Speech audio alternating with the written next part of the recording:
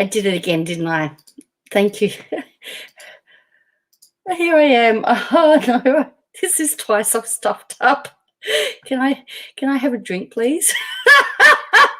I did it again.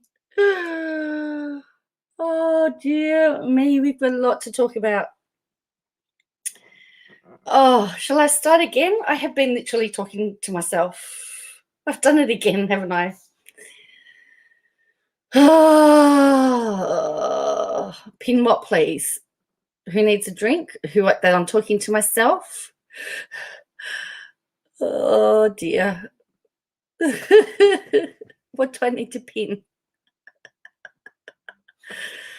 Oh dear me. All right. So,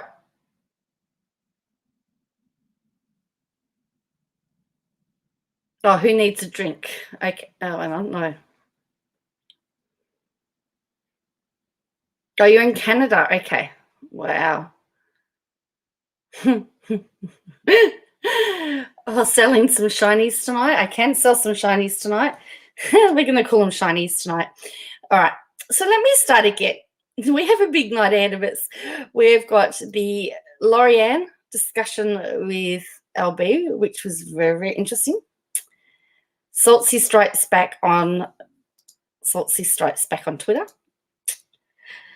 We've got KJ interviewing the last one. Look, you're going to need to... Oh, don't forget to switch to live chat. Okay. I was going to say, Rick, you're going to have to be specific because I was talking to myself for several minutes without realizing that I wasn't live. So you're going to have to spell everything out and talk very slowly today. I've done it twice today. So we've got that. So we've got Saltsy on Twitter. We have got KJ interviewing. We've got KJ interviewing Katie Duggar's brother, who doesn't follow the narrative. Somebody didn't tell him that he needed to stick to a script. He doesn't stick to the script. And he describes his sister or his stepsister as a very, very strong woman who is not manipulated, which I find to be very, very interesting, considering that that's not the narrative we've been hearing. I'm just going to pin that now, Rick. So, hi, the Amber Chick. So it's going to be very interesting. I know lots of different people are going to have lots of different opinions about everything that's gone on. So we're just going to have freedom. We're going to have some freedom just to have discussions. You can air your views. All I ask is that you're respectful, because we're probably going to have some people disagree on certain things, and that's fine. You know, disagreeing is good, because, I mean, imagine if you were all like me. I know that is just, really? Has that just come through? Really? Oh, wow. I haven't seen that. I haven't heard that yet. Michelle, let me just have a look. Oh, yes, there he is. Prince Philip dies aged 99. It's just become breaking news. So here we go. Let me just pull this up for you and we'll have a look at it. Oh, it's sad now. He never made it. He never got to have the letter from his wife.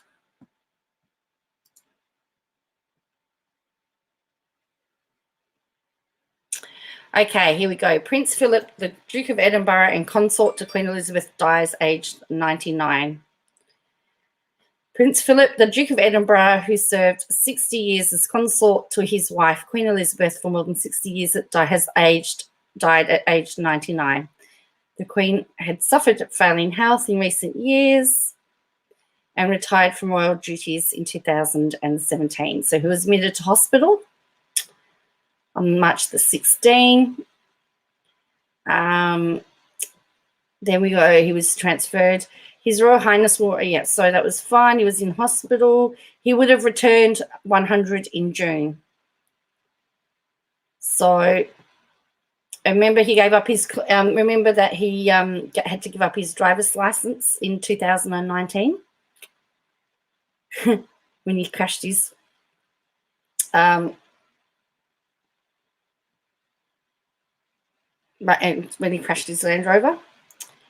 So he gave up his license after police gave him a warning for driving without a seatbelt. Known for his forthright manner, Prince Philip was the source of key support for the Queen, who described him as her strength and stay during their 73-year marriage. So Prince Philip is survived by his wife, the Queen, and his children, Prince Charles, Princess Anne, Prince Andrew, Prince Edward, and their families. I think you're right, Poppy. If Harry doesn't come home, there's going to be it will be very bad. Oh, that's really sad news, actually, that the Queen's died. I'm really sad. I mean, not the Queen, the Prince Philip's died.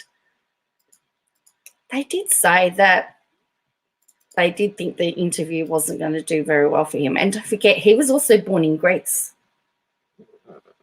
He was born in Greece. So, yeah.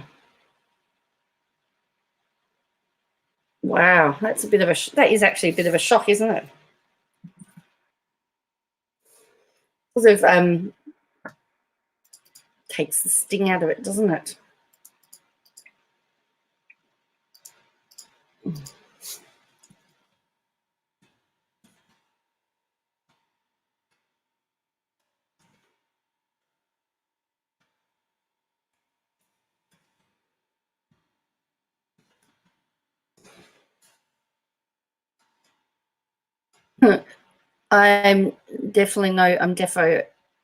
I'm not even a royalist, but this is not drinking news, no.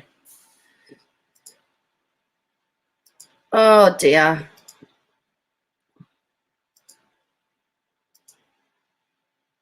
No, oh no, Michelle, it's important to know.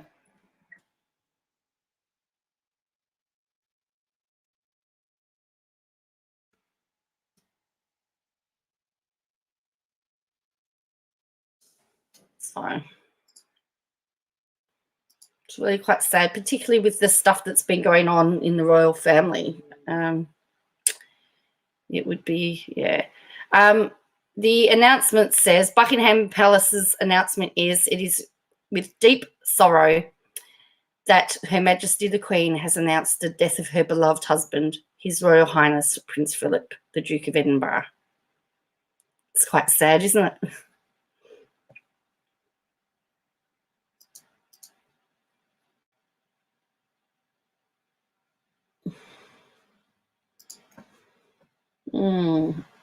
Well, if Harry doesn't come home,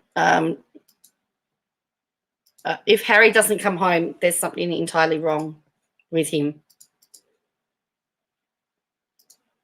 Because that's his grandfather, and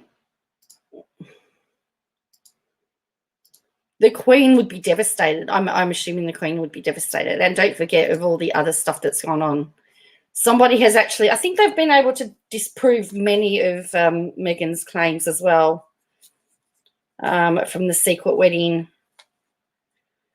to the title. Yeah, so a lot of that stuff. But 73 years.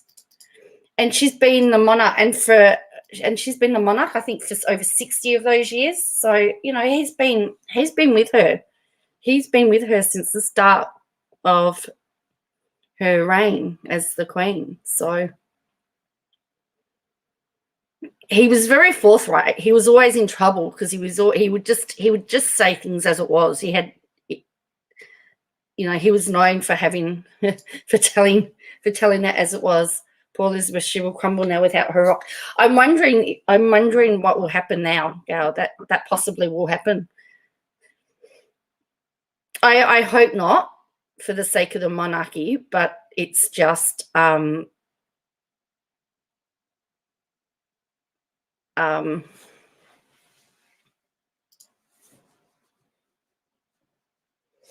someone lost their partner, yes. And I know that they were living in separate residences too, I believe, too, because he couldn't travel back to Buckingham Palace. So he was staying at, was it Windsor? Was it Edinburgh? Was he? And she would travel, the Queen would travel backwards and forwards during her break time, but they were spending more and more time apart because, you know, she was the Queen.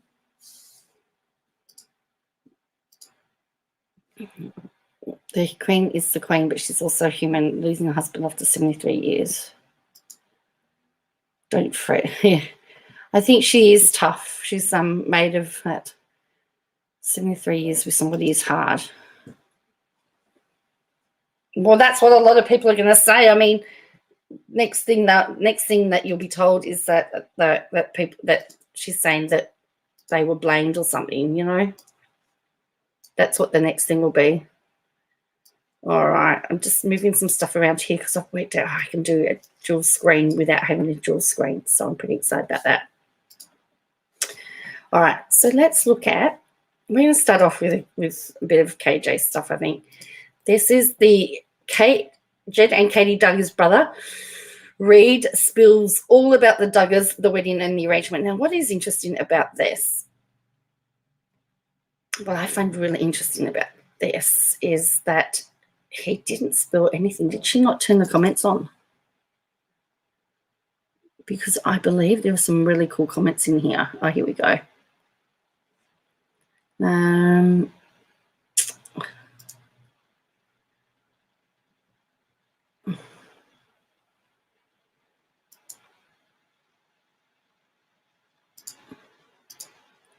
Loss is loss. Doesn't matter if you're, sorry, no, that's right, or velvet. That's good.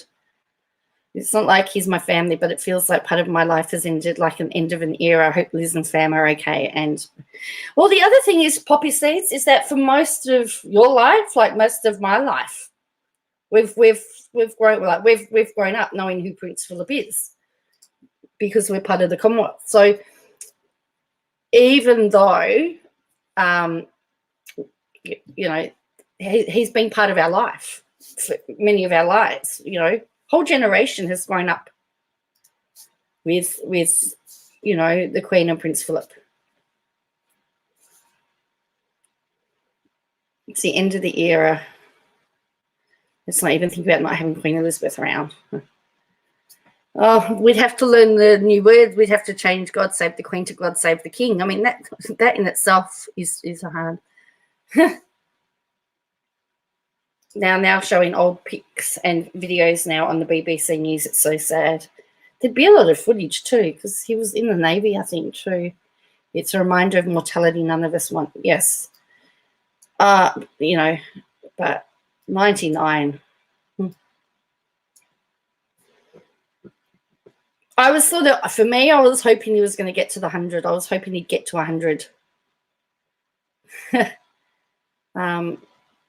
It brings up a lot for it. Yeah, it does, because for most of us, you know, the Queen and Prince Philip, you know, he was always with the Queen. Wherever the Queen went, he would go, except for since 2017. Prince Charles has usually filled in for that, in that role for him on many occasions. But, you know, the visits to Australia, he was always with her. So even if he did get himself into trouble, we're talking, I'm sure someone's going to put them together.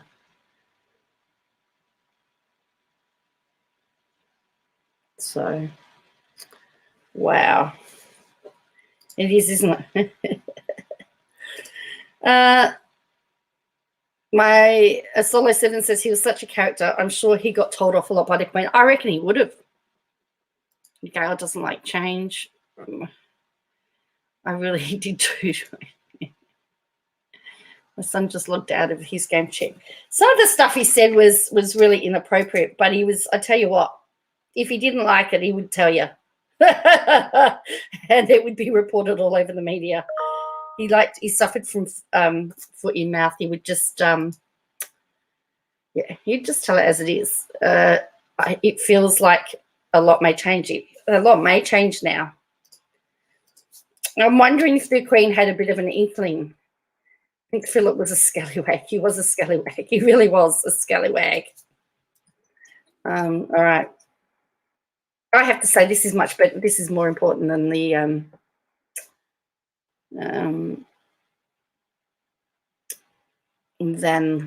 KJ stuff. Let's have a look. I'm going to pull up. Here we go. What's this one? This is the Queen's Twitter account.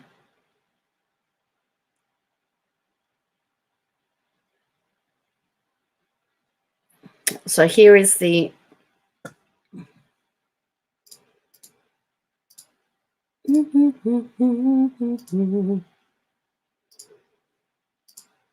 so it says here, so the royal family, it is with deep sorrow that Her Majesty the Queen has announced the death of her beloved husband, His Royal Highness the Prince Philip, Duke of Edinburgh. His Royal Highness passed away peacefully this morning at Windsor Castle.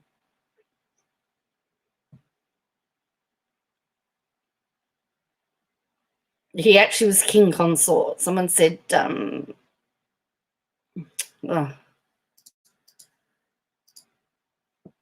Christoph Van, always.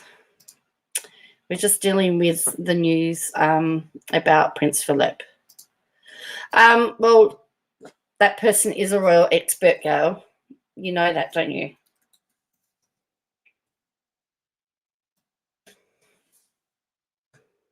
It's a great photo, isn't it? Harry better be on the next plane home. If he isn't, I think William will take care of him. Oh, it was a great photo. One thing, it will be the start of less offensive. Well, as I said, he was always in the media for something or other he did.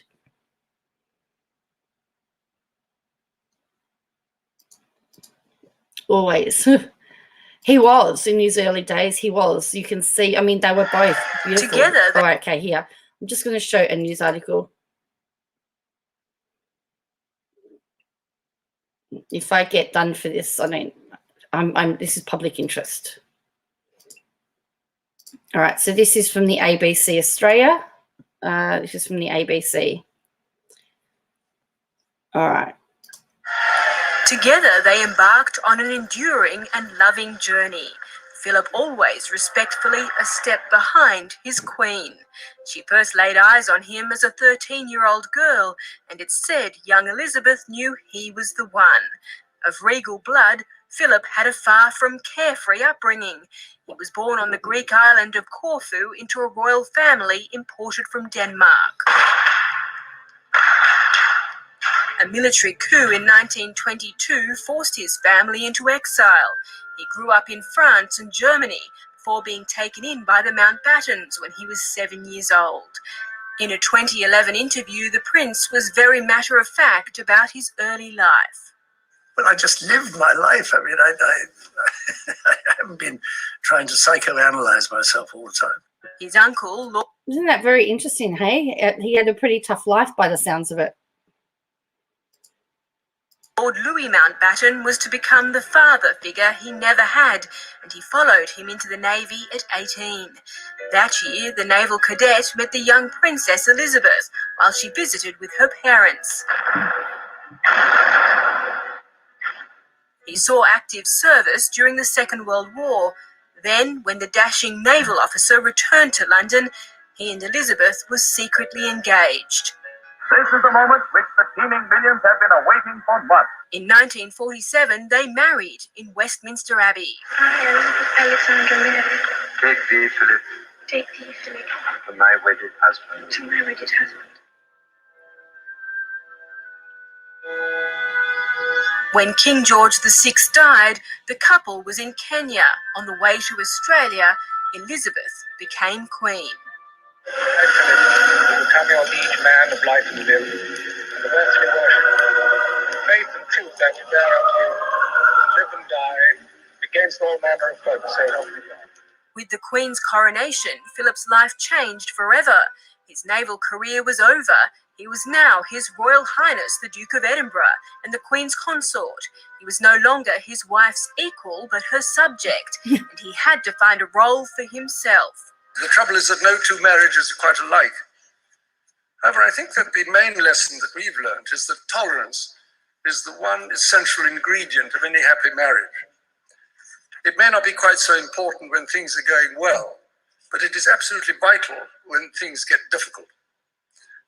And you can take it from me that the Queen has the quality of tolerance and abundance.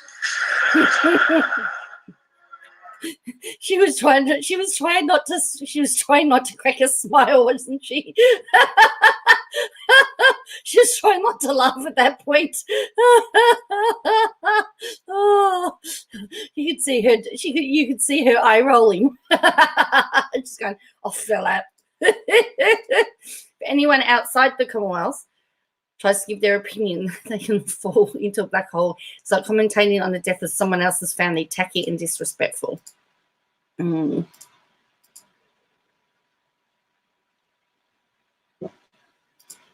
Oh, as I said, if she does, I'll be onto her straight away. Don't you worry about that. Your Nana's 102. Wow, that's pretty awesome, though. You can imagine what he's seen in 99 years of life. Yeah.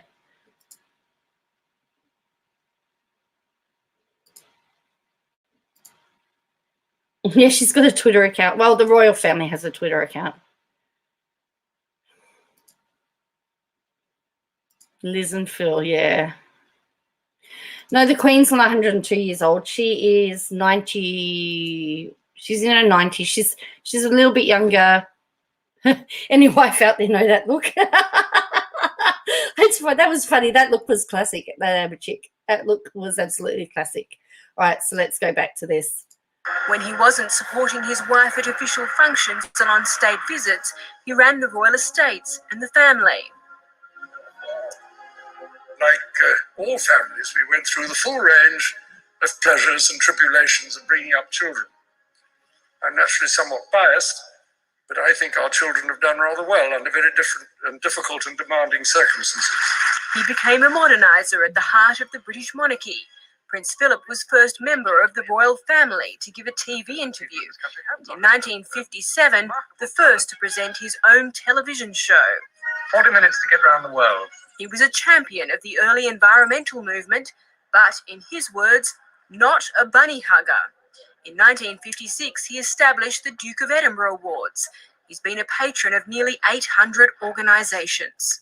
The media has practically no sense of humour about itself, so it's very difficult. While giving only a handful of interviews over the years, Prince Philip has been a gift to the media with his often indiscreet comments. He caused something of furore when he asked a group of Aboriginal dancers if they still threw their spears at each other.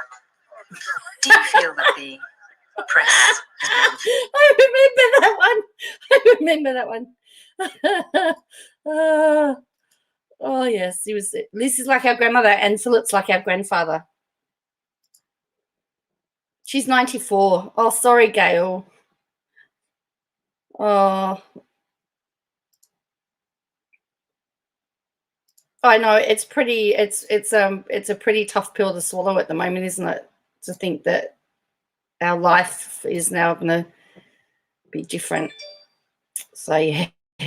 Yes, he used to get himself into trouble for speaking before thinking. Fair to you, has given you a bit of a hard time, misrepresented you?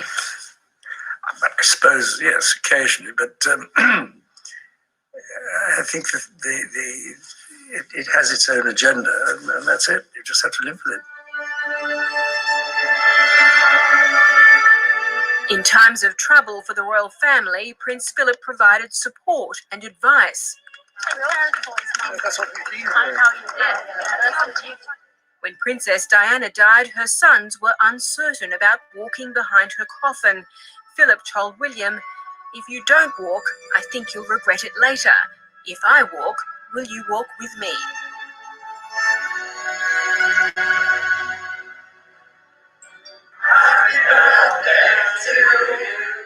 On his 90th birthday in 2011, the Duke said he would slow down, but it wasn't to be.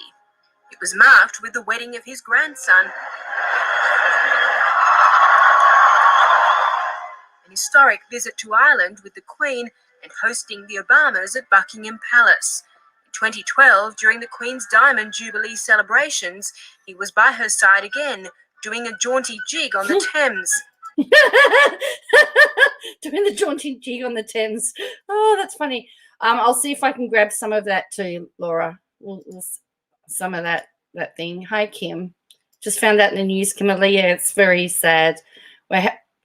We've had a change of our planned schedule today. We're just talking about the death of Prince Philip. And what that is going to now mean for all of us. You don't realise how much you care until you realise how devastating it is. I think so, and I'm not really a royalist myself, but it's very, very sad. If your child is struggling with Year 12 in Australia, Duke and Edinburgh can help them pass. Yeah, they have to do a whole pile of charity work, don't they? Whole pile of stuff. It's quite prestigious. Did she just wag her finger at him to say, Philip, stop it? I'm just want to have a look. Did she just tell him to stop it? Because he was by her side again, doing a jaunty jig on the Thames. She's just giving him another look. Oh, okay, now I am crying. Sorry, everyone. I am a sensitive person. Oh, that's okay. That's oh dear. I'm okay. Just a big sook. Hey, Diamond Crystal Arts. Just found out Prince Philip. Yes, very sad. It is sad for the royal family. But yeah, she gave him the look. She's giving him the look again. She's giving him the look. Now in his 90s, the prince had several spells in hospital, but he always recovered. In May of 2017, the palace announced Prince Philip would withdraw from public life. He held the rank of Captain General of the Marines and watched on as the soldiers marched past and honoured him with a salute.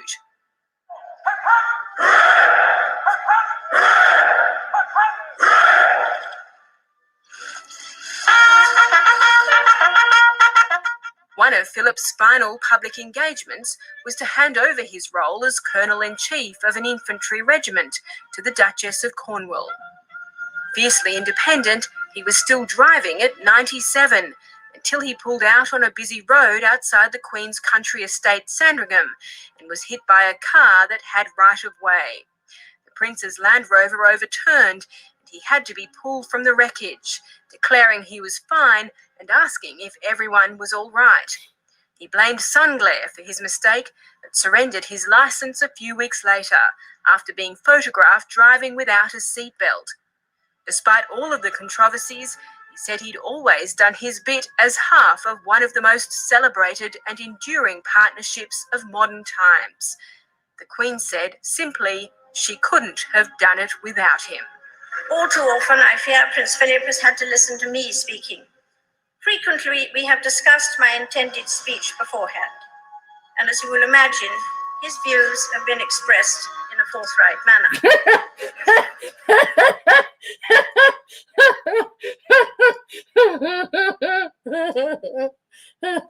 Oh, that's funny. It was funny. This is the first time I'm hearing about Prince Philip. I didn't mean to come in so hot. He was quite a guy. I love his personality. He was a guy. Quite a guy. Oh, dear. Oh, that is actually quite funny. I think he would tell you. I think he would have told her what he thought. Queen Elizabeth.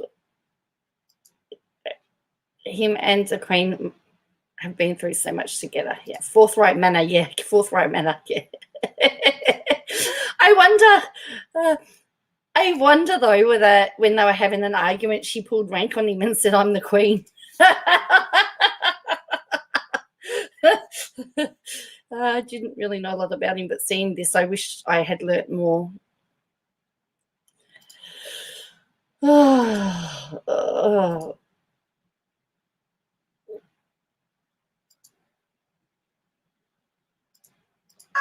is someone who doesn't take easily to compliments, but he has quite simply been my strength and stay all these years.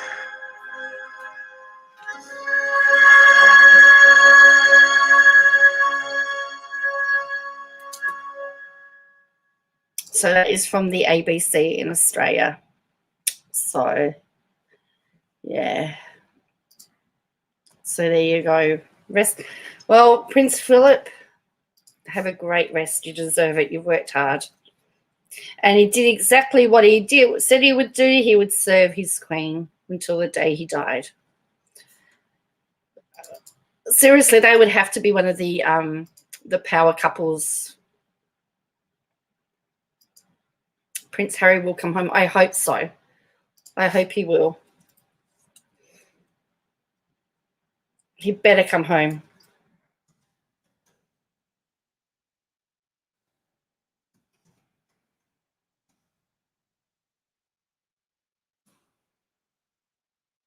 Seeing if I can find Boris Johnson's speech. I have no idea. I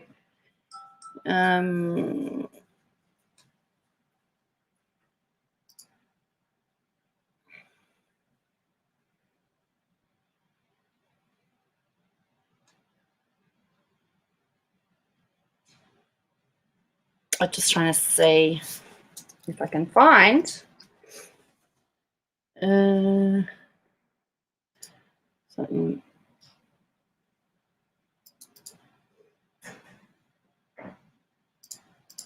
Okay, so they've got here something from here. I've just found an article. Don't know that I can get a picture of it. So let's have a look.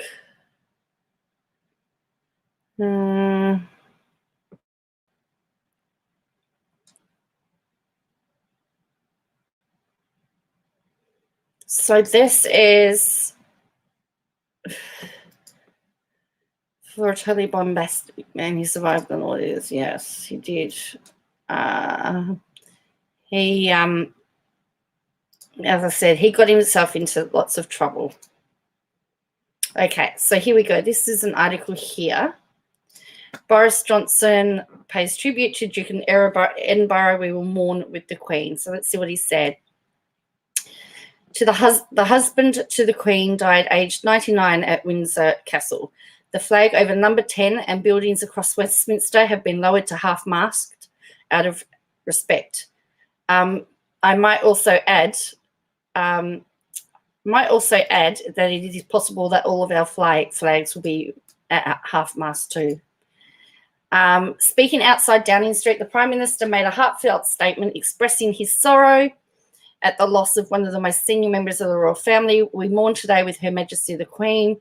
We offer our condolences to her and her family, and we give thanks as a nation and the kingdom for the extraordinary work of Prince Philip, the Duke of Edinburgh. He helped steer the royal family and the monarchy so that it remains an institution indisputably vital to the balance and happiness of our national life. It is with Her Majesty and her family that our nation's thoughts must turn today.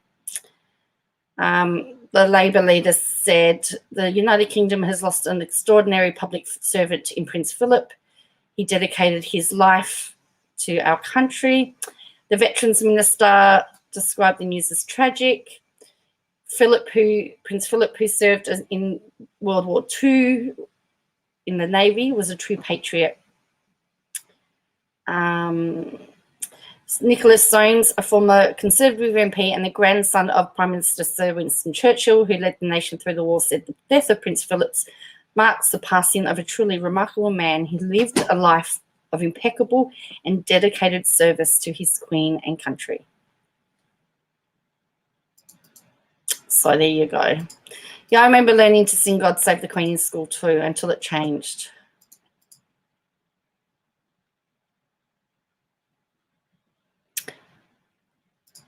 Well, I was going to say, I remember that all the flags were flown at half-mast when Princess Diana died. So they would have to. I think it says a lot about him as a man that he could serve his queen. I think a lot would struggle with that dynamic. He took his stride and always looked so proud of the queen. Yes. I mean, if you want to look at, I don't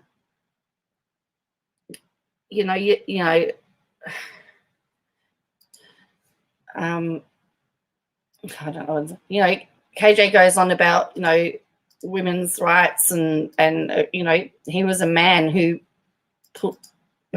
was a servant to his wife because of position. I was going to say, it's Harry. William is the heir to is future king. I expect them to be half-mast. She does have a hat, and I think she has a matching bag. We'll liven it up shortly, but we're just going to. I hope so, Michelle. No, they've not released those details yet. He might Lanes. He might. I don't know what they're going to do because he's the closest to the monarch. Been 99 years. They didn't have seatbelts when he was driving. Yes, and interesting though, didn't Meghan say that they took her license off her? Well, Prince Philip still had a license. So, yeah. Because some people just don't like her, Fernando, and you're gonna get those people.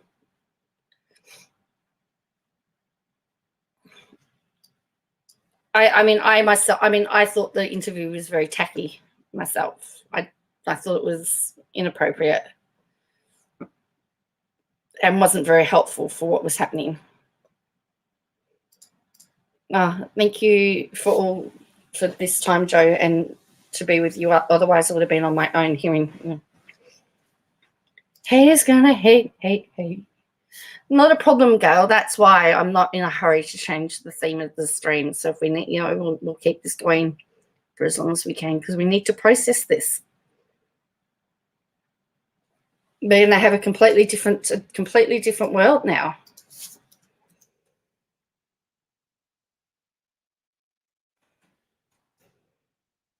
So, I mean, some people.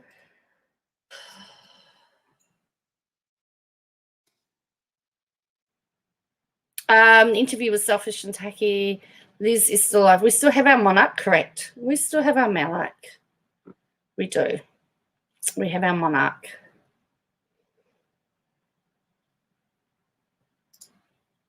We cannot agree with Meghan's behaviour, but we respect her as a person. Yes. Long live the Queen. Mm-hmm.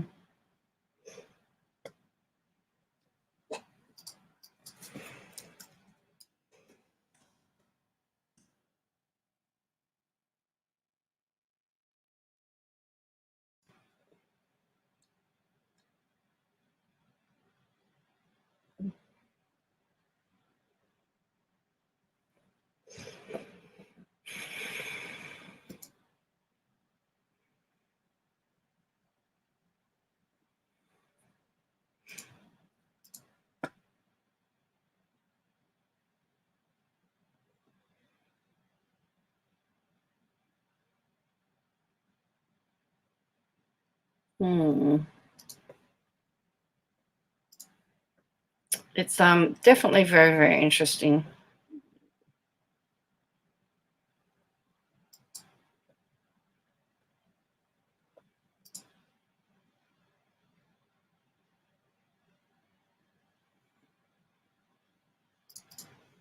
Oh, I hope he was able to speak to him.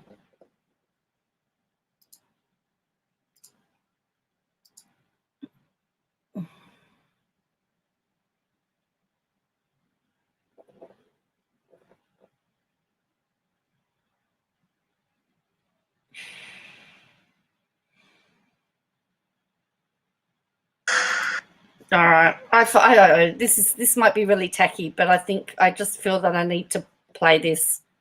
It's the national anthem of the Britain, which was our anthem for a while. It's God Save the Queen.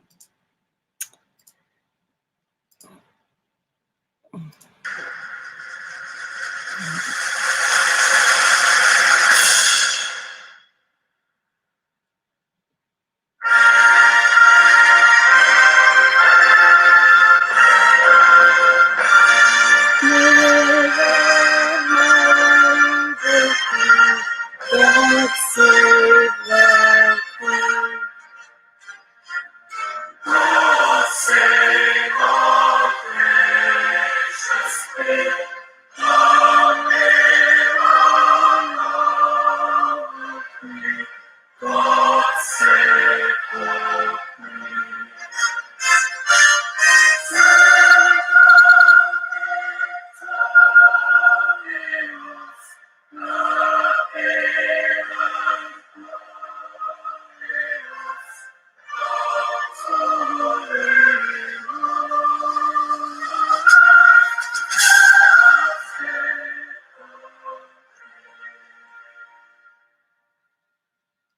All right, so thank you for that.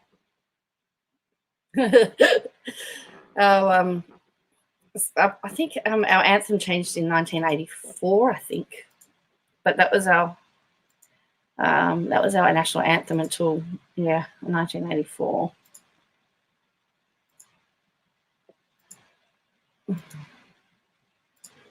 As an American, thank you for letting me remember with you guys. That was such more respectful and a good way to remember him.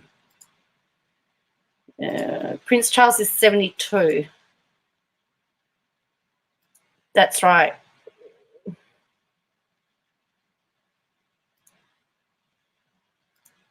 Oh, yeah, it was. It was for... Do you know who was with him at the end? It is really... Don't know. All we know is that he was at Windsor.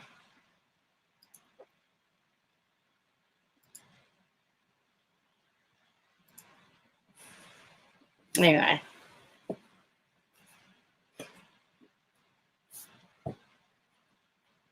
I'm actually surprised I remembered all the words to God Save the Queen. I remember having to sing it every... there's a website. I remember having to sing it every Monday morning at Assembly. You would have to sing it.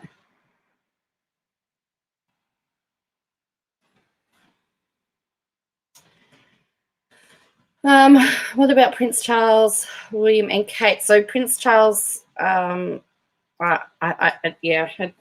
know. So I guess they will just be keeping an eye on the Queen because it's probably going to be hard for her.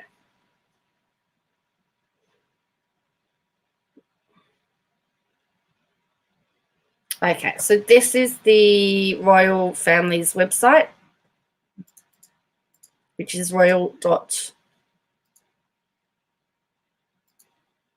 Where is it? Yeah, this one, I think. So this is it. The Duke of Edinburgh, 1921 to 2021. And so the royal family joined people around the world in mourning his loss. And it says that the website, that's all there is to the website at the moment because they've got to make appropriate changes.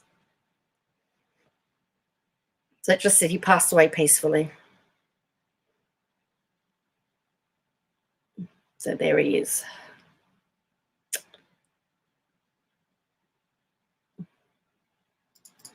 Hi, Ballistic. Which anthem, God Save the Queen or Advance Australia Fair? Because I know the second... I know the second verse of the Advance Australia Fair, but if you're talking about God Save the Queen, I don't know what the second verse of God Save the Queen is. I've never done the second verse.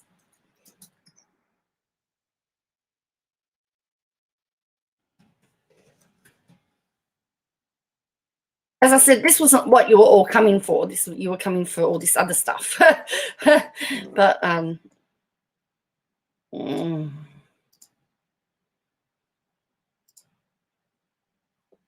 Oh, yeah, do you think they will be? Oh, that's good. Oh, they did a 30-minute piece. Okay.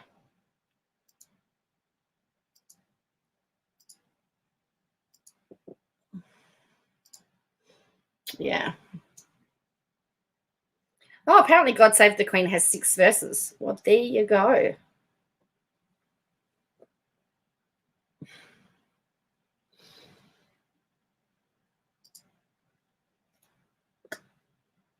I don't even know the words to God Save the Queen, and I'm British.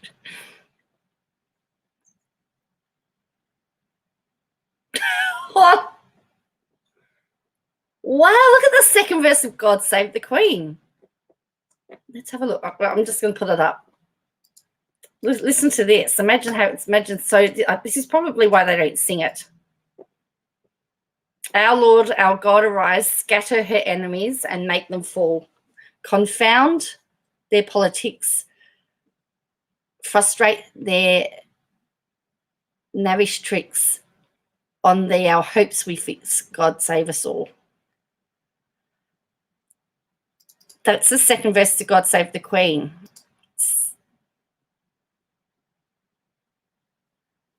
Their choice is gift in store, on her be pleased to pour. Long may she reign, may she defend our laws and ever give us cause to sing and with heart and voice, God save the Queen. But you're talking about Advance Australia Fair? Wow. So verse 2 of Advance Australia Fair is, beneath our radiant Southern Cross we'll toil with hearts and hands to make this Commonwealth of ours ring out through all the land. For those who come across the sea with boundless pains. I've forgotten. Boundless plains we share. Encourage, let us also. Hang on. I did well. I haven't had to sing it for so long. It's always hard to make this Commonwealth of ours ring out through all the land for those who've come across the sea. With boundless plains to share, with courage let us all combine to advance Australia fair. In joyful strains and let us sing Advance Australia Fair. I think so. I think that's it. But anyway,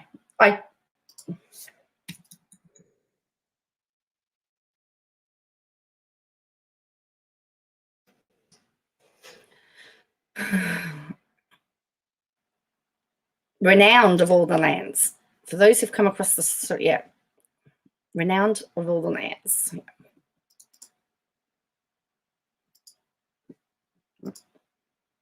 Yeah. So I love the respect for the royal family. And I guess 32,000 engagements before he retired, that was pretty cool. If the Queen said private, I would understand. I don't think it would be a private funeral. I think the Queen, is somebody that is its duty. Remember gingerly Prince Philip, the Duke of Edinburgh, passed away. You remember all the criticism that she got when Diana passed, about how it was very, she just kept things rolling. It'll be interesting to see. They have it here live on YouTube. Okay.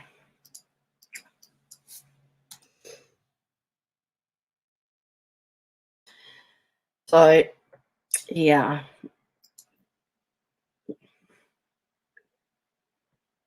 Yay, I got it. Oh, yes, there we go. ITV's got it. 18,000 people are watching. It will be all over our news, and there'll be specials on him and everything. I don't know. Like, to me, I don't think it matters who you are. Being part of the Commonwealth is young people they don't learn this verse. You're right, Poppy Seeds. It was beautiful. Sky News and NBC News. ITV's got it. ABC News has still got it.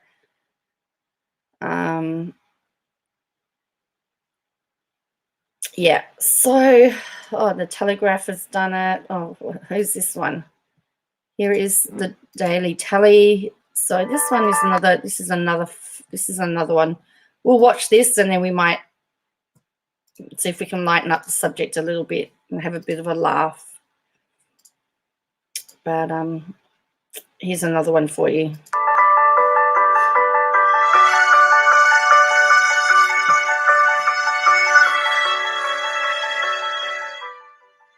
Princess Elizabeth and Lieutenant Mountbatten, looking very happy, thanked one guest after another for all the good wishes. And I feel sure they must have realized that at this time also, millions in Britain and the Commonwealth were thinking of them and their future. As the royal wedding draws near, the whole nation welcomes the opportunity of wishing long life and happiness to Her Royal Highness and to her fiancé.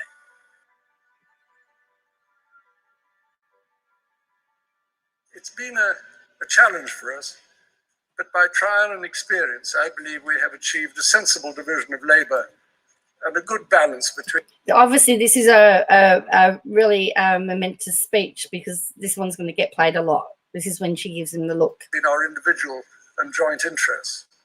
However, I think that the main lesson that we've learned is that tolerance is the one essential ingredient of any happy marriage.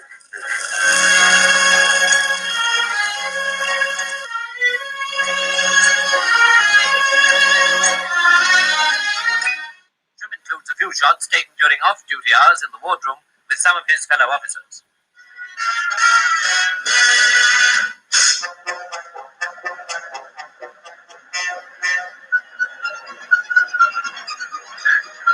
The Princess drove and the Prince acted as fireman.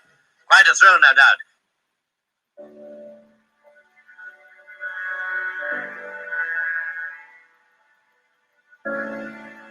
Her tour cut short by the tragic passing of her father, Queen Elizabeth leaves the Argonaut. There is no ceremony, but all thoughts for her at this sorrowful homecoming.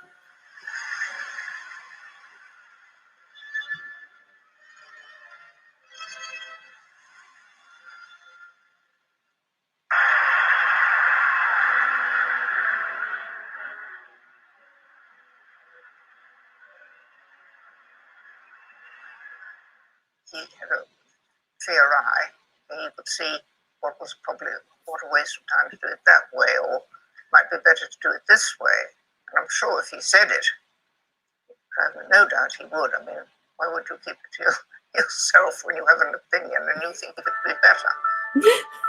Well, that's what he was. He would always give you if he thought it was better.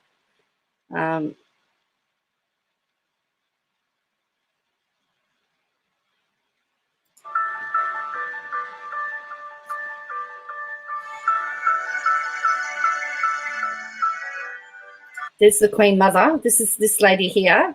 She died. She was over 100.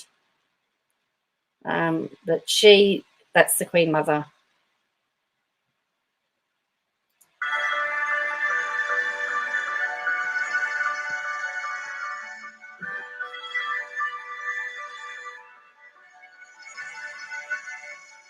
Nobody had really thought about, and by the way, what's he going to do?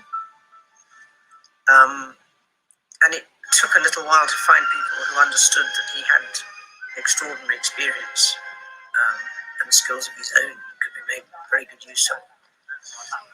But he also found ways in which he could make an impact. So Princess Anne is the eldest daughter. She's actually older than Prince Charles. She is the Princess Royal, but Prince Charles is the next in line to the throne.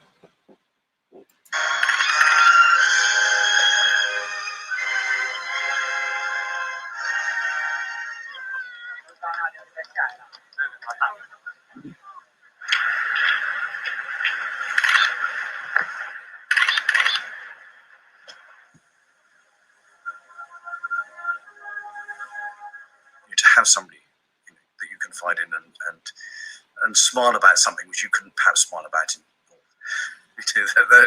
in public is very, very important. To be able to share that with somebody is immensely important. Prince Edward's his youngest son, or their youngest son.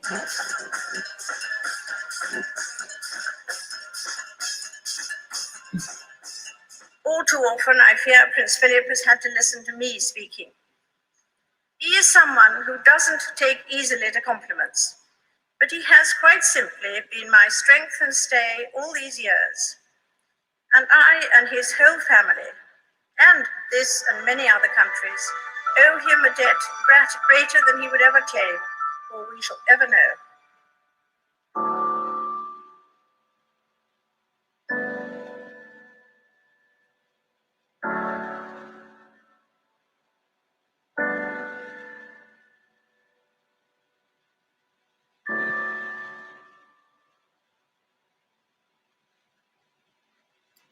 So there you go.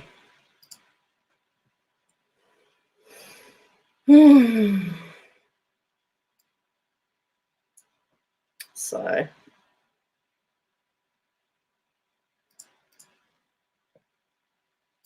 I once did a live recounting of Clancy of the Overflow. God Save the King was written for King Louis, yes, by women.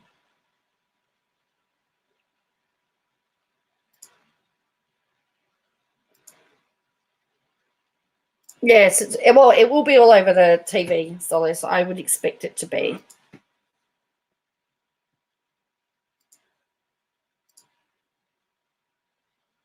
No, he never quite got that, did it?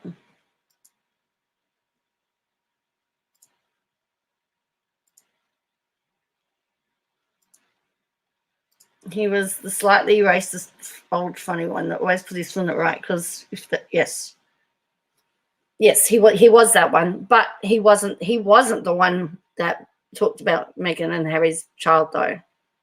They said that, but it was very clear. His mother was Princess Alice. She was born Windsor. The Queen mum. She looked so young there, didn't she?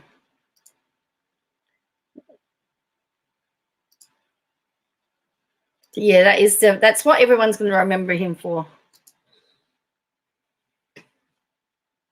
I reckon he would have got a lot of scoldings. Oh, sorry. Charles is older than Anne. Correct. Sorry. Charles is the oldest. Anne's the oldest daughter. Sorry. Hey. All the Queen wanted to do with her life was breed horses. History had other plans for her. I didn't agree with much of what he stood for, but didn't blame him for it. Rather saw his flaws as a product of his upbringing and times he did good. Makes me feel. Yeah. Well, as it turns, Princess Anne is their only daughter, correct.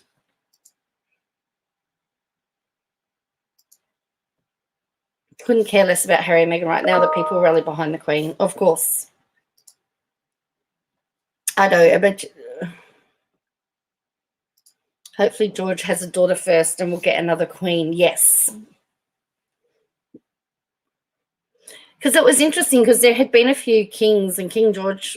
So yeah, when they had a Queen again, they didn't know what to do with Prince Philip. So he sort of had to forge the way again and find something that he could do.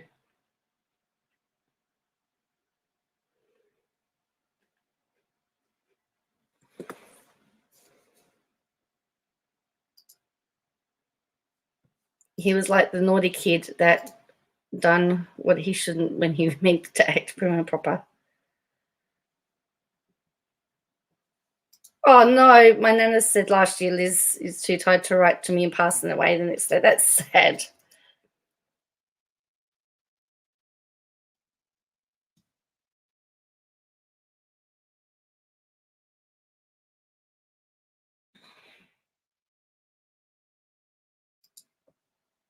Who was that one?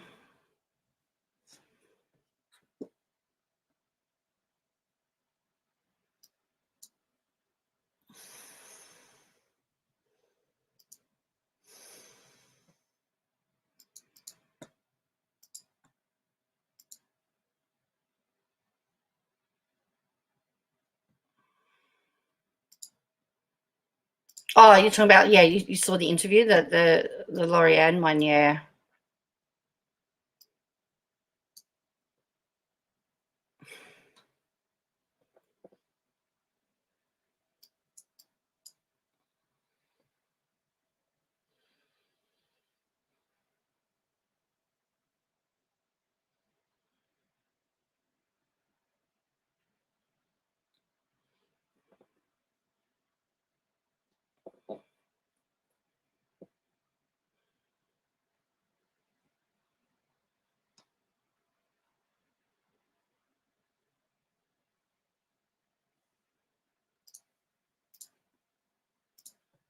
Okay, so we're gonna go on. We might just try and lighten the mood a little bit. So,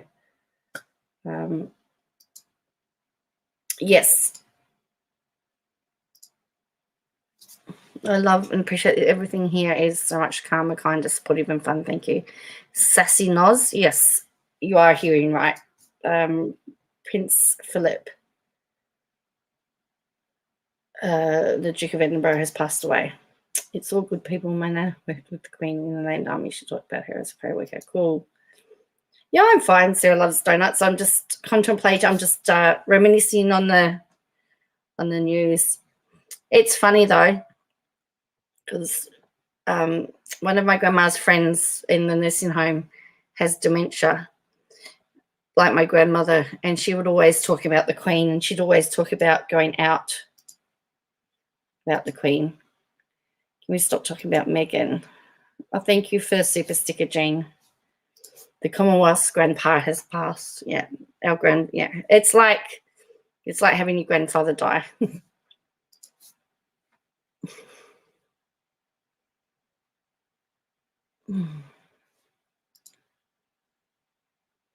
Oh, yeah. Well, as I said, as soon as found out about it, we needed to. So I'm just trying to see if there's any other statements around.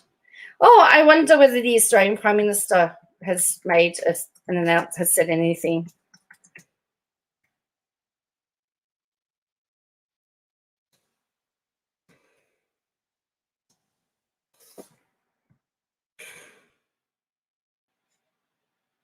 He has. Let's see what he had to say. Oh, they're going to make me pay for it. I don't want to pay for it. I shouldn't have to pay.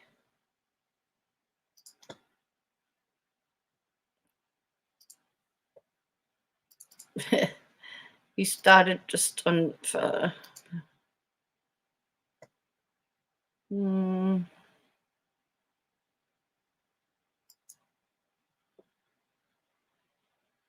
Okay.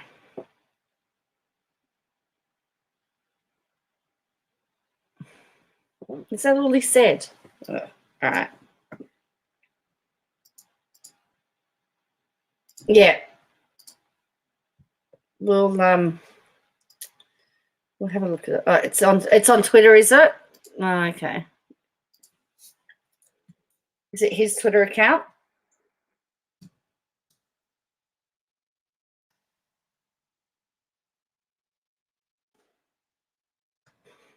Oh, here we go. Got it. I found it.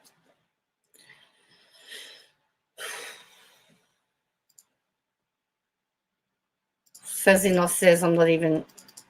Okay, so here is what the Prime Minister of Australia has written.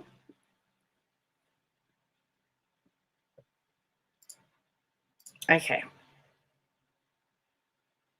And flags will be flying at half mast in honor of him. So that's already been announced. All right, so this is what it says. All right. So this is from the Honourable Scott Morrison MP, Prime Minister. His Royal Highness the Duke of Edinburgh. For nearly 80 years, Prince Philip served his crown, his country, and the Commonwealth. His Royal Highness the Duke of Edinburgh was, in words of Her Majesty, her strength and stay. He embodied a generation that we will never see again. Beginning as a naval cadet in 1939, he served in war and peace. When Her Royal Majesty ascended to the throne, the Duke ended his military service and became her constant support. Prince Philip was no stranger to Australia, having visited our country on more than 20 occasions. Through his service to the Commonwealth, he presided as patron of the president of nearly 50 organisations in Australia. Given his own service, Prince Philip also had a strong connection with the Australian Defence Force. For 65 years, the Duke of Edinburgh Award Scheme has encouraged over 775,000 young Australians to explore their leadership potential. 40,000 young Australians are currently participating in this program. Australians send our love and deepest condolences to Her Majesty and all the royal family. The Commonwealth family joins together in sorrow and thanksgiving for the loss and life of Prince Philip. God bless from all here in Australia. Further details about Australia's remembrance of Prince Philip will be announced over the coming days. Flags will be lowered in honour of His Royal Highness.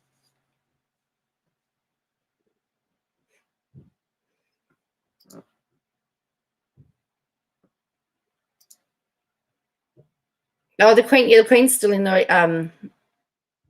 I'm in the States and I feel weird all over. Hey Tia, how you going? He was 99. He would have been 100. ScoMo, the European Union, didn't tell us this time. Well, and he didn't. He had to. He didn't have to get his wife to tell him either. I'm American, but this still makes me sad. I empathize. Yeah. So thank you.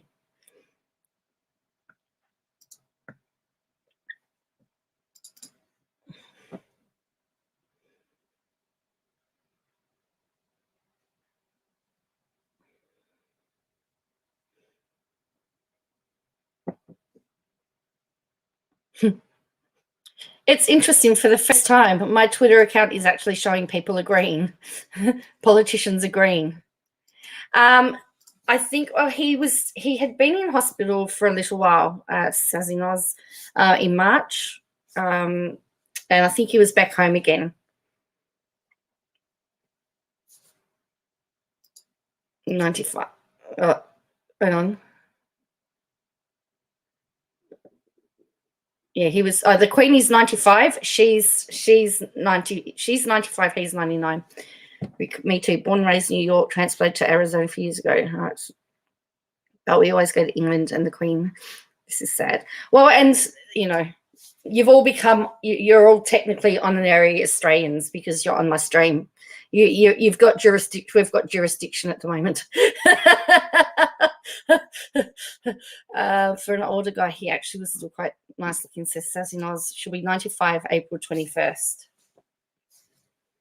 Rest in peace, Prince Philip, Duke of Edinburgh. So you're all currently Australians at the moment, the jurisdiction of Australia.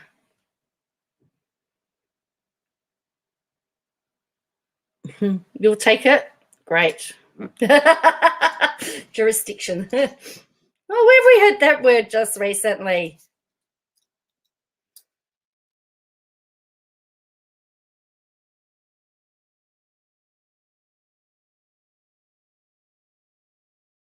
It seems to be that he did die. He did pass in his sleep, is what they're saying.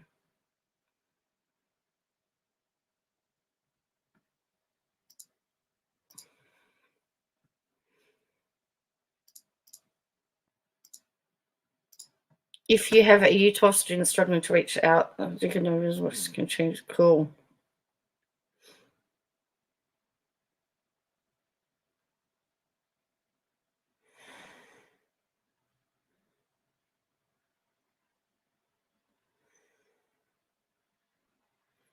Okay, I'm just going to show you. I think, hi, well, so here is, so we've got our live coverage at the moment happening on all the media outlets. So I'm just going back to that ABC just to show you. So what happens whenever there's a royal announcement, it gets posted on the gates of Buckingham Palace. So, so here we go. So that's the guard, and that's the announcement being put on Buckingham Palace. So that's the Queen's announcement. So everything that happens gets by royal announcement, and then they that's when you know that it's real.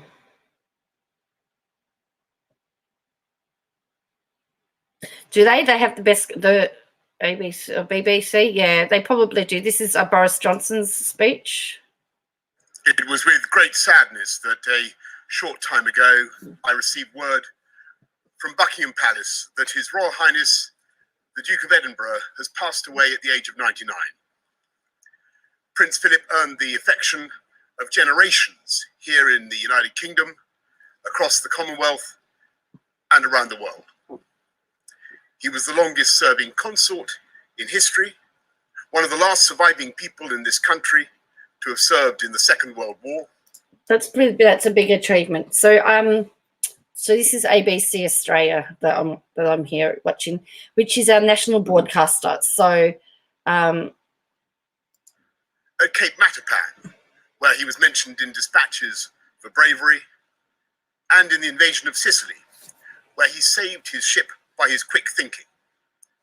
And from that conflict, he took an ethic of service that he applied throughout the unprecedented changes of the post-war era. Like the expert carriage driver that he was, he helped to steer the royal family and the monarchy so that it remains an institution indisputably vital to the balance and happiness of our national life. He was an environmentalist and a champion of the natural world long before it was fashionable. With his Duke of Edinburgh award scheme, he shaped and inspired the lives of countless young people, and at literally tens of thousands of events, he fostered their hopes and encouraged their ambitions. We remember the Duke for all of this, and above all, for his steadfast support for Her Majesty the Queen. Not just as her consort, by her side every day of her reign, but as her husband, her strength and stay of more than 70 years. And it is to Her Majesty and her family that our nation's thoughts must turn today, because they have lost not just a much-loved and highly respected public figure, but a devoted husband and a proud and loving father, grandfather, and in recent years, great-grandfather. Speaking on their golden wedding anniversary, Her Majesty said that our country owed her husband a greater debt than he would ever claim or we shall ever know. And I'm sure that estimate is correct. So we mourn today with Her Majesty the Queen. We offer our condolences to her and to all her family. And we give thanks as a nation and a kingdom for the extraordinary life and work of Prince Philip, Duke of Edinburgh. So that was Boris Johnson, the Prime Minister. So this is the Australian Governor General. So in Australia, because we have the Queen as our head of state, the Queen has a representative. So this is the Queen's representative. So this is the Governor General of Australia. It is my solemn and melancholy duty to advise that His Royal Highness Prince Philip, the Duke of Edinburgh, has passed away early today in the United Kingdom. I've informed the Prime Minister, and I understand that the government will make announcements in due course concerning funeral arrangements and how Australians may express their condolences. This is a sad and a historic day. As we mourn, we should also reflect and give thanks for His Royal Highness's lifetime of service, devotion, and commitment. Service beginning with his time in the Royal Navy, including during the Second World War, when he was mentioned in dispatches while serving as a young sub-lieutenant on board HMS Valiant. Devotion to Her Majesty the Queen, whom he married in 1947 and lovingly supported throughout his life. And commitment to the Commonwealth and the many hundreds of organisations, including many here in Australia, of which he was a patron and for whom he was a passionate advocate and supporter. His Royal Highness visited Australia 21 times, including on each of Her Majesty's state visits. He was a popular, engaged, and welcome visitor to our shores. His impact was profound, not least on the more than 775,000 young Australians who have participated in the Duke of Edinburgh's International Awards Scheme since it began here in 1959. Many Australians will have a personal memory of His Royal Highness, and many around the world will, in coming days, reflect on his remarkable life and legacy. As we reflect and remember, we think especially of Her Majesty the Queen and of her family, who have lost a beloved husband, father, grandfather, and great-grandfather. On behalf of the Australian people, I extend our deepest condolences to Her Majesty and her family, to the people of the Commonwealth, and to all people who will share in this sad news. We give thanks for the Duke of Edinburgh's service, his loyal and loving devotion to Her Majesty, and his commitment to Australia, the Commonwealth, and all her people. May he rest in peace. Yeah, so that was the Governor General of Australia. So as I said, that's the Queen's representative. That's the Queen's representative. So he would have got word. So they were saying that, former Prime Minister Julia Gillard. So she says, I have fond memories of spending time with Prince Philip during his visit to Australia at the time of Chogham in Perth. While a man of duty, he had a sense of fun. His loss will be mourned by the Queen, his family, and millions around the world. So this is the reaction. One of his last April, he made a public statement about the pandemic. So it says, on behalf of those who remain safe and at home, I also wanted to thank all the key workers who ensure the infrastructure of our life continues, he said. The staff and volunteers working in food production and distribution, keeping the postal delivery services going, those ensuring the rubbish continues to be collected. That's part of that. So this is just a live. This is the Prince. This is from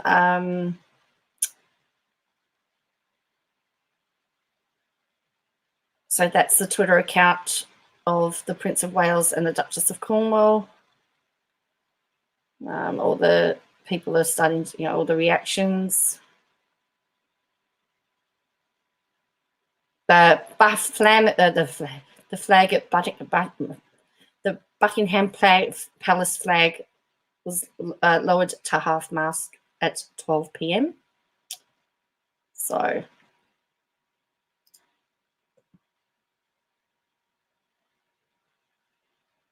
Kensington Royal has posted a tribute to Prince Philip on Instagram. So that's the announcement. I thought there was photos of people arriving at there. So there's the people arriving. That will be packed very soon. So yeah. So I feel bad for the Queen. She must feel lost. Can't imagine losing the person. I literally got older. 13 years old when she first met him. Yes, so she was 13 years old when she first met him. It seemed like he was a fun guy. They're already gathering? Yeah.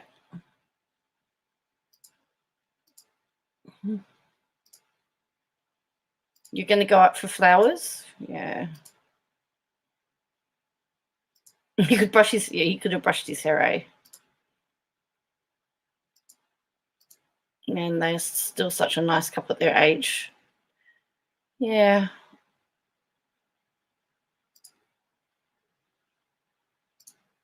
It is actually going to be sadder when Her Majesty passes now, isn't it? His bed. Don't know, Tia.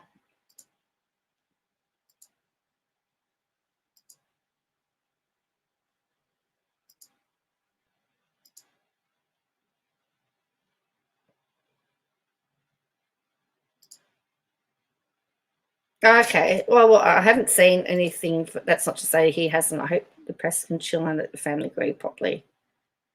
Yeah. So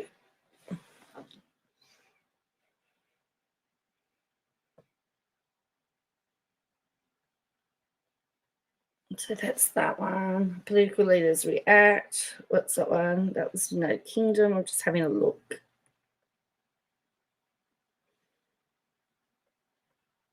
Yeah, there's been nothing else posted. Prince Philip, Linda.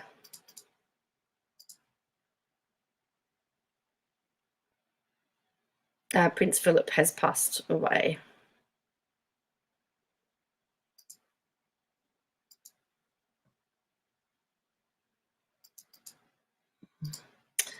Oh, is he? It's interesting.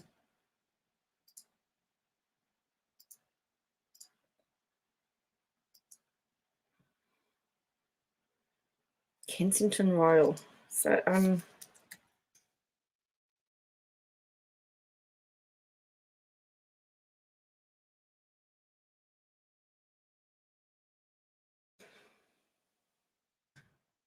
Oh, that's okay. That's the Cambridges.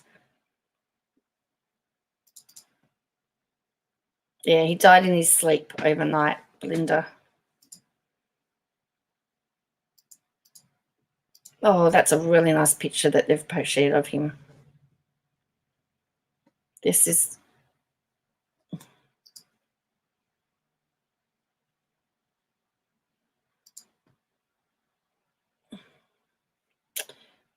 So this is all that they have. They've made it very simple.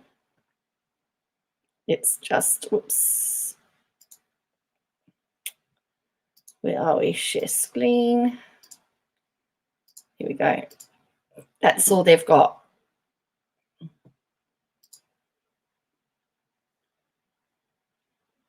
That's their post that they've made. This is William and Kate.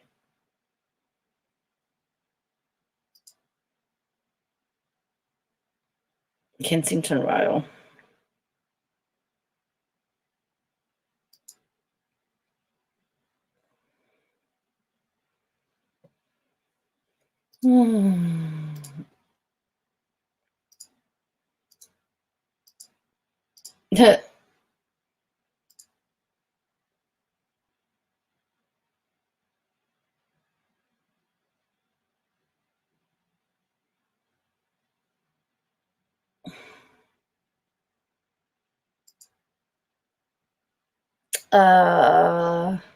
I don't know.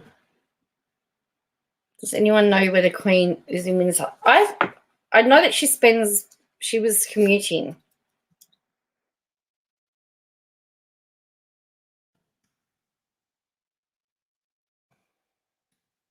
And she was spending part of the time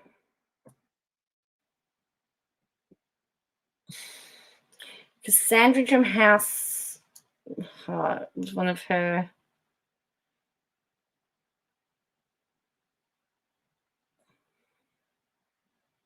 You think she's in Windsor?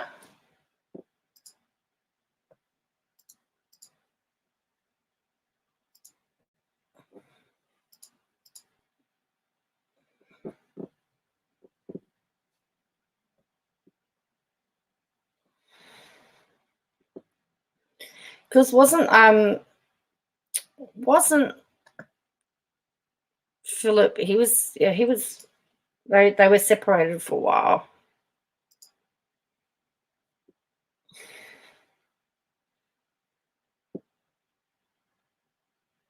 Okay, so this is.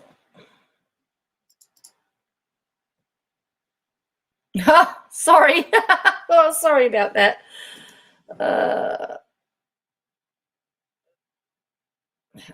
That is her safe haven at Windsor.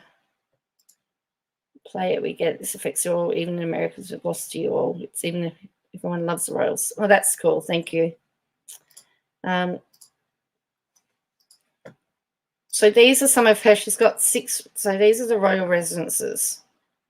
So this is Buckingham Palace. That's where she's. It's got 775 rooms, 19 staterooms, 52 royal and guest bedrooms, 188 staff bedrooms, 92 offices, 78 bathrooms. And you can actually tour that.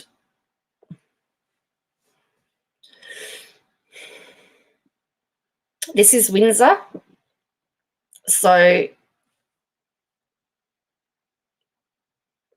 they said that this is her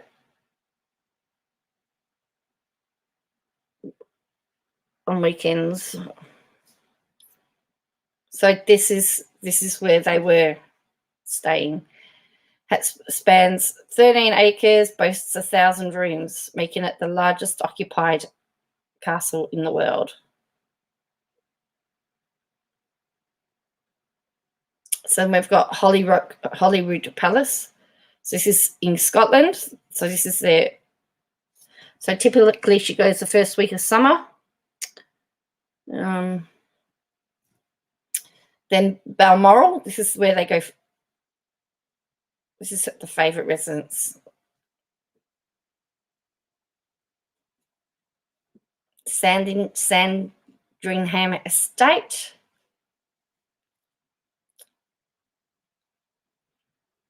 It's often used for entertaining during the holidays. Which is the one that all the kids have land on? Is it Sandringham? So this is the Irish residence. So when she goes to Ireland, that's where she stays.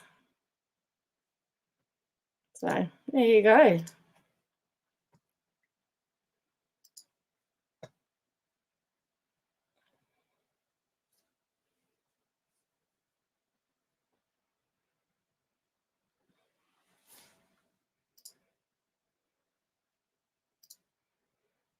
And because she, yeah, you're feeling it. Well, thank you all. Thank you all for sharing the sadness with us. It's really much appreciated. And thank you for letting us do this.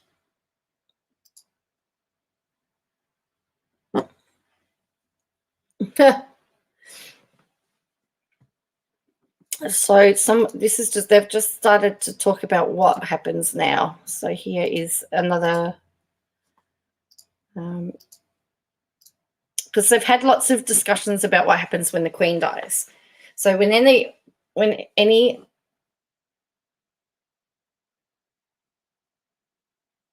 yes, we can, Rick. We'll do that very shortly. When any senior member of the British royal family dies, he's entitled to a full state funeral at Westminster Abbey, and as well as a period of time lying in state. However, Prince Philip's own wishes for a no-fuss send-off will mean the commemoratives for the 99-year-old are curtailed significantly. There you go. So he wanted...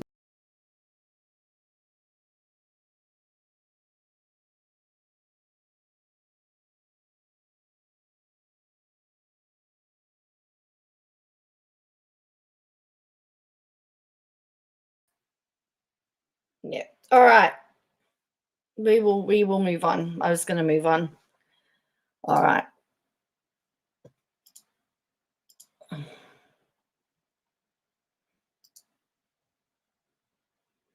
I'm going to start off with the interview that KJ did with the brother, because 5, and Charles, yeah, 4.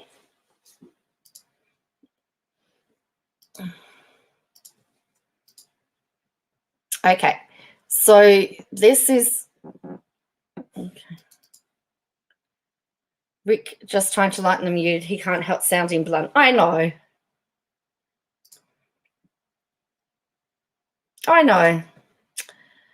Oh.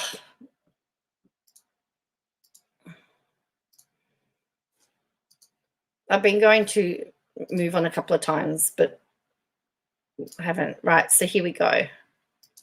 This is...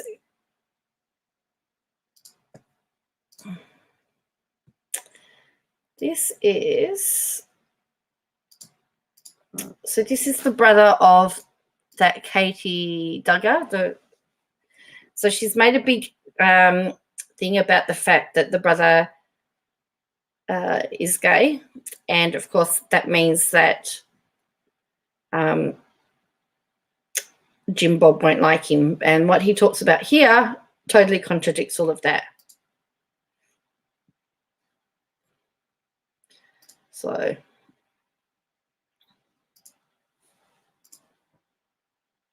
yeah, well, he technically isn't a Duggar. All right, so let's have a look at this. Oh, why am I so big? Oh, that's better. I want people to know that, like, Katie's not just some like dead soul behind her eyes. That's like, so, like, she genuinely, to me, seems okay and seems happy. And if people don't want to hear me say that, then that's their own issue, you know. But yeah, there were a lot of cows around in the back. Yeah. Katie and like my side of the family, like a lot of them probably might not even see the fact that I'm doing this interview with you, and some of them might actually get mad that I am. Well, that was interesting. That was just the intro, and she just did all these little sound bites, eh?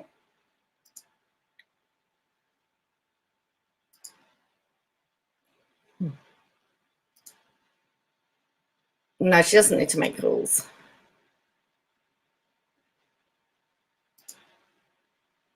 No, her head is spinning. And apparently she says later in a live, because she goes on lives and talks about how she wasn't ready for the interview and she just worked out and he was waiting because he had things to do and she wasn't ready. And so, yeah, so she looks like a hot mess.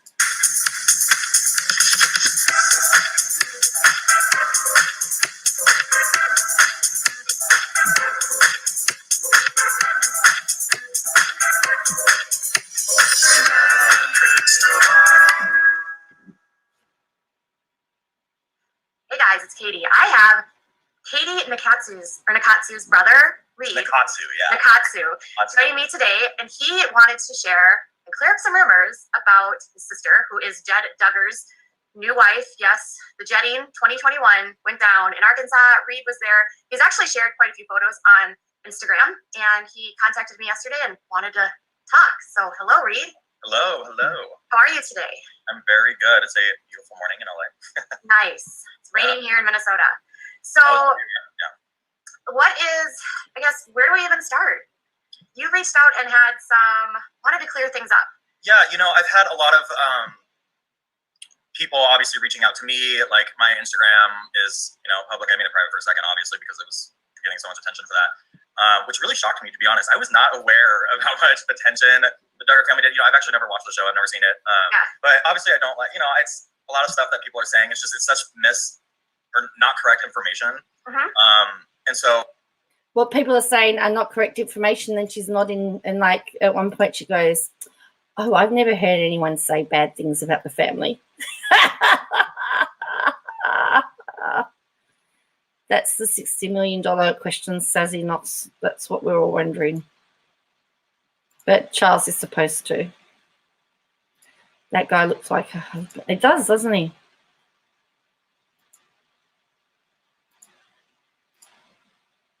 Me being separated from that part of the world, I guess I'm like, probably my perspective is a clear one, and people would enjoy or kind of want to know actually the truth of what's going on, if that makes sense. Sure.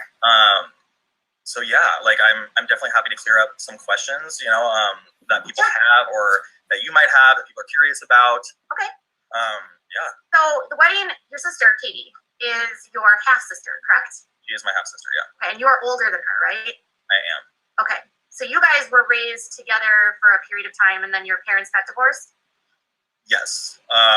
So Corey, her father, was my stepdad for probably almost 15 years. Okay. Yeah, so I obviously grew up with Katie and Lauren as well. And then when my mom and stepfather separated, then I saw them half the time, So did Katie, when you guys were growing up with Corey, was he very religious, and was he Christian? Yeah, so we were Christian. Corey has always been somebody that's been very religious. He definitely, I want to say, made my mom and my older sister and Jamie, like we all were a part of that as well. Here's the question. Why can't she look at the camera when she's talking? But why can't you look at the camera?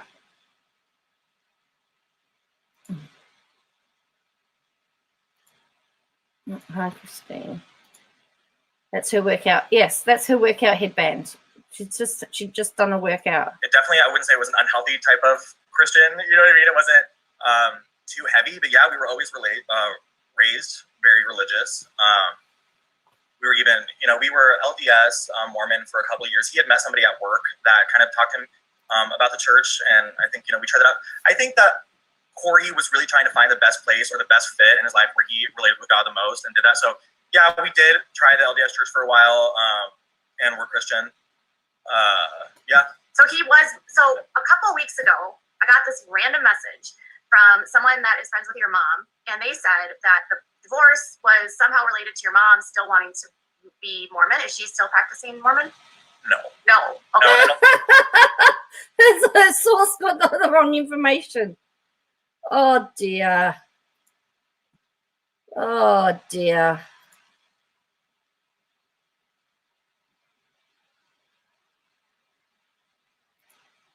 Oh dear. Oh, I had somebody tell me. Oh. I think that information is actually correct, to be honest with you. I think that I don't think religion had any play in the divorce whatsoever at all. You know, my mom is still a woman of faith. My mom's still like a practicing Christian. I don't think, and I mean, obviously being Mormon is not, I personally wouldn't, because I'm not religious at all. You know what I mean? Being raised up very, very religious in that way. I currently am not at all. My mom believes in God. My mom is a practicing Christian.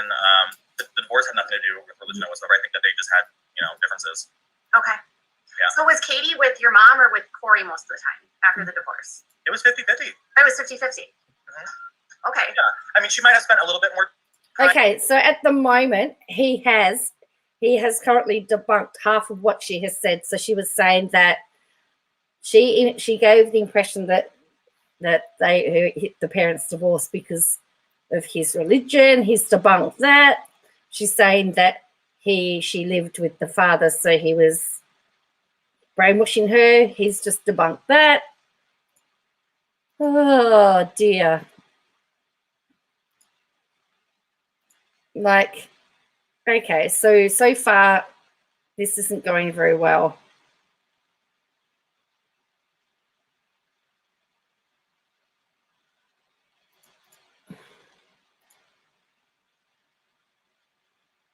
This wasn't the best night to get drunk, go and chat. I love you, but well, my time is sucks. Okay, have fun. Yes, all right. See you, Poppy. With the dad because he decided to homeschool her. You know, in the divorce, how that worked out, my dad kind of had a little bit, or my stepfather Corey had a little bit more say. I think when it came to education, my mom was healthcare. I think that was kind of how things split up in that. So the decision ultimately for him was to homeschool them. I think the girls at first were like kind of skeptical about it, but in the end, I think that they actually really enjoyed it. You know what I mean? Was your mom familiar with the ACI, which I believe is what they went through? I think that she is. To be honest with you, I really think that when it came down to like how it works and the fundamentals of that, I mean, I think my mom really just trusted Corey and that side of deciding to homeschool them. My mom was very supportive in it. She kind of helped with that, but I think Corey really took over a lot. Okay, so she's saying, and they use this, so she's trying to feed him information. Of that, but the girls loved it. You know what I mean? They seemed to really enjoy that. I obviously didn't go to homeschooling or do any of that. I left public school. I kind of was one. I was like, hey, public school is how you meet people and how you become social and how you be a little bit normal. So obviously, I've always had that input over on the side. But yeah, I mean, the girls kind of loved it. And my mom knew, you know, it never seemed odd. You know what I mean? That they were being homeschooled. I personally kind of think that homeschooling is an interesting concept because, like I said, I think that's kind of where you make a kid, right? Is in high school you have those experiences, you meet people, you kind of learn how to be social. Well, yeah, and she seemed to be in middle school and she loved it, and she was seemed to have a pretty normal childhood, going on vacations and. Why is she talking as if she knows them? Oh, she seemed to be pretty normal. She seems to have a normal childhood. She seems to do this. How does she know? He can't tell the brother. I don't know. Gingerly, I'm with you at the moment. Wearing pants and being very normal, so to speak. Yeah, you know, and it's funny the way that you say like normal. I think people have different definitions of normal. You know, like, do I see that as like women not wearing pants or doing all that? Do I see that personally as normal? Obviously not. But who am I to judge how people want to live their life? You know what I mean? Like, they seem happy and they love that. You know. I don't know a better way to say it. So your parents, like your mom, wasn't familiar like with the ACI because the ACI, I think this is the biggest thing, is that's through the IBLP, which is the Institutes and Basic Life Principles, which is a cult that was run by Bill Gothard, who has 34 women that have accused him of SA. And this is a man that your stepfather had your sister going to these, you know, journey to the hearts, sitting in an office with him with a note. So she's telling him about all the, like, seriously? This is not journalism. I mean, he might not have known at the time, but it seems like this sort of getting into the ATI, which is the curriculum isn't necessarily the most balanced, or there's a lot of holes. She also tells him that she goes, the Duggars are homophobic too. Like, hello. Like, why did she need to tell him that? Oh dear. Well, that's why I think this will give us a good laugh. In that curriculum, but it's how they get people into the cult. And she went to this journey to the heart, and she's in an office with this guy that's horrible, and then they start getting really involved in this? Did something change where he had been not as conservative and then it became more conservative? I think that, you use the word cult, and it's really funny because I honestly believe that you even know a little bit more about that than I really do, to be honest with you. What I will say is that, and I'm giving my opinion based on how I know my sisters and how I know my family, and how I know, like I said, you seem to be even a little bit more educated about that. Yeah, and nobody here is like saying your sister is a bad person. Yeah, no, she was a child. And I can definitely say that if that is a part of that group, in basic life principles, whatever, I think that there's probably some degrees of separation with that, which has gone on, like Gothard and like all that kind of thing. I really don't know enough to speak on it to be like how involved. You're correct, Belinda. He's not the person to be speaking about this stuff to him. She was trying to get dirt on the Duggars, and of course he doesn't spill it. So I just, because what he actually, he doesn't fall for it. He's just talks about his sister and his family and what it was like growing up. He was in everyone else's lives that were a part of it. Like, I really don't know all of that. What I can say is that typically when I think of a cult, and I always find that kind of stuff very interesting, being like in the Mormon church a little bit. And like I said, I'm not really religious anymore, at all. Not really religious anymore. I'm not religious at all. I would say that when I think of people that are in a cult or in something like that, I would see things that are odd, or I would see people acting strange, or maybe see somebody in pain, like through their eyes. You know what I mean? Like a lot of people commented on photos saying, I can see Katie's eyes and she looks dead inside already, like blah, blah, blah. Like I spent so much time with those girls and I never ever saw that. You know what I mean? Like I never saw them looking like help, or like we're in pain or this. Like they always have just been like really strong women of faith and always believed in that. And they were never. Sorry, Phil the love. How are you? I just hadn't had a chance to say hello. No, he's not Joanne inappropriate. But I don't know if he actually doesn't know stuff or if he's gaslighting her. Okay, I just think that he doesn't know. I really, I said, wow.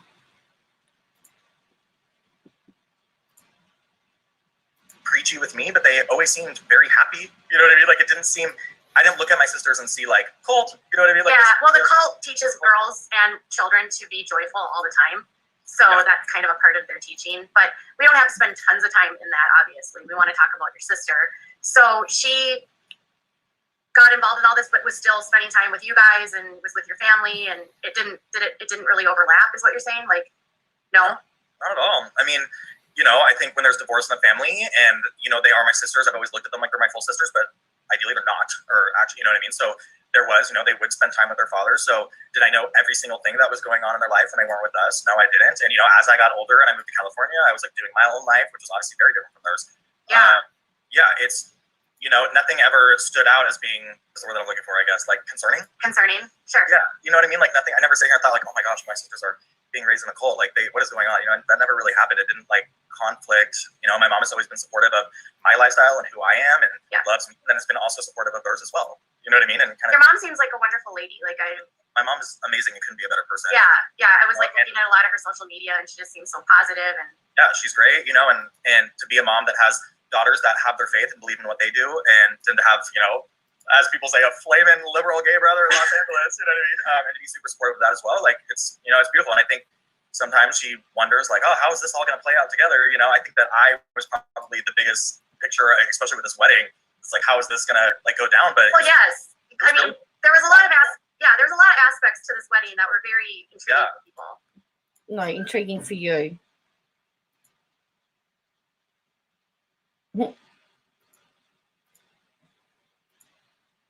Very intriguing for her. If she slips up and says UTI, I'm going to lose it. Well, she does. She does tell the brother what they were going to get up to on the wedding night. One is that your parents, or Katie's dad and her mom, are divorced, which is, I think, a first for this any of the kids getting married to someone that has divorced parents. I know that Austin's dad, one of the in-laws, Joy's husband, his dad was married previously, but his parents are still married. So the divorce was like intriguing to people because that's not typical in that world. Yeah. And then there was the the gay brother, right? Hey, which fans love, right? Because they want to see that. And then there's also this aspect that Corey is his dad's side of the family is Japanese. So there was all of these like layers that were unique to the situation that were very intriguing to people, and it was very different. And then there was this whole aspect of Katie's dad at the wedding basically saying like he had her say that he could pick the guy for her or something like that, and that really confused I think let me like bullet point all of those things. First of all, Corey is not Japanese at all. Corey was adopted into a Japanese family growing up. Are you serious? Yeah, so let me just clarify that up really quick. No one So that was her. So he was adopted into a Japanese family. Whoopsies. Oopsies. So she's basically talking about her last lot of contents. The last little bit. This hello, LER. This part is gold. one is actually has no background of Japanese. Corey was adopted into a Japanese family as a child. So that's kind of where all that. So no one actually has any Japanese origin. That's where the last name comes from. Is he was adopted into a Japanese family. Okay. Anything wrong with me saying that, right? No. Yeah, I just think everyone's like shocked about that because it's so funny. People are like, "Oh yeah, you can tell she looks Japanese." I'm over here laughing because I'm like, "No one is actually Japanese." Okay. So he's adopted. Got it. Yeah. So Look at the face. Look at her face.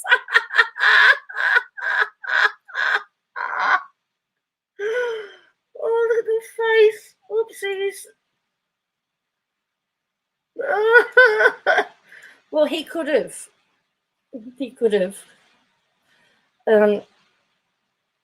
Look at the face of her. She's going, what have I done? he was adopted into a Japanese family. As far as me being into the wedding, like I said, I've always been a little bit different than that side of the family, Katie and Lauren, but like they've always been my sisters. I've always loved them. They've always loved me. They've never made me feel any less of a person by being a gay man ever. And so I think it was natural, and it would have been odd if I wasn't invited to the wedding. Yeah. I actually was more shocked later when I was reading what people were kind of saying, like, oh my gosh, I can't believe that Jim Bob and all them and like Michelle, that they were fine with Reed coming to the wedding. It's like they were such a joy to be around, and they were so pleasant and nice to me. So I really was shocked by seeing people so shocked by that. Everybody was really great. Like there was nothing negative, and I'm not gonna, be that person. I feel like a lot of people, I even received some messages of some people being like, how could you be a gay supporter and LGBTQ supporter, and then going there and not standing up for yourself or saying things? And it's like there was nothing to stand up for. You know what I mean? And I am very pro-gay, and I am somebody that's out there standing up for that. And there was nothing negative to say about them. They didn't make me feel any different. They didn't treat me badly.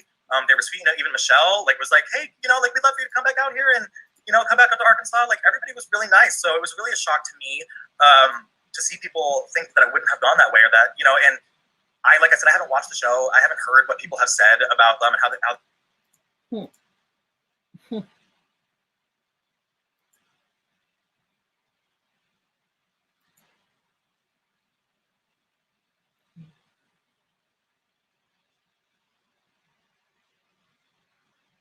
I heard people, there was no sure people don't like her there. I don't know if it's true or not. The royal family. I don't know.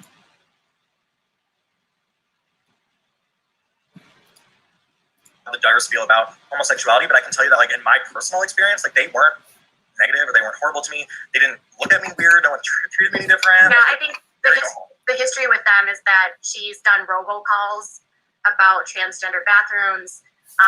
Their churches are very anti-gay. They have been very vocal in the past about not supporting the LGBTQ+. And so, I don't think people would expect them to be mean to you, because their religion is that they're nice to everyone. It's more like the judgment that they expect underneath it, that silent judging kind of thing. But yeah. And I guess what I'm trying to put is regardless of their beliefs, I mean, every religion has their belief. I mean, that's why I choose to not be a part of it, obviously. I could be the same exact person and sit here and say, I don't agree with religion or being a part of this, and I could be judgy and be kind of weird. As much of into the, I guess, the gay world that I'm in, I could just as easily be somebody that's like, crazy, you know what I mean? But I choose not to do that. She was Katie Duggar. That was the person that just married Jed. Yeah. No, it was Katie Nasa. So there you go, look. And it's interesting because now she's saying, yes, Corey was adopted. This is new. Corey was adopted. This is new for the family. So this is Jed Duggar's wife's brother, Trace. He just got married last week. Well, it's nice to know that they accept him. I kind of wonder about how those in the cult would treat him, though. I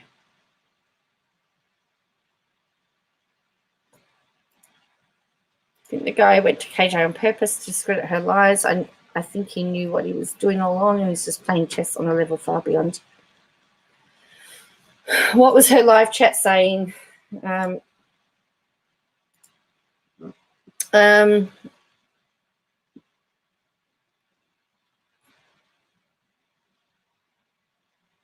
He was never in this cult.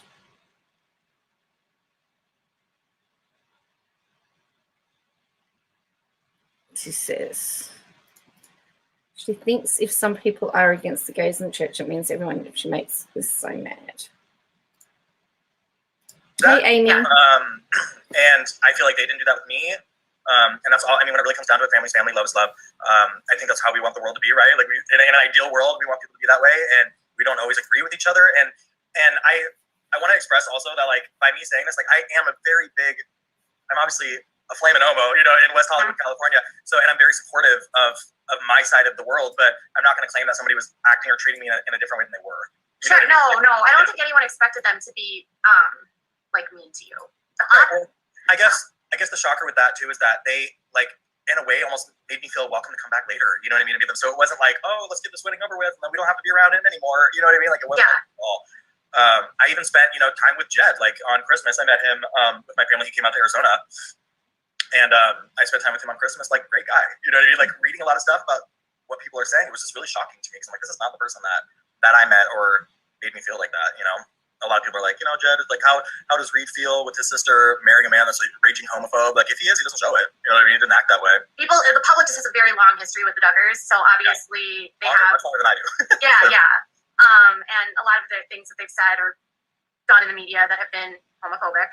And, she specifically did these, like, robocalls telling people that all people that are transgender are predators. And, they just have these really bad beliefs about it. So I think... Yeah, and I obviously don't agree with those statements. You know what I mean? Yeah, no, right. But I don't think people would expect them to be, like, rude to you. I feel like they would probably invite you over to try to convert you, but that's just my opinion. Good luck. Okay, so they're not Japanese, and they were nice to you at the wedding. What was the wedding like? It was beautiful. It was quick. You know what I mean? It wasn't that long. Let's talk about how you were saying Corey said the whole, like, you promised me that I would find the right man for you. Yes. He also wrote a blog about, like, biblical betrothal and... Yeah, I'm not going to claim that I know too much about that. I can tell you that the marriage, to my knowledge, okay, and the perspective that I was seeing, like, I know that Jed and Katie, like, that was not an arranged marriage. Like, they weren't, like, hooked up by their parents to kind of make that happen. The love that they have for each other is obviously very genuine, very sincere. You can see it when you're with them and no one's looking how they treat each other. And, they're both obviously very attractive people. I think they're both very attracted to each other.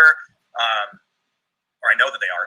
As far as it being an arranged marriage, and I'm seeing a lot of people saying, like, oh, it was arranged. But I don't, and the thing is that Corey always had a way of, like, saying things that he didn't necessarily mean. When, like, if that makes sense, like, I don't necessarily think that in that statement he was trying to be like, I found the perfect man for you, Katie. Like, I don't know. Like, can I be 100% honest and say, like, a lot of when they talk in scripture and like that kind of, like, all tongues to me, like, I don't really follow. Like, I didn't even pick up the arranged thing, and that's what he was saying until people were commenting on it later. I can tell you it wasn't an arranged marriage. You did say that the dads kind of wanted it to happen, though, right? So what I was saying is, do I think the dads were like, hey, these two are a perfect fit for each other? Like, what parent doesn't see somebody and say, hey, I think that guy might be the perfect fit for my daughter? Like, did they kind of maybe want that to happen? I guess, but, like, I don't think that they didn't actually, like, hey, this is going to be your husband and this is going to be your wife and we're going to make this happen. Like, I know that didn't play, and if it came across that way or if it looked that way, that didn't happen, and it wasn't necessarily, like, arranged, if that makes sense. Like, when I think of arranged, they would have, like, well, in this cult, just, like, the dads would typically, like, come together and talk about a match. Butterfly Kisses, this is Katie Duggar's daughter, stepbrother. So he has just debunked the whole arranged marriage stuff. So now she's telling him how it would normally happen. And he was at the wedding.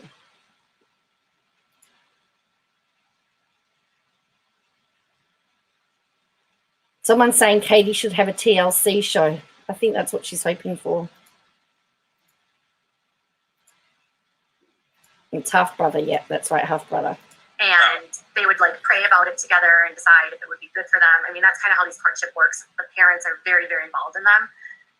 Yeah, I guess what I can say to make it sense, if there was any point, and I know this, if there was any point that Katie was like, hey, I don't think this guy's a match for me, it's not like it would have been forced. You know what I mean?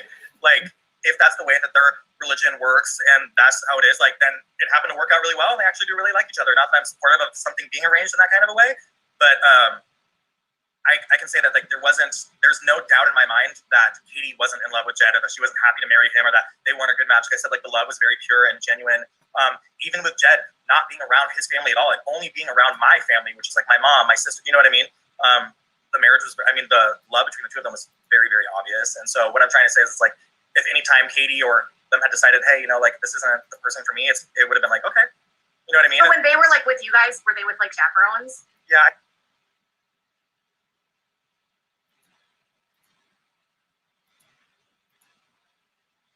So she's really working very hard here to try and get stuff out of him. I think that Lauren, you know, that whole kind of thing is funny to me, like the courting thing. I'm like, what? Yeah. What year are we in, right? Like, it's different to me. But yeah, I think Lauren maybe was a little bit. My younger sister Lauren, I think, was chaperone for that. Like no kissing or touching or anything? Nothing?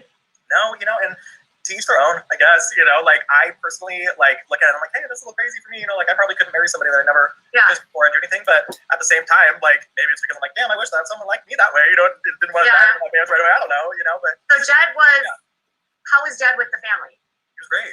Like he's a funny, likable guy. Like I really, truly have nothing negative to say about him. You know, I really don't. And you know, I'm somebody that's like straight up, like, hey, if I felt a certain way, I'd be like, hey, you know. If I felt that he was any type of different or negative in a way, like he really was a really great guy to be around, and like I actually had like a sigh of relief when I met him. I was like, okay, my sister's marrying this guy, you know, and he happens to be part of this family. But honestly, like, what do you think about her like vows and like I'm going to submit to you, and this prospect of her potentially being like a stay-at-home mom and that kind of thing? Yeah, you know, it's an interesting. Thank you, Ellie R. Thank you very much for your super chat. Knowing that this is not going according to her plan. Well, I think so. I mean, I'm wondering whether this hasn't been arranged by Jim Bob, to be perfectly honest with you, but, you know, I have no proof. Is that their subs don't realise even how many things he debunked and still think KJ can do no wrong.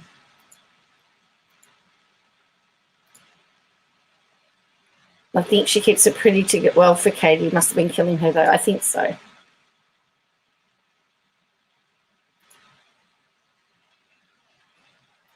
It does, doesn't it? Thing for me, to be honest. It's kind of like, obviously, being in the world that I am in, I sit here and think, you know, like, do you want to go to school? Like, do you want to, like, what is it that you want to do? Like, you know, there's got to be more to this. But it's like, at the same time, I don't see her unhappy. Like, she seems so happy to want to do these things that she wants to do and be that kind of a person. And yeah, people can sit here and say, oh, it's because she's in a cult, and they tell her to be like that. And blah, blah, like I said, when I think of somebody that's stuck in a cult, I feel like you can see pain in their eyes and you can see those things. And I just don't see that with her. Yeah, I think with this cult though, that you're not going to see that in the girls, because they're taught not to have like negative feelings, thoughts, or emotions, and it's instructed to be like very cheerful. She went through so much. I was looking at all of the stuff with the ATI and with the different conferences, and she was instructing biblical submission classes to girls. So it's, you know, they're taught to be very cheerful, and I don't think you would see pain in her. Well, yeah, and I understand what you're saying, but at the same time, it's kind of like being someone that grew up around her, and that girl, and changed her diapers. Thank you for your super chat, Poppy says. Sassy Noz, thank you for that confidence. But I did want to move on because I knew that we would probably have a little bit of laughter looking at the KJ nonsense, to be perfectly honest with you. So, yeah. Oh, that's okay. That's okay. Thanks, Jane. Have a good day.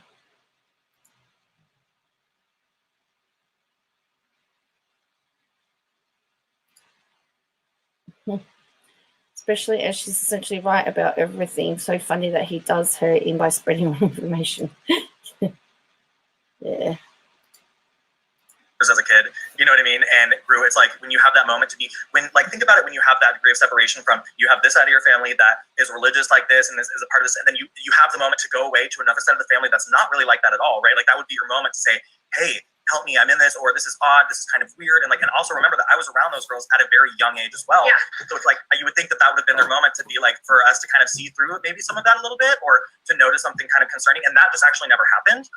So like, I understand what you're saying is that they're taught to kind of not do that, but I would think that her having that separation between the two when she wanted it or needed it, or would have been the moment to kind of notice that something was off, and that moment just never happened, at least for me. I definitely don't think it did with my mother as well. That like the girls were ever in something that was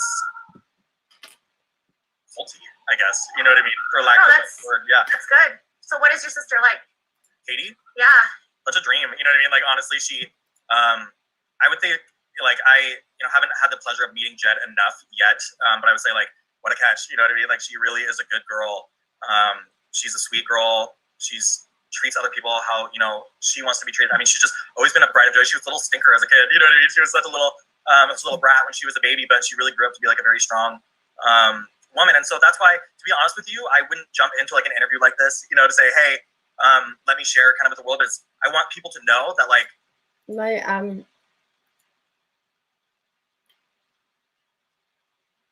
yeah, I don't know, Jean. She thought she was going to Crystal Fan always. No, this is the one from yesterday. This is my first chance. I actually haven't seen it all. And I wasn't going to show all of the Laurie because that's another 2 hours. That's another 2 hour stream. So, but yes, it's very bad news. Very sad news. Maybe he can help her with her hair situation. Maybe, hello, Jamie. Maybe he can. Katie's not just some like dead soul behind her eyes that's like, so like she genuinely to me seems okay and seems happy, and people don't want to hear me say that, and that's their own issue. It's like I can only go off what I'm being told and what I'm seeing in flesh with her, and I think she's really happy to be a part of Jed's life, and I think it goes the other way for him as well. And that's my main point of this, is that I don't want people to think my sister's trapped in something or that. And if she is trapped in something, and that's really what's going on, she clearly has me and another side of the family, that if she ever wanted to search for something else or leave or do anything like that, and I hate to use the word leave because it means like she's escaping something, but she has us here, So what happens now that Prince Philip has passed? Probably not a lot at the moment, because the Queen is the monarch. So normally his body would be held in state for a while, and then they would have a state funeral. But apparently he doesn't want a big fuss made. So and with COVID, he probably won't be. He may get his wish about not having a big fuss. So doesn't know what he'd heard. He does have good hair, Belinda, doesn't he?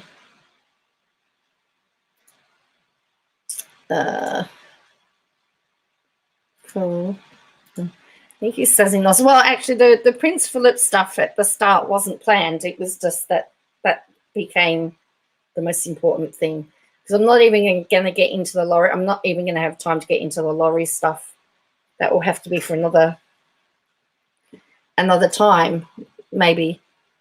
Because but we'll see how we go. But yeah, and that's good. I mean, that's great. I think nobody wants like anyone to feel like these are good things to know about her. Like she's a strong woman.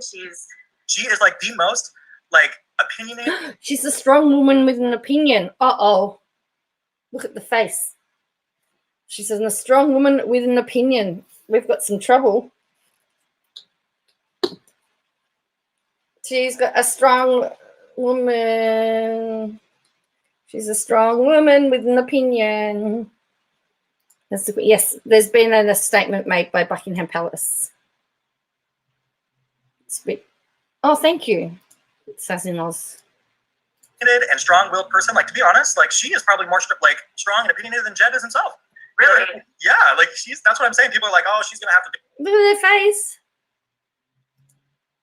Or will she? No, there's been an official statement from Buckingham Palace. KJ does not have a poker player face. Look at the face. She has been played.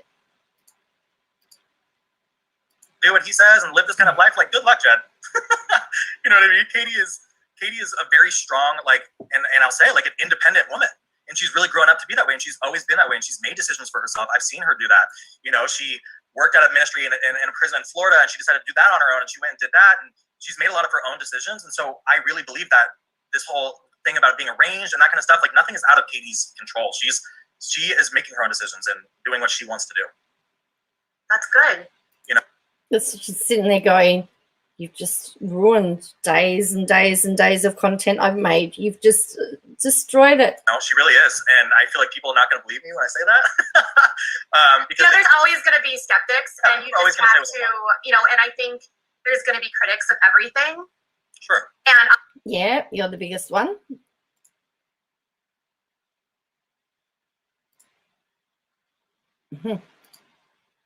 Katie's not buying a word of his gaslighting. Obviously, like, nobody that I've seen has said anything negative about her. There's just always the concern when the IBLP is involved. I'm just finally convinced that's more. So nobody that she has seen has said anything bad about her, right, Katie? And the Duggars themselves have their own set of issues. So you're saying, like, she's opinionated, she's very smart, she does her own thing. So after the wedding was all said and done, did you stick around for the reception, or? Yeah, I was there the whole time. What was that like? Was there dancing? No, you know, it was a little bit more of a chill wedding, I would say. Like, you know, when I think of wedding, I think of, like, woo, like, party and I'm sure no alcohol, right? No, there wasn't. Not a lot of dancing. You know, it was sweet, and it was short and sweet. I mean, it was pretty much like there was vows, and then we all ate, and I mean, it was a more chill, like, calm wedding. It wasn't how I normally pictured how a reception at a wedding would kind of go, but yeah, everyone has their own. Okay, the big question is the cows. What were the cows about? Where the heck was this wedding? Yeah, I really don't know what the venue was called, but yeah, there were a lot of cows around in the back. Yeah. I think I was on something when I was a kid. Let's not dive into that. Yeah, right. Yeah, I think it was kind of like where the venue was. I mean, it was pretty, you know. I mean, there was cows in the background. Yeah. Yeah, I mean, whatever. If people want to think that's funny, then they can. Like, it's, yeah, you know, for a second I was like, oh, there's cows, but it was beautiful. You know, I mean, it was really pretty, and there just happened to be some cows in the background. And if you're into cows, then great. People are just, like, laughing because there's, like, I know, cows, I saw a lot of funny stuff. There's, like, cows just walking by. Yeah, while they're doing their vows. And... I know, I'm, like, crying that Katie's getting married, and I look to the left, and there's, like, a cow. Okay, did you...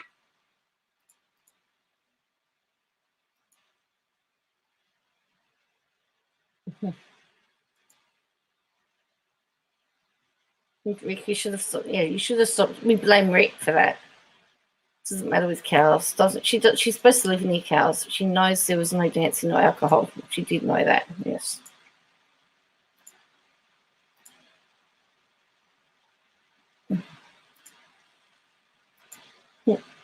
Yes, Chase. Yeah. Did you meet any of the siblings? Yeah, I met quite a few of them.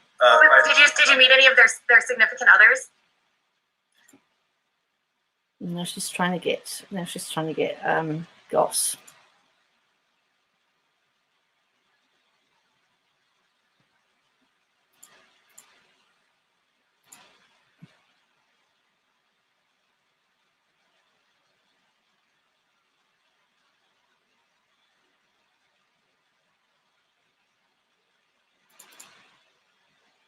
Well, no, and then pop into, but this is my main go-to. And oh, cool! Thank you, Wind Whispers. I met Ginger and Jeremy. They were really nice. I actually was on the plane home with them because they live here. Yeah, like I got to meet. You know, there's so many people. Yeah. Like, and like I said, I'm not familiar with everything. So to me, it was just like, hi. Like, I don't know any of your names. Did you meet? Okay, so the oldest sister is Jana. Did you meet Jana? I don't think so. To be honest, I'm not sure. I didn't even know who was a Duggar and who wasn't. So like, there's so many. I didn't do enough research beforehand. Like I probably should have. But you know, usually there's like two brothers when there's a wedding, and there's a lot of them. But everybody that I met was very nice. You know what I mean? And everyone's like, was Jill there? Did you meet Jill? I think that I did. I think I remember Jill. I was meeting a lot of people that day. Jill and Derek, they are out at the school. Yeah, you know, if I were to see pictures, it would probably be better. But you know, I think we had like a picture time, right, where like they did pictures, we did pictures together, and I think I met a lot of them at that time. Yeah. You know, but like I said, there's just so many people. I'm sure you met Jeremiah, his twin, right? Yes, I did meet him. Did you meet Jeremiah's girlfriend? I didn't. I think I saw her. I think someone mentioning to me that was his girlfriend or something, but I didn't get the chance to meet her. No. Yeah, like I said, there was a lot of people.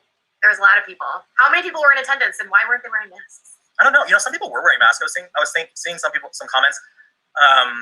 You know, I think during like the pandemic and during all this kind of stuff, even in my head, I was wondering, you know, is this the best idea to do right now? So she's saying, I was trying to get some tea for you. So that's what she says here. I was trying to get some tea for you.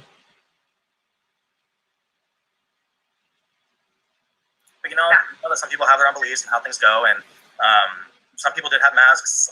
Some people chose to wear them. Some they weren't. They just never even brought the conversation up. But I will say that like tables were pretty spaced out. Not that was probably in their mind that it was for COVID, but you know, people weren't necessarily like right in each other's grills. But yeah, you know, maybe push the wedding back a little bit later during the pandemic. But I think that they were ready to get married. Well, you know why? Yeah. So. Oh, you said well, that was a cut. That was an edit. Did you pick that up? Let's do that again. Let's do that. Let's watch that again. That was an edit.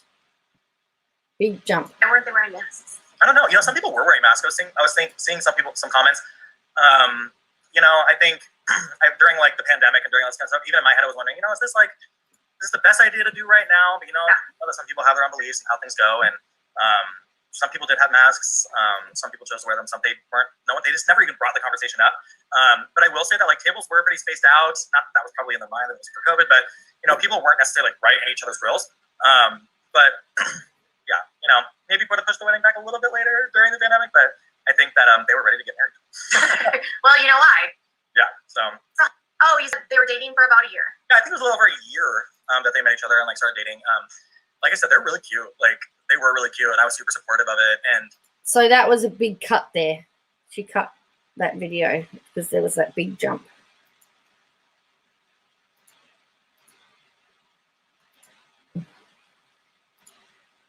And this, and I know. You guys just say like, what are your final thoughts about Katie, about Jed, about everything? Yeah, like my final thoughts are like this interview with you. Like I obviously was like, hey, you know what? I would love to clear up some things because I read so much stuff, and I don't want people thinking that. And you know, to be honest, like Katie and like my side of family, like a lot of them probably might not even see the fact that I'm doing this interview with you, and some of them might actually get mad that I am. But I've received so many messages on Instagram and all these different things just saying like, how could you let your sister be a part of something like this? Like, how can you? And so I guess what I want to leave with everybody is that like Katie's not trapped in something, and if she is trapped in something, even though I know that she's really not, she has somewhere to go. She has family behind her. She's happy. She's a strong woman. She makes her own decisions, and I really am happy for her and Jed. And I'm excited that Jed is a part of this family too. And based on what you're saying about their opinions about, you know, the LGBTQ community and all this, like, shit, bro, like maybe me being a part of this will open some eyes up. You know what I mean? Oh, for sure. Like nobody. You know, and I'm happy to be that person if that's what it is, because I do have insight on both. You know, I was raised religious and I was raised in these different things, but I'm not that now. So I'm able to put myself into perspective. I think this will be wonderful for Jed to be around a family that has some normalcy. Yeah, and you know, they really, as much as the TV and media and like everything tries to portray this family, like they're really not, like they don't, when you're around them in person, like they're not like that. You know what I mean? They don't seem like that. It doesn't seem a certain way. And even if people are saying, oh, well, they're not supposed to be like that because of this, like, bullshit. You know what I mean? Like everyone has something that they're a part of, you know what I mean, in life. And me, I'm just strongly opinionated about not being religious and not doing that. So who am I to judge them and who are they to judge me? You know what I mean? I just want the world to know that Katie's happy. You know what I mean? And the family was nice.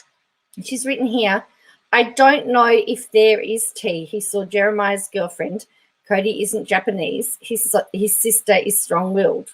So she's just, yeah. To me, and they invited me back and they were warm, and that's what people really need to know. You know what I mean? That's awesome. That's awesome. Yeah. I'm so happy that you had a chance to speak with me today. Yeah, thank you for allowing me to step up. Yeah, I'm so grateful for everything that you shared. I'm really happy, and I think the audience is going to be excited to get a peek into who Katie is. And she's a great person. They're a great family. I just really want people to know, you know, that there's no pain there. You know what I mean? Yeah. Like, just don't read the comments. Just don't read the comments. All those pictures were genuine. Like those smiles in the pictures were real smiles. You know, and so that's what I want the world to know. How was their first kiss? Oh man, well you can tell it was their first. It was cute. It was really cute. You could tell they were waiting for it. And then she says down here, go well. There wasn't an agenda. For sure. Like I said, they're a really cute couple, and they're really happy to be together. And I think everyone's happy for them. Awesome. Well, thank you so much for joining me. I had a full day of clients today. So yes, go get that hair done. It was so nice to meet you. Yeah, you too. Thanks. Bye-bye. Bye. All right, so that was that one. So now we get to the other one. I'm going to speed it up because Hey, you guys. this is interesting. Now, everybody who saw it and what did you think of the Laurie Ann? What did you think of the Laurie Ann interview, first of all?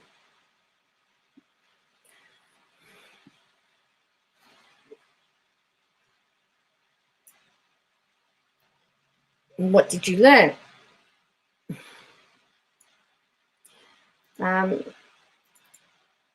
They're all going, yeah. A hot mess, says Belinda. Do you think, all right, here's a question. Do you think she's more or less credible now? I don't have the drunk one, Tia. I don't have the drunk interview. I've been trying to get hold of it, but I heard there was a drunk one. Oh, you were waiting to watch it with me? Okay, right. So, all right, I'll just fix this up.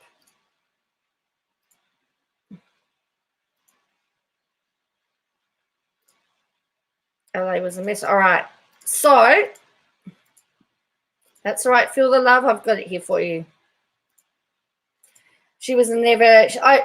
You're correct, Belinda. And Salts is on Twitter. It's very messy. It is. Well, I said it was interesting. All right. So what I'm going to do, I'm going to play this. I'm going to run to the toilet and then I'll be back.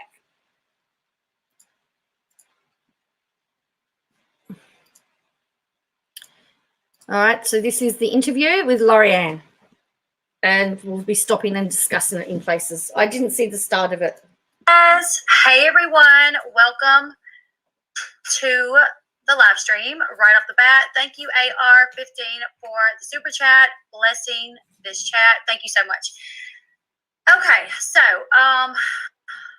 before I bring our guest on, I have a few things I just want to discuss really quick.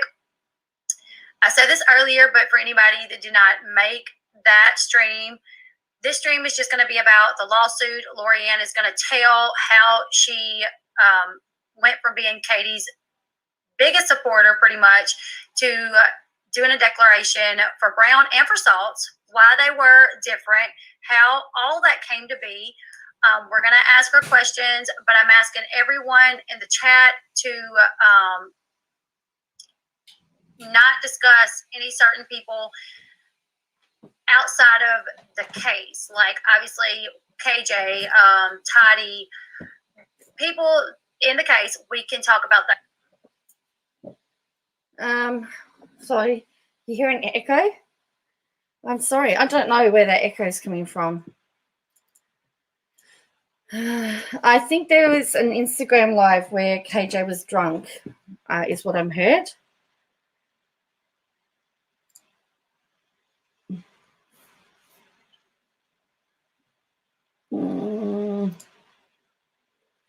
Salt's response makes me believe he's going to refile. Yeah, well, I've got those responses too.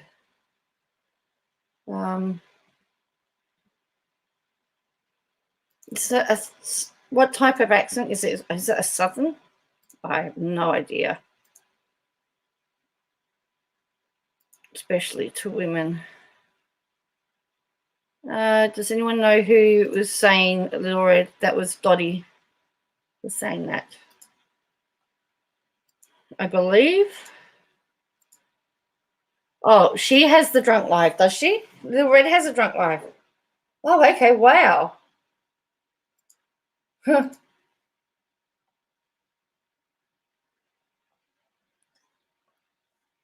Oh, Little Red's was it? There you go. Wow. But okay.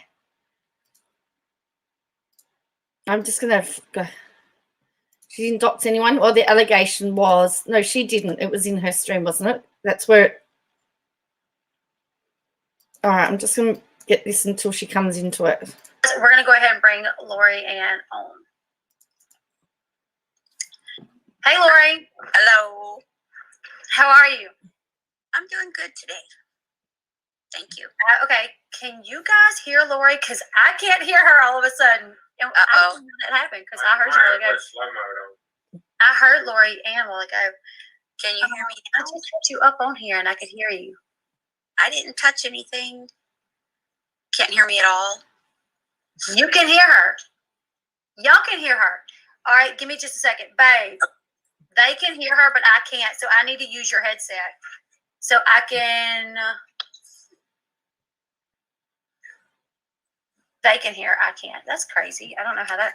You guys, I'm about to put on this big old bulky headset. Please forgive me. All right, B Littles, thank you.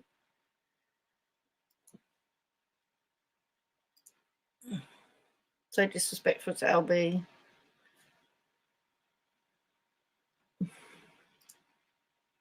Oh, I can hear her now. I had her turned down. Can you hear me? Okay. You gotta turn the volume up. This little knob right here, Be quiet. you turn it to the right, it brings the volume up. You were a really big fan of hers, and I don't want to come off sounding like I'm like, what is wrong with you, girl? No, I'm saying, you were a big fan of hers. I hadn't watched her before. That was the first time. And I was actually, when the screenshots came out, I was actually not a fan of hers. I mean, I was pretty livid that I thought, because I thought those screenshots were real. Mm-hmm. And then once I found out that they weren't, or that there possibly weren't, then I was kind of angry that she was blamed for something that she didn't do. Right. Okay. Would it be fair to say, because I got the blame for that, like I got the blame for those screenshots. Katie told everyone that I released the screenshots, that I was saying that she did say it. And I mean, I was going through such a crazy time at that time. I was sent these screenshots that people said they were Katie. So of course I thought they were Katie, but I was not the one that released them. I actually asked people not to release them, to hold on to them until my sister could see them. And then maybe if she decided to release them, that's what we would do. But so do you think is that maybe one of the first reasons why you started having a problem with me? Maybe because you thought that I allowed these screenshots to come out when they weren't real? So I'm just pausing out there. Some people I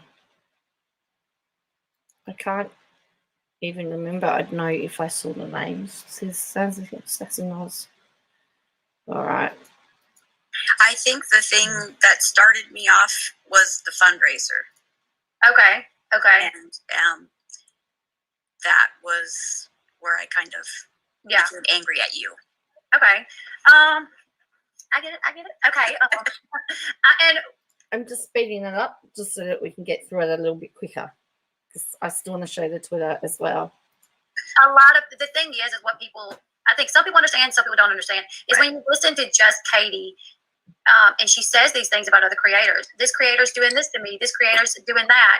It's probably a little bit easier to start disliking the people that she's talking about, because you're only hearing one side of what she has said. Right. So I can kind of get it. Someone said tough and awkward combo, but I admire you both for handling it. It is kind of awkward, you know. It is. But when me and Lori first got on the phone, she apologized to me. And I think anybody that's been watching me for a while, like you guys probably know that I am a forgiving person. I forgave Katie like 3 times. So yeah. The thing is that a lot of people were Katie fans. It's not just me. It's just absolutely. I was more vocal about it, but a lot of people supported her, and I feel kind of singled out that I get a lot of grief for it, but I was, like I said, I was more vocal about it. And the reason I was more vocal about it was I didn't like the personal. Hello, Kelly. Yeah, it was very interesting. I came in halfway through when she was talking about salts, and I came in, I only heard the part from where she said she hadn't read the declaration, and I was like, I'm going, hang on a minute. I had many questions, if anything from this chat, from anything of what I've seen today with the Laurie Ann stuff, is that I have more questions than answers. Why not start a new live per topic? You get paid more by YouTube. Oh, that's all right, Kelly. It doesn't bother me. But yeah, good. That's a good suggestion. I might look at that in the future. But yeah. Yeah, Sammy J, he did. So right at the start of this live, we did a whole section of it. Prince Philip died. Yeah.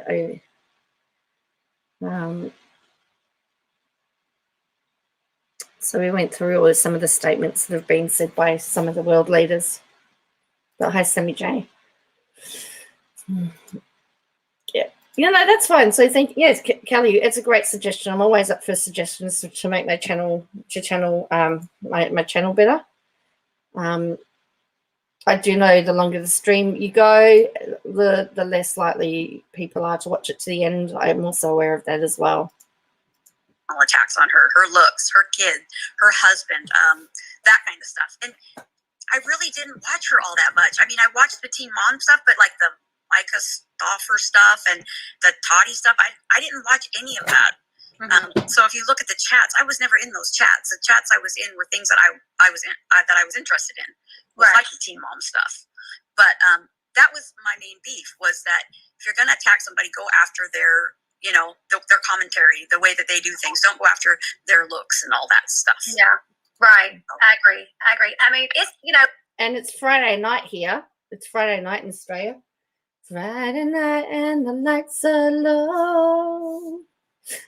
I think why people flipped in the interviews, because Laurie was basically saying both lawyers used her and she lied about stuff, and there was proof she did. Yeah. Tia, I've read a few people with that chain of thought, and there were times, particularly towards the longer the interview went, the more I actually at times wondered whether I was watching a KJ live. Just some of the words that she said. But for me, the longer the live went, the more problematic it became for her. I have stooped at that level before out of anger. Like, I've said something that I've ended up regretting, Yeah, me too. So, but I do agree with you. Like, I try to keep away from stuff like that. But okay, so like you said, there were a lot of people that were on Katie's side. I know that in the past probably couple months, I've had a ton of people come to me that were on Katie's side, apologize for not believing a lot of the things that that I was saying versus what Katie was saying. So you're right. You were more vocal than a lot of people, though, and I think that's what really made you stand out, because when people said something, you were saying something back. You were like, right. So yeah, I think they were. Look, I thought we were coming on for an honest, transparent interview, Belinda. That was really what I thought, because to get some of those questions answered, but they were in my mind, there was lots of deflection. There was lots of, it's everybody else's fault. There wasn't really a lot of responsibility. I've only watched half, and Laurie couldn't lie straight in bed. With respect to this was too long for her. Yes, it was. It needed to be about half the time. They set Saltsy up to get in trouble with the court. I don't feel like Laurie told this entire story about her in case she lost credibility to me. Well, it was once creators, mods bringing issues into stream. There were people who were coming after two certain channels. Yeah. My biggest takeaway, LA is a complete liar. So they went off. Laurie Ann seemed flaky. She did seem flaky. And remember, if I haven't seen this part, but I'm just wondering whether she'd taken something to calm her down before the interview. Been snarking on her, but she's obviously unwell. You could see that as it went on. And I just think it was too long. I mean, it went for 2 hours and 20 minutes. It should have only gone for 30 minutes, 45 minutes at the most. I know he tweeted his receipts. Yes.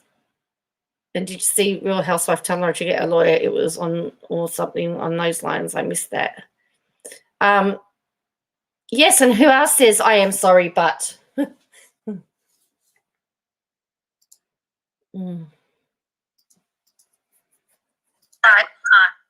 whatever. Right. You were going to say something back. So, you and Katie, did you ever email Katie, direct message Katie, start having like conversations with Katie? This is the extent of our relationship, I guess you would call it. After I saw the Teen Mom stuff with Amber, I thought that she was pretty hard on Amber because I had been kind of in a similar situation in the past in my life, and I told her, don't give up on Amber. She can come through this and be okay, and I wanted her to be able to trust me. So I sent her a friend request on Facebook so she could see that, yeah, this is a real person. She's got a life. She's, this is where she lives and all of that. And so this is how much we emailed. I emailed her that one time. She emailed me back.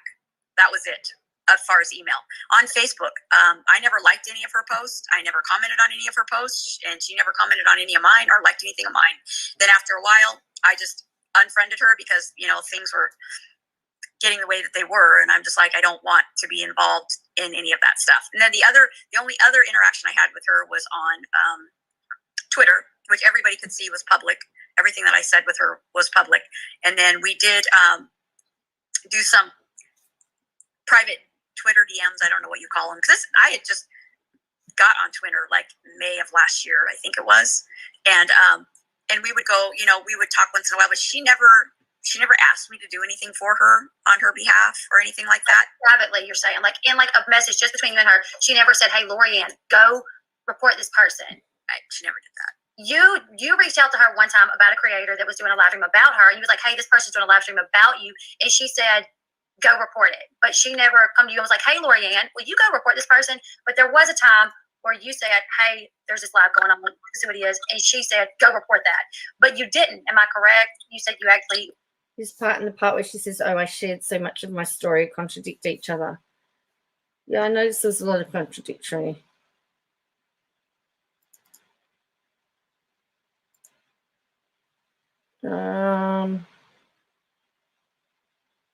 Also, this is one of the insults. Yes, I know. For somebody who isn't involved with YouTube social media, she knows heaps of many creators. That's true. Yeah, they came from anyone who seems to watch YouTube creators. I don't know who the other creator. I know who you're talking about. She got the conspiracy from Backwards Barb. Oh, yeah, and that's the thing, Belinda. I did find her conspiracy to be very similar to that video. And why does Tidy need to get views?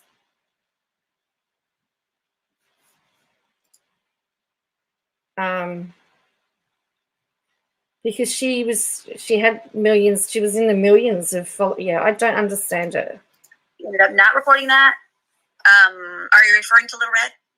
No, referring to Cheryl's rules. Yeah. I think I messaged Katie and I said, she's saying, there was something that she said about Katie that I'm sorry. I think Sherelle and her husband went really, really hard on Katie. I know what video you're talking about. Yeah. And people were saying that I mass flagged Sherelle. I don't even know what mass flagging is, and that's why I asked you, what is mass flagging? I'm just one person. And what I had said to her is, I'm like, she's saying that you're racist, and I didn't believe that Katie was racist. And she's like, you can report her video if you feel that way. And I did. I reported the video, just click report for harassment or whatever. I did not tell anybody else to report Sherelle, nor did I report any other videos of Sherelle's. So that's how that went. And then as far as like Lil Red went, I never reported Lil Red. What I had done I don't know. I'm sorry. Oh no, trust me. I report all the time.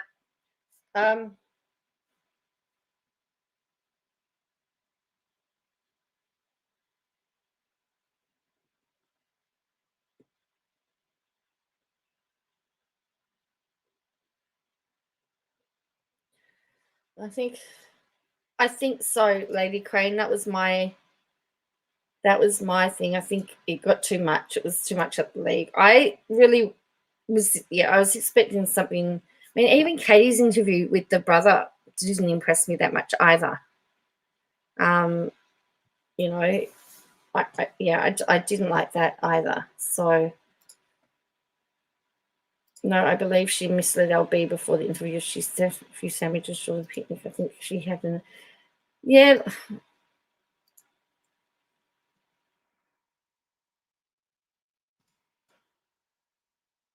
Extra concern, she only got 1 page of declaration. Eli's saying, but didn't she say, like in her declaration, that she was uncomfortable with signing? The reason why she didn't sign Brown's one originally, this was in her this came up in her declaration, was that he wanted her to sign only the last page, and now she's saying that's what Salts did.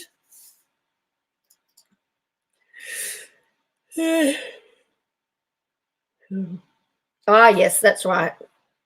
You know, there was something that she said about Katie that I'm sorry, I think Sherelle went really, and her husband. No, you're not the only one, Belinda.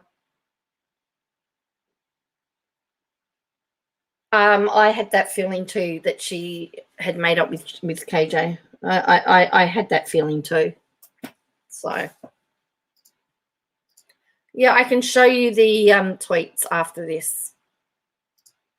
Went really, really hard on Katie. I know what video you're talking about. Yeah, and I people were saying that I mass flagged Sherelle. I don't even know what mass flagging is, and that's why I asked you, what is mass flagging? I'm just one person. And what I had said to her is, I'm like, she's saying that you're racist, and I didn't believe that Katie was racist. And she's like, you can report her video if you feel that way. And I did. I reported the video. Just click report for harassment or whatever. I did not tell anybody else to report Sherelle, or nor did I report any other videos of Sherelle's. So that's how that went. And then as far as like Lil Red went, I never reported Lil Red. What I had done I don't know. I'm sorry. Oh no, trust me. I like all the time. People say I'm stupid because of it. Whatever. I am stupid. I'll admit it. But what I had said was I was watching both streams. At that time, I was no longer a Katie supporter. I had been actually in Lil Red's chat a lot during that time, and I was going back and forth because Lil Red was saying, "Oh, she's streaming me," or "She's doing this," and I'd go to Katie, and Katie would watch Katie's, and she would say, "Oh, report her." I never reported her. All I said was I heard Katie say report her, and that's where that went. That's where okay, yeah, because there was a declaration filed on your behalf where it said Katie has asked us to mass flag people. So we're going to get into that. So because people's like, wait, hold up, she didn't say that.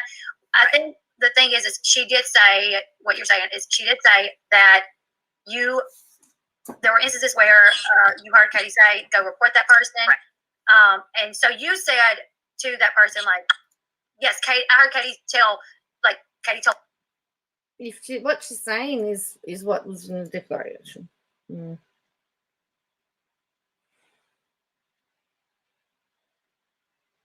Yeah, I wish there had been proper questions written out.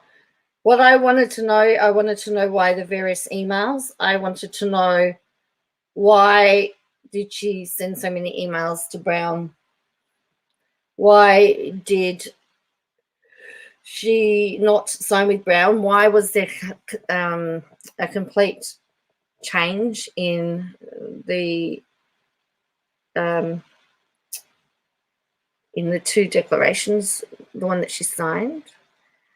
And I wanted to know the status of the relationship between her and Katie, but that's like 5 questions.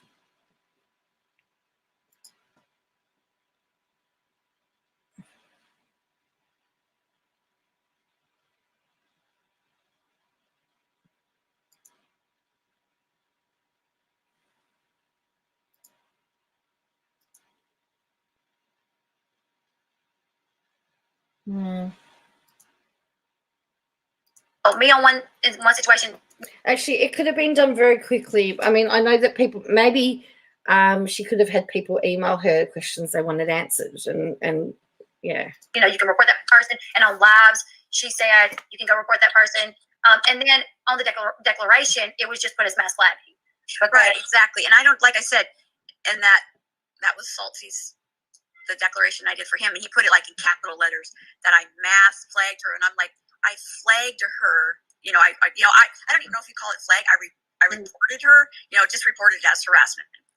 But like I said, I don't even know what mass flagging is.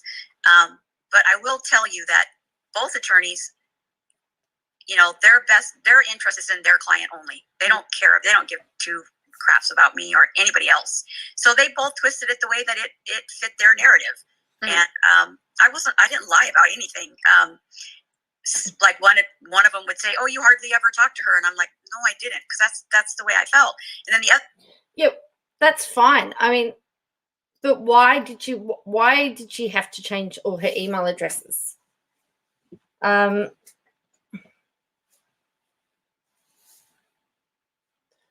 That's what I wanted to know, is because I know that she said that she had to, but why?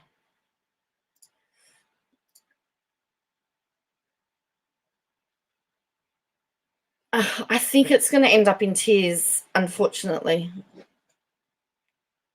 This is my speculation. I think it's going to all end in tears myself. She did answer that one. Okay. People were messing with her. Okay.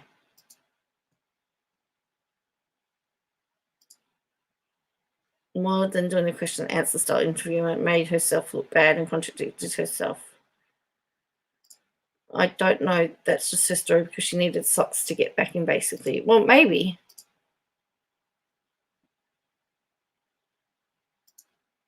End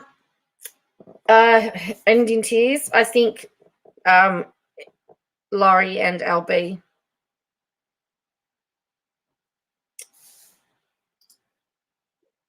Well, they will be super chatting. Yes, and this has caused more division, in the community too. other one would be, "Oh, I see a lot of tweets on here. You tweeted her a lot," and I'm like, "Well, I didn't think so, but if you think so, yeah, I guess I did." So it was kind of like, what do you consider a lot? What do you consider a little? I mean, I don't know. But I will tell you, after spending 9 hours on a phone with one attorney and then 10 plus hours with another, I was so done.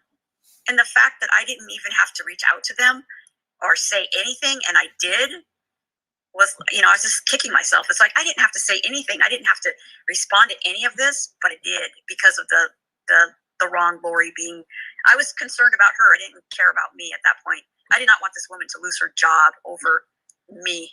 You know what I mean? Yeah. But I don't know. I ramble on sometimes and don't make sense. No. But just stop me if that happens. No, it is fine. What we are going to do is I'm going to back it up a little bit. Just because I kind of want to know. What I kind of want to do is kind of go in a little bit of order. I want to ask you, so you kind of went over. There was a time where you kind of started backing away from Katie. When certain things started happening, you kind of started backing away from Katie. Right. At this point, you had been going hard for her. But things started happening, you started backing away from her. I know there were people on here. There was someone that said that you had the CPS thing. You said you were, because, you told me, that, you said things to people.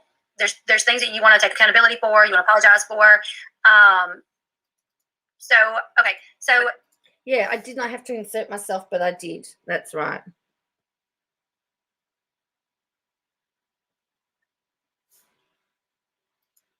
She also said she worked in the legal field, so she knew stuff wasn't right. Later, she flipped and said she knew nothing about legal stuff. You can see why she got along with KJ so well.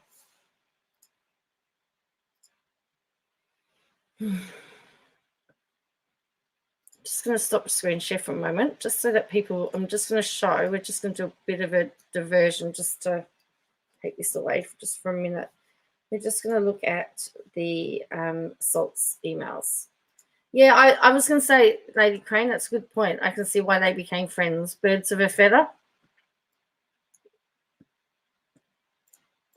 No, that was the other Lorianne, wasn't it?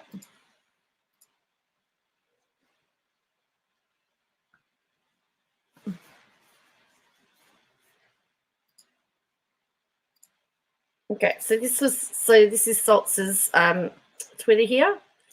So he says, I always tell my clients no good deed goes unpunished. Exhibit A. This is one of the many thank yous in writing we received from Miss Barnhart after she contacted us to get her story out, after she signed her declaration. I sent this to Kathy, and I really want to thank you and Lani for helping me out of a deep hole that I felt I was in. Helped me tremendously regarding the... so there's something else, maybe. Then he says, we never abandoned Miss Barnhart, even after declaration was filed and she was attacked by the defence. Rather, we remained in contact with her and supportive. Alternate facts may work in politics, but will not work with us. This is why we document everything. I appreciate you doing something about it. I will help in any way I can. Thank you. We can talk about it tomorrow or when you're ready. Okay, get some good sleep tonight. I will try. Thank you. Thank you. We still believe everything you told us. Now, that's a very interesting phrase, because you would only say that we believe everything you told us if somebody was saying that they were doubting that they were being believed. So it says, perhaps our documents of what happened tell a different story. We do not rely on witness statements unless they are backed by documentation, as the documents speak louder than the messenger delivering them. Perception apparently is not everything. I give you permission to track me. I think they are, so I want you to have the ability, if you ever want to. Thank you. It's okay. You should take a look at comments on my page and on Reddit. Enjoy. They all applaud what you did. Okay, I will in a bit. I have to be ready for it. Thank you again for accepting my apology. I am seeing things now since she told me she submitted a declaration then lied. I don't mind if you inspect my phone records and messages too, so you can verify I haven't spoken to Katie or messaged her. I just want to be believed. Thank you for clearing that up. Same with all my apps. Thank you for the offer. We believe you. You've been forthright and honest. That's all we can ask. Okay. I want to make sure I have a clear definition of mass flagging. I think that means she told me to report Sherelle's video. I myself, I did report it, but I didn't tell or ask anyone else. Do I have it right? I hope so. I hope I didn't hit myself to the lawsuit. No, thank you. I was worried. Change your Wi-Fi router password. Thank you. I'm in a much better place today. I will try. I want to document this. I fear the uptick of targeted harassment from this group. Katie may be behind this. I have no facts to prove this. Most likely, I would restore my device to factory settings. So that's what's that. So there you go. That was that one. So that's what Salt said. That was Salt's response of it all. If she did, she wouldn't have allowed everyone to. Well, that's right. Why didn't she do it? Hello, Clarissa. This is Lorianne. This is the Lorianne.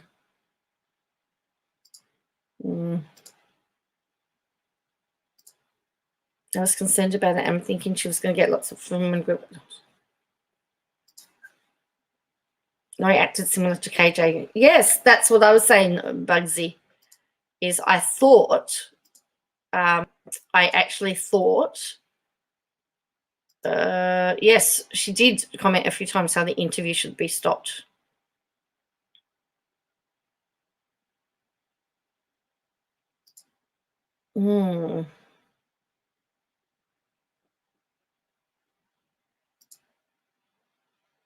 That has made such.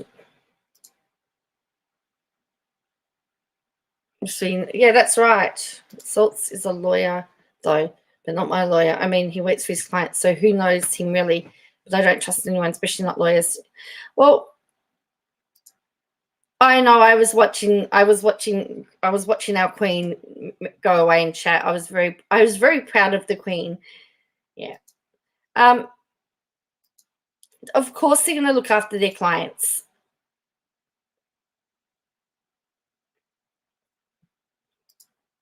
I don't know how I'd feel about this situation. I would go hard to defend Joe if I had to. I just hope that never has to happen. It's scary to think a sub can get caught up in a mess like that. That's true. But no, the ex didn't make an appearance.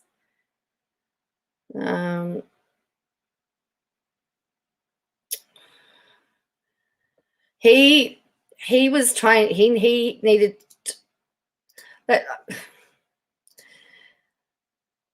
that he has to make the other side look bad and his side looks good. That's his job. His job is to file documents that prove that the other side were wrong and his side's right. So of course he's gonna. If you say I was told to click on a video and report it, well, of course he's gonna say it was mass flag because he needs to make it look like it's really bad. Sammy Joe, to be honest, I can't see how she will get with the suit. Well, that's what I'm thinking. Oh, Joe is a good girl. I know. But, you know, you don't know. I try. Remember, I did make the most problematic list. I did make the list of most problematic YouTubers, though. Don't forget that. That's LB. Saltsy isn't the savior some have made him out. He's a lawyer working for Tardy. Some people have let their hate for KJ blind him. Correct, Bugsy. He's doing the job.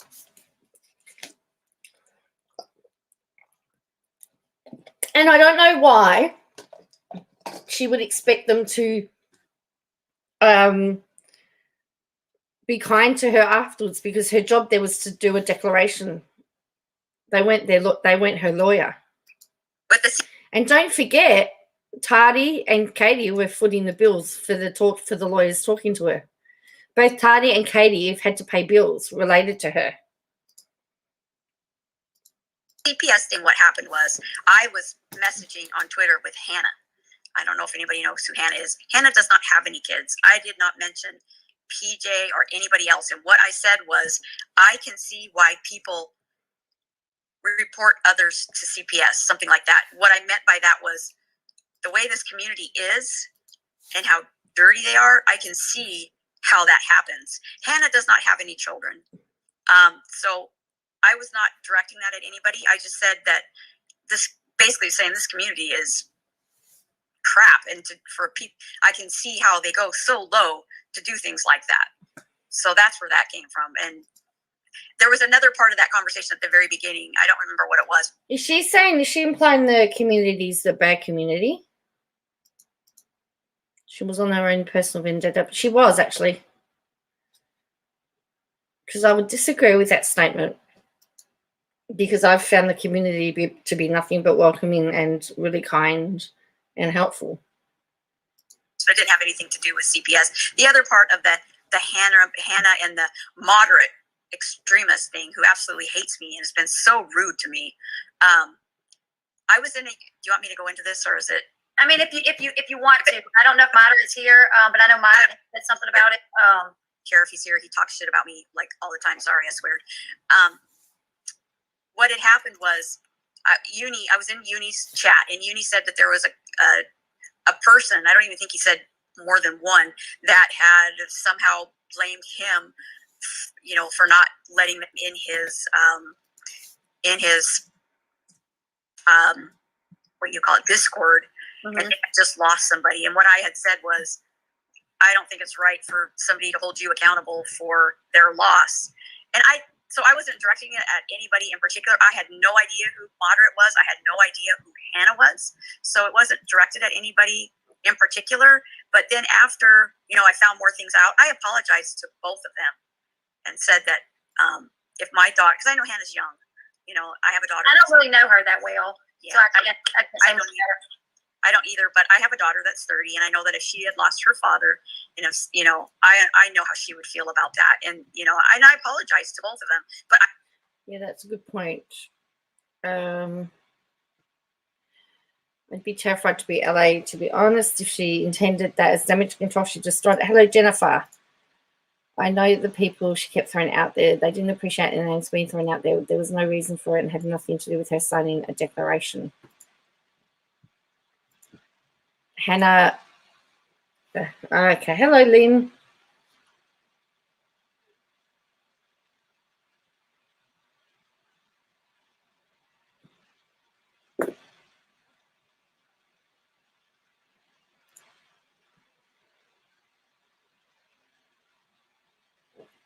Well, that's true. Yeah, I don't know how that works. She's willing to give so much information for free, no questions asked. I think Laurie loved being involved if she didn't want attention.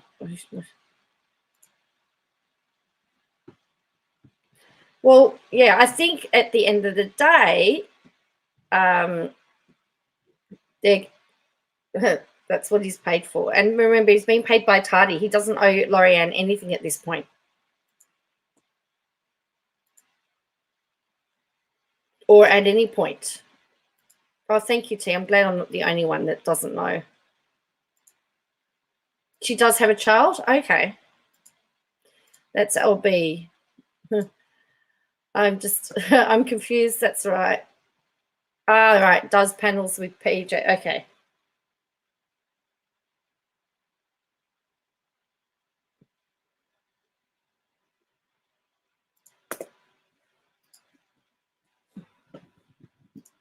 I did not know who either one of them, who they were, or so I wasn't, like picking out people and purposely going after them. Maybe what I said was insensitive, and I apologize for that, for being insensitive if that's the way I came across. And I could see where that could be that way if they thought that I knew them and that I was directing that directly at them, if that makes any sense. Okay, yeah, I see. That's the thing is like, all I knew about you was the stuff that I saw from the declaration. But you're back, Jean. We commented before how impressed we were that you were like pushing the point. There were separate agendas. There weren't many questions answered. I've got more questions now than what I did. But, yeah.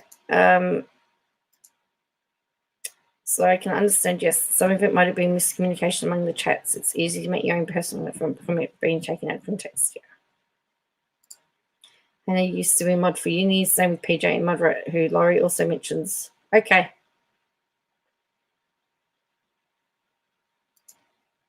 Hello, Frank.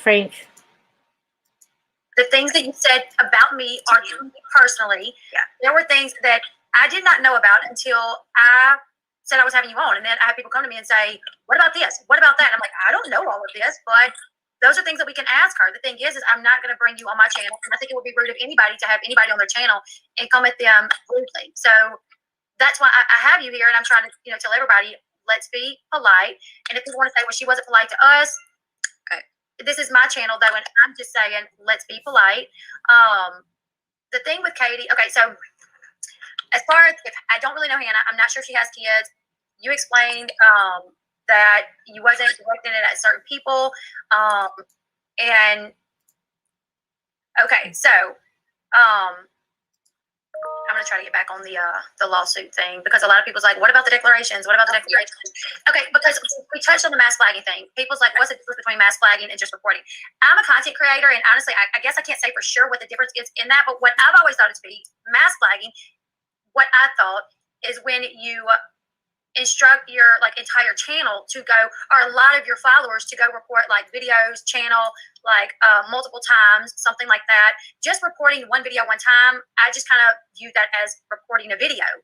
I always looked at mass flagging as a little bit different. So, when you said that you wasn't really sure what mass flagging was, because you never heard Katie say, go mass flag a channel, you just heard her say, go report Little Red because she's streaming me right now, or message her. That's mass flagging. If you tell your channel to go report a video, that's mass flagging.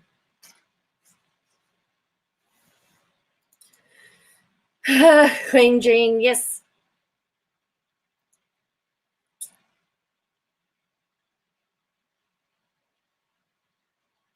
Joe, as a content creator, yes. So my reporting, so mass flagging, yes. So if I was to say to you that I didn't like a video, and for you to go report it, that's mass flagging. But if you said to me, I've reported a video, or I'd say I've reported a video, that's reporting.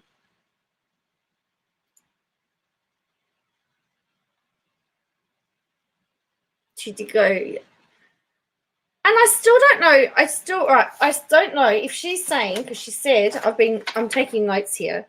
She said that they had some Twitter interactions and some private Twitter DMs. So why, here's a question for you. So why Did KJ refer to her as her ride or die? Why did she say, or her bulldog? Why was that impression done from the Twitter if they weren't supposed to know? All I could think of when I was an hour in, this is why I watch KJ. Hey, Frank.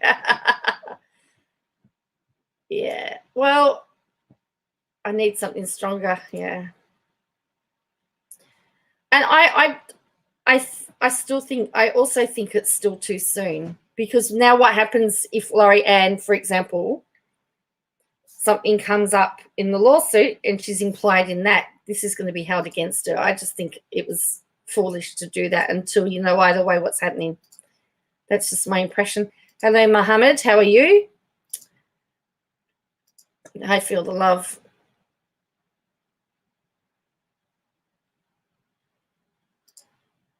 Well, but Belinda, why is that a question? Well, because she's denying that she didn't have much contact with her.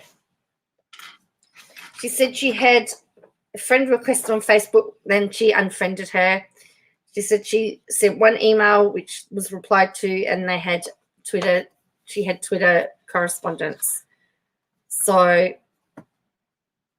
I'm trying to work out how you get ride or die from what she's saying, that she communicated it. So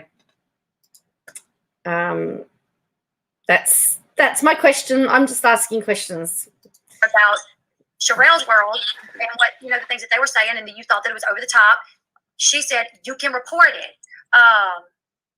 Okay, the ability to mass flag videos enables a person to shut down entire channels by flagging all their content. It allows people to censor any opinion that they disagree with. So as far as you knew, that's not what Katie was asking you to do. Like when people would come in and say, this is what like Little Red's live streaming you. I don't have a problem with Little Red. But I saw Katie say that myself. I saw Katie say, she was on the screen and people come in and say, Little Red's, you know, live streaming you. And she was like, report it. We'll go report it.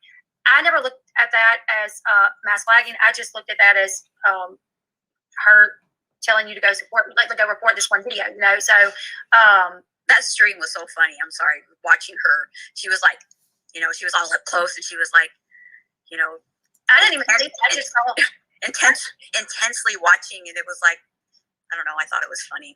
I only saw, because I don't watch Katie, I only see, I only watch Katie when someone puts her on Twitter, like put clips of her on Twitter. Let me see. Okay. There's one more person that I'm looking for. But okay, so you pull away from Katie. I know you watched Uni a good bit, right? Yeah. I would watch Uni sometimes. I know there was a time that I went in on Uni's channel. You were there, and me and you kind of conversed back and forth a little bit. And I would say that it wasn't. I was very rude to you. You were. And what's interesting, Belinda, is that Zag Creations has somewhat disappeared. There was something that she said that she disagreed with Katie, and Katie hit her comment, and she's disappeared off it. Sorry, you meant why did LA go? Well, that's the other question. Why did she go? So there's two questions we really know. We want to know.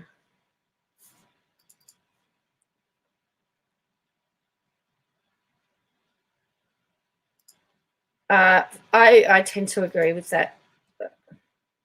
Yeah, I'm Frank.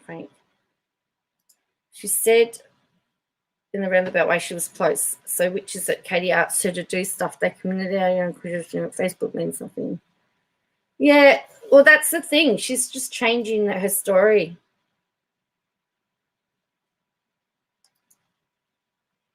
Need body language. They called Katie out for an ableist comment. She went and hard and apologized repeatedly.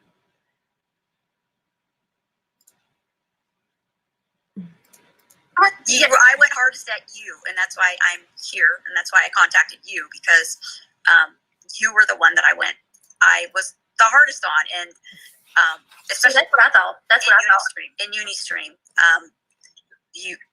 you were the one that I and your supporters, because I kind of felt like the only reason that they were watching was because they were waiting for, I don't even know how to say it, that they watched because they were waiting for me to say something to jump on me or whatever. But my supporters, like you thought like my supporters would go like watch Uni and like is that what kind of, I don't know, I don't think I'm explaining it right, but I have that problem sometimes. I mean, a lot of my people did watch Uni, but I think they really watched him because they liked his content, to be honest. Yeah, and since I'll just put this as a side note, yeah, he's really trash. I will say that. I was such a supporter of him, and he's done me pretty dirty, and I'll just add that out there. Yeah, that's my opinion. Yeah, and everybody's entitled to have their opinion. That's the thing. Like even with Uni. Oh, hold on. It's funny how she says Uni Rocky's trash, but after now Katie says the same thing. He is, isn't he? That's sad. That shouldn't happen. I'm not taking what I'm not happy about is first thing people scream mental illness, depression, and all that. Yeah, not. I mean, okay. Even with Uni, he just never reached out to me, and that was one reason why I had such an issue. Is because I'm like, he could have at least. He did reach out to me. He sent me one message saying, "This is my number. Will you contact me?" And when I messaged him back and said, "Yeah, I'll call you tonight," I couldn't even call him because he immediately went on a live stream saying that I was lying about things. So it immediately just put a bad taste in my mouth. And then he went on to say things about me that just wasn't accurate. So I'm not a fan of Uni either. I know I did apologize to you in one stream. I don't know if you remember that. No, but still, I mean, I don't think I talked about you after that, but I may have. So I'm not gonna say 100%. But we can get back to what people really care about is the declaration. Okay, so this lawsuit happens, and how you first really become involved in the lawsuit aspect of it. It's so crazy because you would think you were like this super fan almost of Katie, and you defended her. Eventually, gets hit with this big lawsuit by one of the biggest YouTubers out there, and Tati, a lawyer, is tweeting about things. When I saw it, I thought, "Wow, this is wild." This is what. But someone explained it to me. That he represents celebrities, people in the entertainment industry. So the way for him to go for witnesses is through the internet versus and the judge wasn't too impressed with that. But oh, she's been following the case too.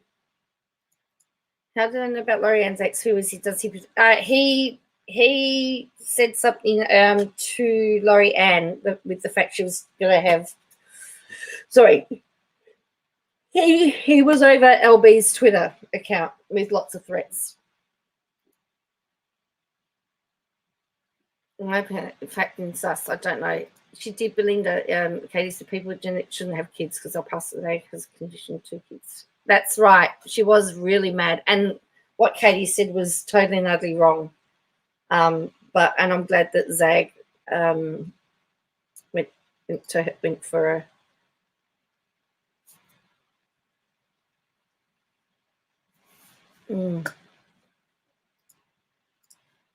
If KJ's behind this, I mean, Laurie was fine with Uni, now she's not.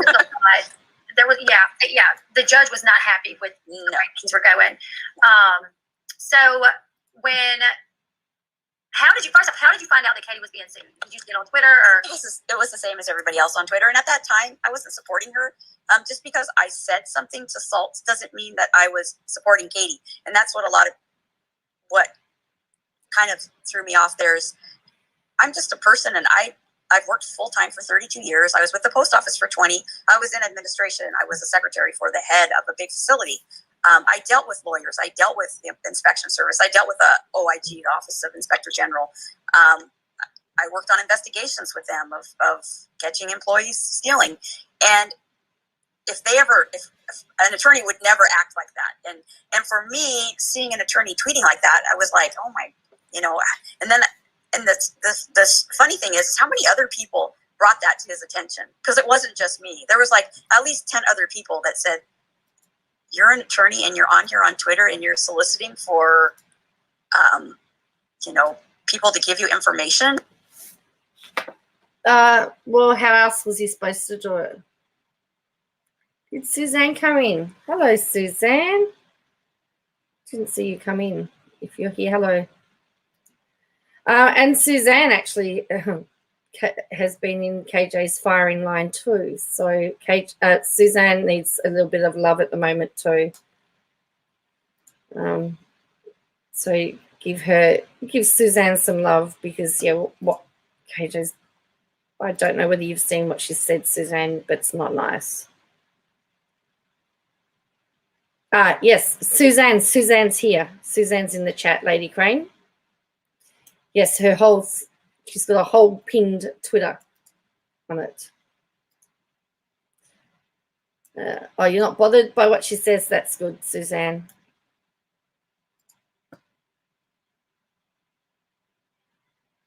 Doing the social media lawsuit makes sense. Well, how else is he going to get people to share their story? If he doesn't, how else does he get it out there? It was unusual, I will admit that, but that doesn't mean that it's wrong. Unusual doesn't mean wrong. Sorry, what have I done here? Soliciting for, people to give you information.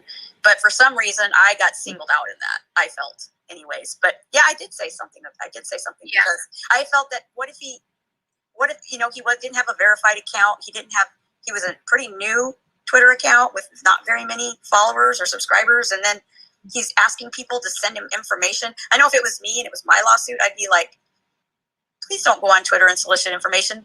Please, I don't know, send it to his email. Maybe if he would have given his.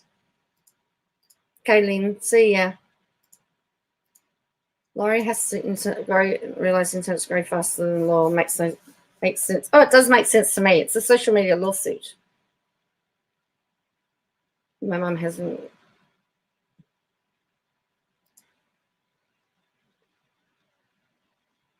When we reach a certain age, like, we're able to let certain things roll off our back. Yes. Hi, Aussie girl. Yeah, well, that's the other thing.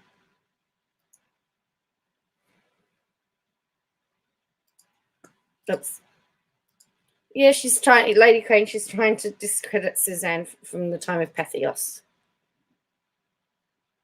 Yes, I think LA is a bit of a boomer.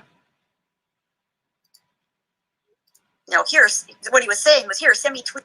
Once upon a time, they used to put a call out in the newspaper, or sometimes they still do. If you witnessed a particular accident on such and such a day or such and such a time, they do it all the time for accidents. You'll see the police do it all the time. It's used all the time. It's used all the time in criminal cases as well. Send me Twitter DMs, and I just didn't see that as being professional. But as I've learned, entertainment attorneys evidently work in a different atmosphere than what I was used to when I was working. See, that's when I first saw the tweets, I was kind of confused because I had never seen an attorney do that. I think even the judge was like, whoa, this has gotten too much. Like all the tweets back and forth. It's become a Brown versus Salts thing. And this is what we needed not to do. So you guys knock it off. You got on Twitter and you was like, don't you know, like, pretending to be a lawyer is against the law. Right. You thought that he was a fake, right? Right. And the funny thing is I think it was PJ, and I'm like, do you guys think this looks like him? Because you can't find any. I think there's another Michael Saltz that's an attorney, and it looks way different. He looks way different. And then there was a picture of, I guess it was this Michael Saltz, but to me they didn't look like. And I had asked other people, I'm like, do you think that this looks like the same person? And PJ was one of the people that said, oh no, that's not the same person at all. So it was kind of like I had people behind me saying, yeah, that's not him. That's not him. Kind of like egging me on. And I fell for it, and I put myself out there and I said, is this you? And I guess I was the only one. Well, I have to admit, T-Rex, is that I didn't actually follow Michael Brown on Twitter, and I didn't even look to see whether he did have a Twitter account or whether he did.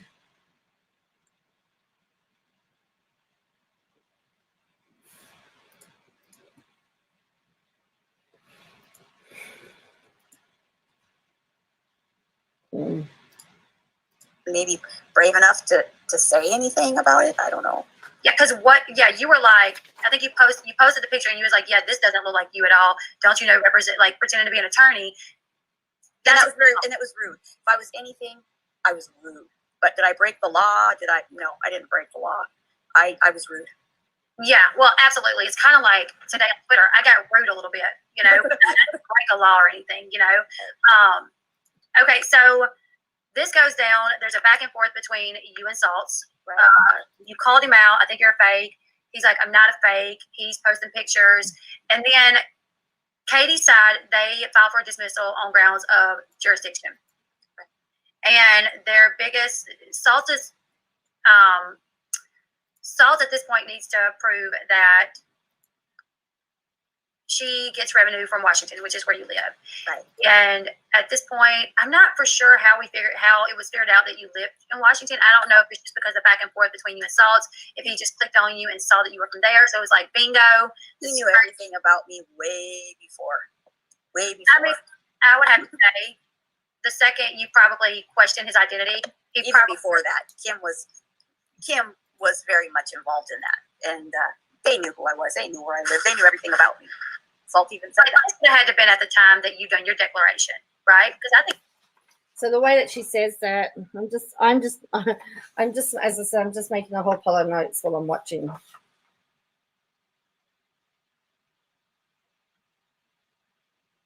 Because I want to.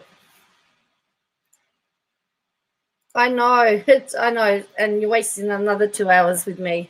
Sorry, Jean. I think this was even before, because this was as soon as the thing happened. So I don't even know if Kim would have been talking at that time. Yeah. I think me personally, I'm going to say that I think this whole lawsuit is for nothing but clicks and views. It's an entertainment thing. People that we've never even heard of are now getting, 100,000 subscribers.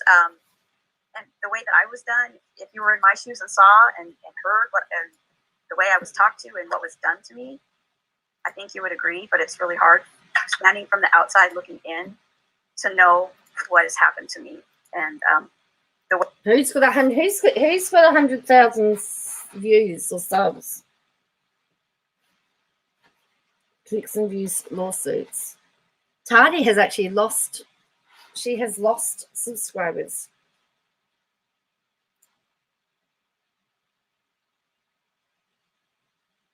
I know. I want to know who's getting 100,000 subscribers.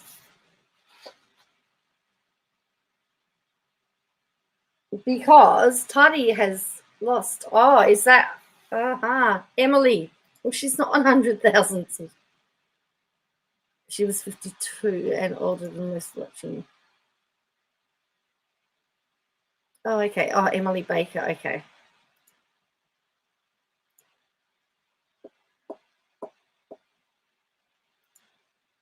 She watched, and her story before was like Barbie's, yeah. Way I've been able to see this lawsuit, but that's it's hard when all I have is me. I don't have a group of supporters. I don't have a anything. All I have is me, and when that's all you have, how can you prove anything? You can't. Yeah.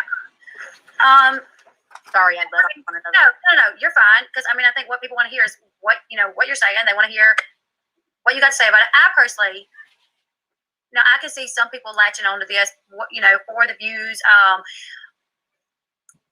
don't think Tati would do that because I think she's having to be put down. She's having to Tati. She's left YouTube for a while, and I was keeping up with Tati's social blade for a while, and which I know Tati has money, but she's putting out money for a lawyer. She's not being able to work on YouTube, so the ability to make a lot of money is not really there because she can't put out new content. So I wasn't behind the scenes with it with you. So interesting. So she's flipped. Katie flipped on Uni Rock. Laurie's flipped on Uni Rock. And she's got it in for EDB. Who else do we know?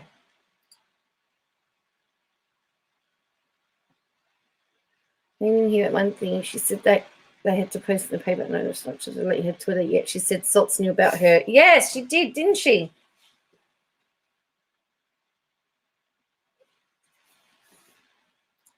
If she was halfway decent, she would have had supporters.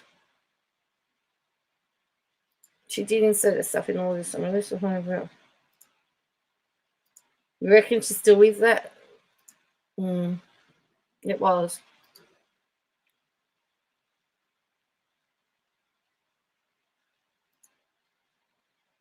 Hey, I'm just me. You talking to Salts, talking to Brown, all of that. But are you saying, you're not really saying for Tati to get views? Are you saying for like other people? Other people, yeah. I mean, maybe Tati's not. What's going to happen when Tati comes back? What do you think is going to happen when she comes back? Well, I think you think people are going to watch her, or you think they're going to ignore her? No, I think watch her. People are going to watch her. Yeah, people are rooting for her to come back. Exactly, and I am too. I mean, don't get me wrong. I'm not on KJ's side at all. But everybody, they're all going to benefit from this. They all are. A lot of people are. That's just my what I've seen. That Brown and Salts have been in on this together the whole entire time. Even Katie. I think that would be very wild. Okay, so let's see. We're gonna go with so the Kim Fulmer declaration was filed, which there was a declaration where it talked about. Okay, I wish she pushed her on that one. She just said Brown, Salts, and even Katie were in on it all together. First of all, where's Tati and all of that? And can she and why? How has she come to this conclusion? So that's what I want to know. Yes, I think she would do that. So that's another question.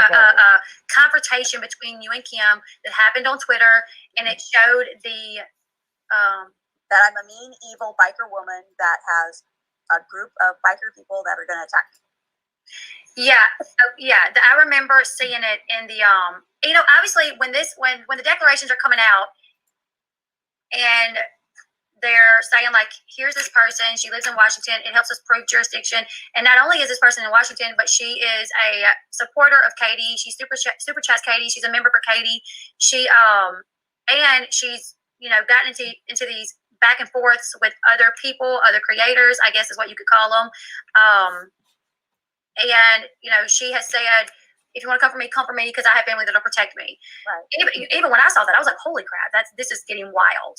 But you know how these people are. They go after your kids. They don't care. And what I was saying. Oh no, I know what you're. No, I agree there. That's the thing is like, and I said that in my stream earlier today. I didn't care about me. I cared about my kids. That's what it was.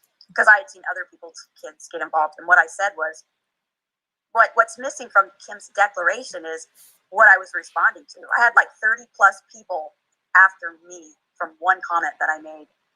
What I said was, Kim unveiling the mask, which is her channel. She made a stream and titled it, "Be Careful for Sock Accounts" or something like that. And my comment, what started this off was, "Aren't you a sock account?" And then boom, I just was attacked. And I decided, you know what? My first thought was, I'm going to get off of all social media. I'm going to close everything down. I'm not going to. I'm not going to, put myself out there. And then I sat back and I thought about it. And I'm like, screw that. I've done nothing wrong. I said a simple comment, and this is where it started from. I made a simple comment, and I'm not going to let them bully me off the internet. And so then I went on Twitter and I made my post. I said, you want to come for me and my kids? I have people that I'm sure that your husband would say the same thing. My husband has said the same thing, and I think that's you want to come after my kids. Lady Crane, I've had that theory mentioned before too, that maybe it was always a play for a double agent. I think all this conspiracy talk is what she's using to throw us off, that she's working for KJ.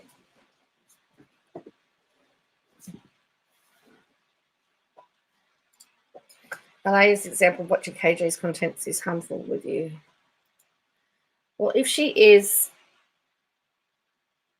what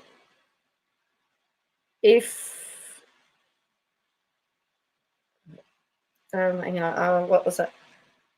Oh, I forgot my train of thought. If she's working with KJ, she'll get hurt. She will get hurt as well.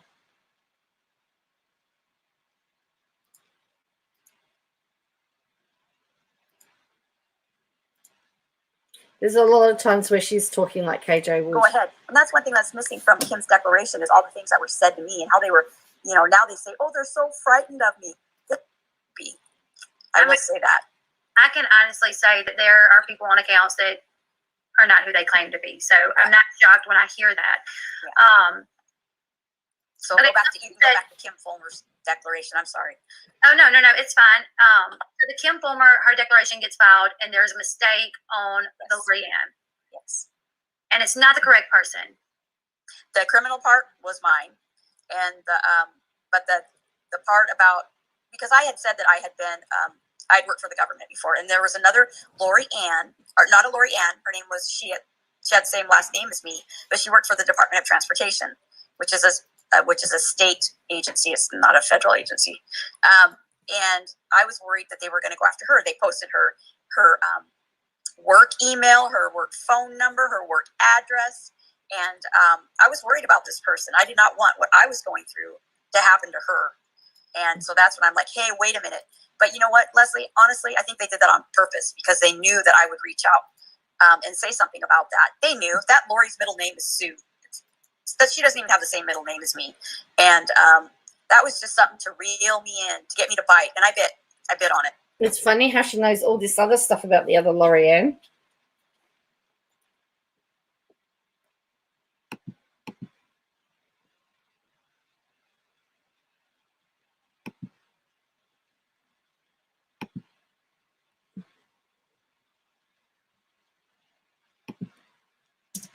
And I reached out because I was concerned about somebody else. And this is where it got me. Because Saltz told me, well, she has the same middle name as you. And I'm like, no, she doesn't. If you would have done a little bit better research, you would see that her middle name is not the same as mine. It's not anywhere near the same as mine. Okay, so they filed the declaration with the wrong Lori.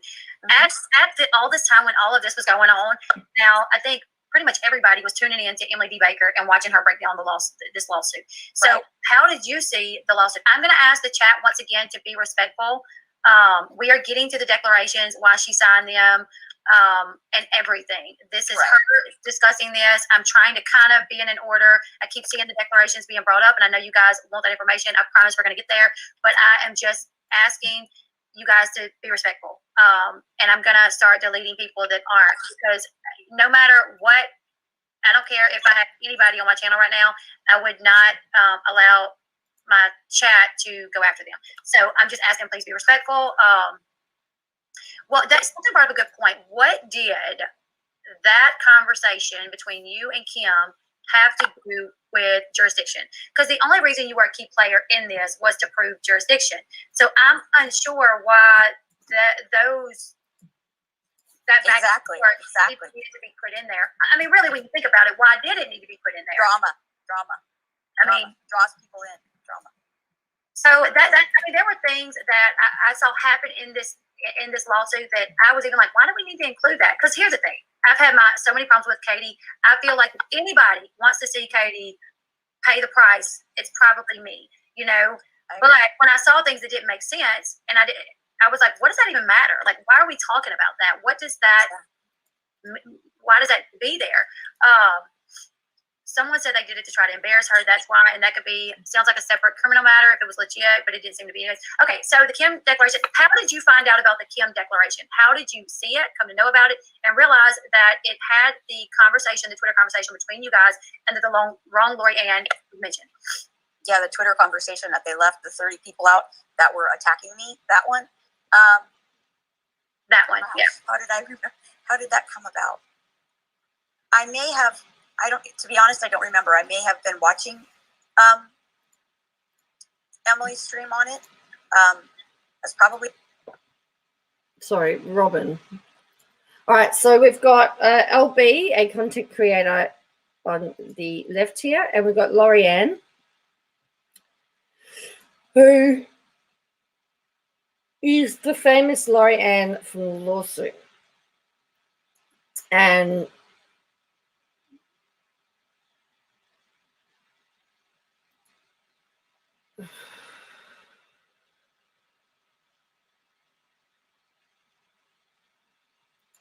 You think she won? I'm noticing a lot of stuff today, rewatching. But I didn't catch last night's fight. That made LA mad when LB said all you wanted to was to prove. I think she wanted 5 minutes. Yeah. Yes, this is Lorianne.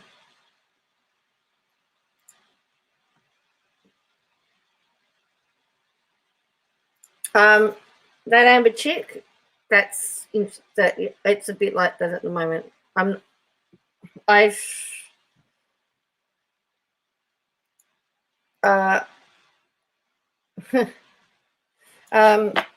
Yeah, I just thought there were too many similarities.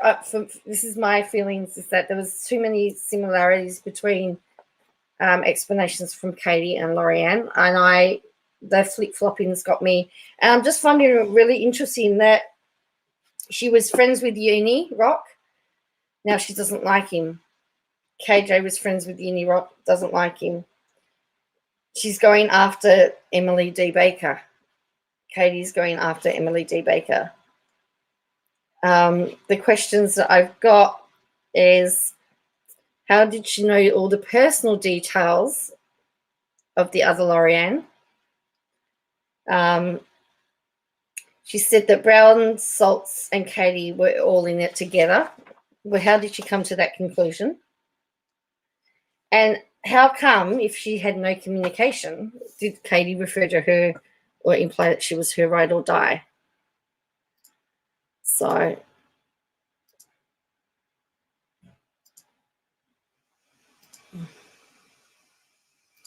she's hitting stuff. Yep. And I sure don't trust Uni or KJ. She's the amateur. See how I remember, because people need to realize that I stand alone. Even if people ever tried to stick up for me, I'm just like, hey, no, don't even bother. I'm one person and I stand by myself. So I don't have any friends on Twitter. I don't have anybody looking out for me on Twitter. So I think that's how I found out. Is I watched I probably saw it on Emily's channel. Okay, I always wonder that. Like, does she watch what's going on? Like, nope. Is she? To the last. I've watched a few of Emily's, like maybe 3 or 4. I watched a portion of one of Uni's where I'd made some comments, and otherwise, you know what? I got off of Twitter. I got off of. I watched YouTube, but I watched totally different channels that have nothing to do with this case or anybody involved. I've watched none of it. I've seen none of the comments. So, if anybody's wondering about that, if I would have watched all those videos, if I would have read all those negative comments about me, I wouldn't be here today. I can say that. I mean, yeah, that's the thing, is like, it is hard when you have a lot of people coming for you. I mean, I know that for a fact, you know. I know that from when, obviously, I mean, a lot of people know what I went through on Twitter, on YouTube, and it is, you have a lot of people. That's clear. I noticed that too, where there was no KJ. Normally she'd be doing something and she was silent. That, I think, was the biggest red flag for me. Oh, that's okay. Seriously, it's okay. LB she has a history with KJ. Oh, that's all right. You don't believe that one bit. Yeah, which is it? You either watch them or you don't watch them. People coming for you. So I get that. And that's just like you.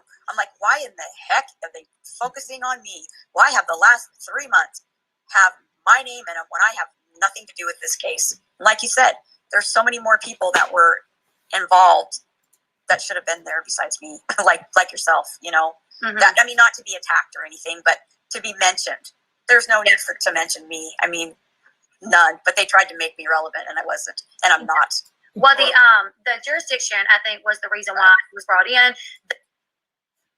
The reason why there was the Kim Fulmer declaration is that they needed to link to Washington. Kim Fulmer had said, her point was that Lorianne was KJ's ride or die.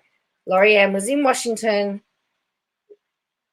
and would super chat her and everything. So that was the link.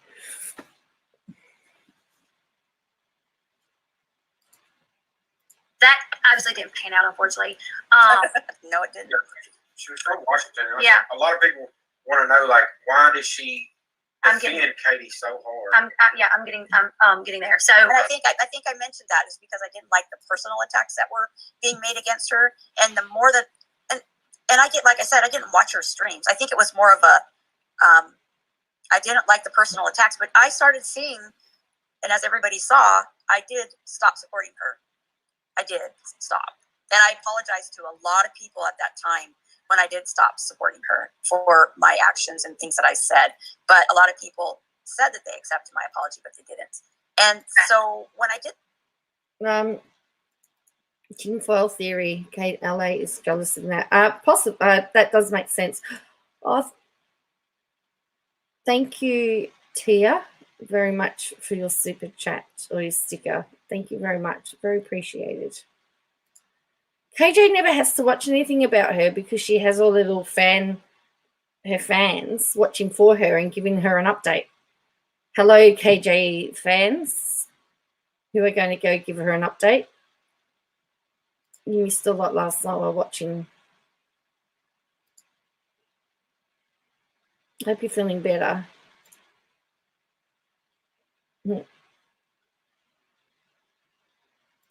I saw that at the end. I saw that you said that.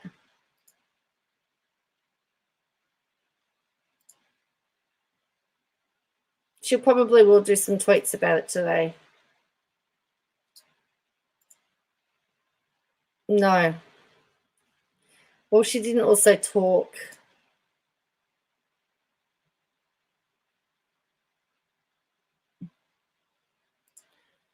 Lorraine kept saying you're breaking laws, but admitting that you committed purge. The declarations, like I said, the attorneys took my words and turned them however they wanted them to go. Like Salt said, "Oh boy, you tweeted her a lot," and I'm like, "Okay, is that a lot of tweets? I guess I did if you think so." And to be honest, there's stuff on both sides that I can see that were wrong. They were wrong on Katie's part, and there were things that she did that I don't know. It's hard to explain. Well, someone said, did you see the attacks that KJ done towards other people? I did. If she did them on YouTube, I probably didn't because I did not watch her streams. I watched it. Thank you very much, Robin. Welcome. All new people are always welcome here. I did see the super chat. Thank you, Tia. Yeah. Thank you, Robin. Yeah. So Robin and Tia, thank you very much. Very much appreciated. All right.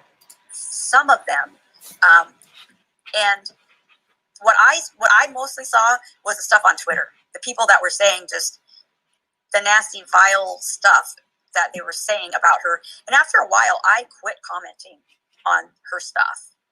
I mean, if people think that I was still supportive of her, then I sincerely apologize for that. I don't know what else I can say.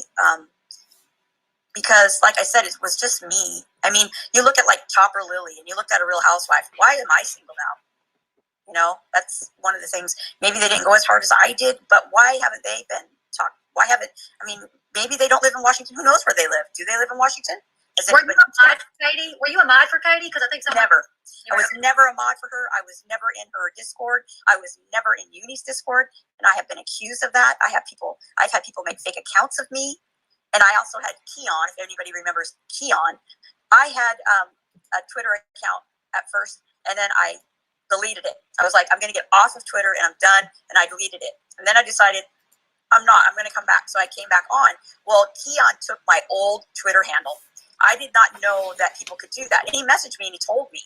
He said, hey, I don't know if you know this or not, but people can use your Twitter handle, and so I want you to know that I have yours. In case, you know, so that nobody can pretend to be you. And so that's all I can say about that. I'll tell you right now, I was never in her Discord. I was never a mod. I was never in Uni's Discord, nor did I ever want anything to do with that part. And I made that very clear anytime anybody asked me about that. If I was in her Discord or his, I got asked that several times. Most of the time it's from PJ. I actually do believe there was a Lori Ann fake account. TT, can there you was separate on that? Yeah. I actually think there was a Lori Ann fake account. TT's in the chat. I think she might would know for sure. But I know there were fake accounts. Here's the thing: Lori Ann was known as one of Katie's biggest defenders because she was very vocal. So that was the problem, was I was vocal. I mean, I'm older than most people on here. I'm 52, and I guess I've become kind of hardened to stuff, and that may be why I was more vocal. And yes, I have bipolar, I have anxiety, I have depression. But that doesn't mean you're somebody's ride or die.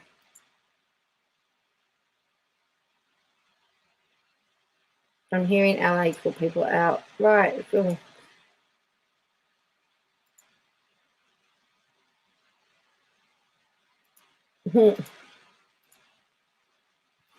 If, we can throw that into the mix too. But what I can say, what this has done to me, yes, I was suicidal because of this. And I did end up in a hospital for 2 weeks. And it was the best thing for me. I'm in a great place now. I have somebody in my life that cares a great deal about me and supports me. And it nearly ruined, I nearly let it ruin my life. I really did, all over things that aren't important. They really aren't important. I want to say this because when I spoke to Lori Ann earlier today, she said she's not using her mental health to excuse what she done. But I do think, so because Lori Ann called Salts out and there was... Hi, Camilla. Hi, Susan. Hi, anyone else that's coming that I've missed. If I look like I'm half asleep, I am. It's just about 1:45 here, but we'll go to... that's right. Gail and I are on the same time zone now. I'll see out to the end of this, and then I'll head to bed. Was the situation between them, and then the Kim declaration. When you struggle with mental health issues, and then this happens, this is the thing. I'm sure it has to be affected. Too much information. Why give out? Why publicly giving out her mental issues? If you're not going to use that as an excuse, why would you need to explain it? Gail, if you want to go to bed, you can. That's fine. You'd think she'd know better at her age than insert herself to some online stranger. Well, I still doubt that she was a stranger. I think they were friends.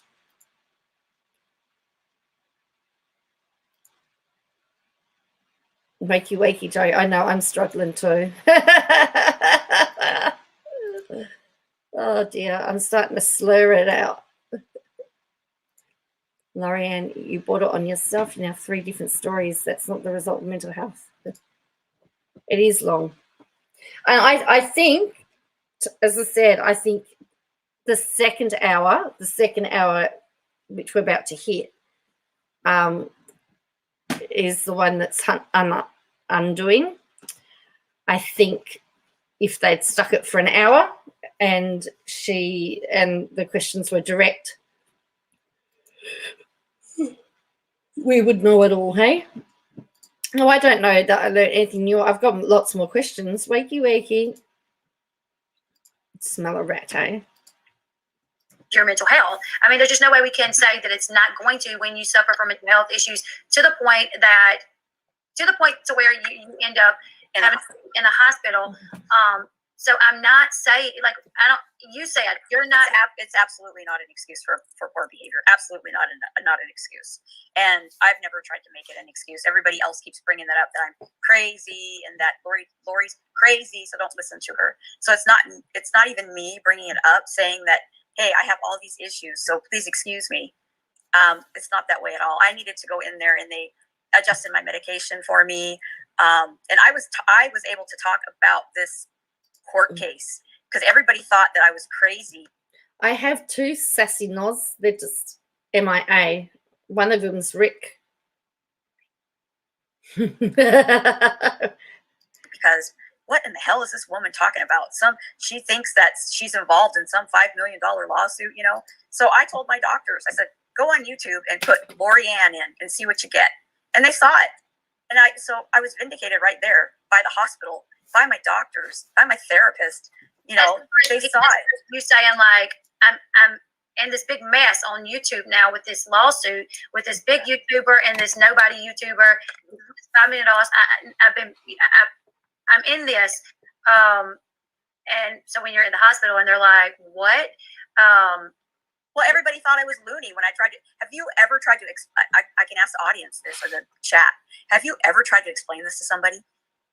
I mean, my boyfriend is like, we've only been dating for a while, and he's like, he's like, this needs to, you need to be free of this. It's a lot. And then trying to explain it to him, he's like, what? What are you talking about? And it's like, I know it's crazy, and I promise you, it's gonna stop. And he's like, I don't, if you need to talk about it, I don't care.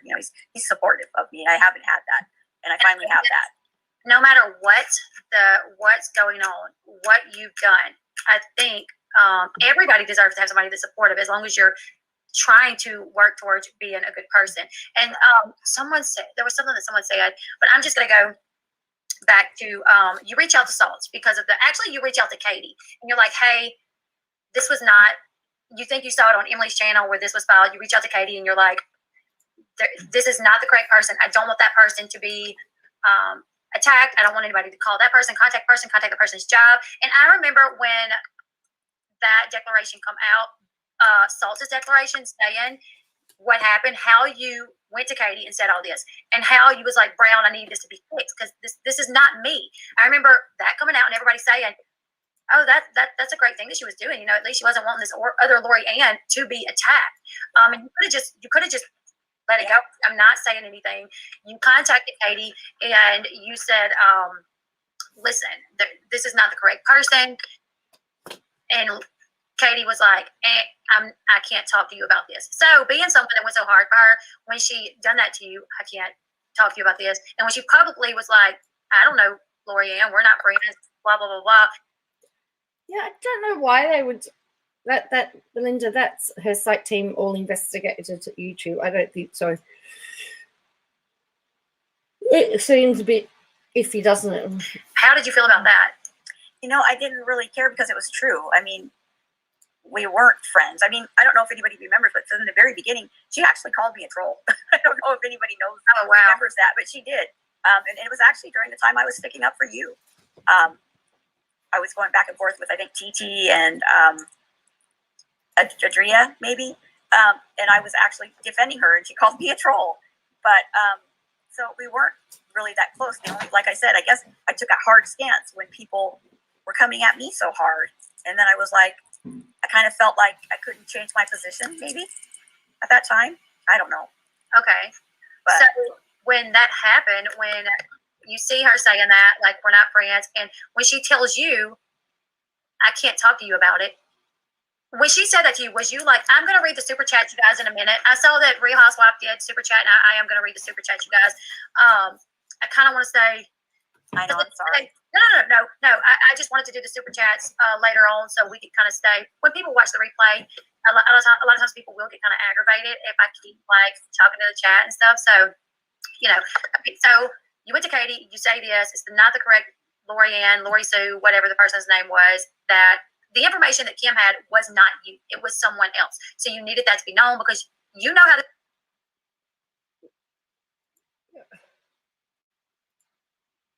Well, it's just left.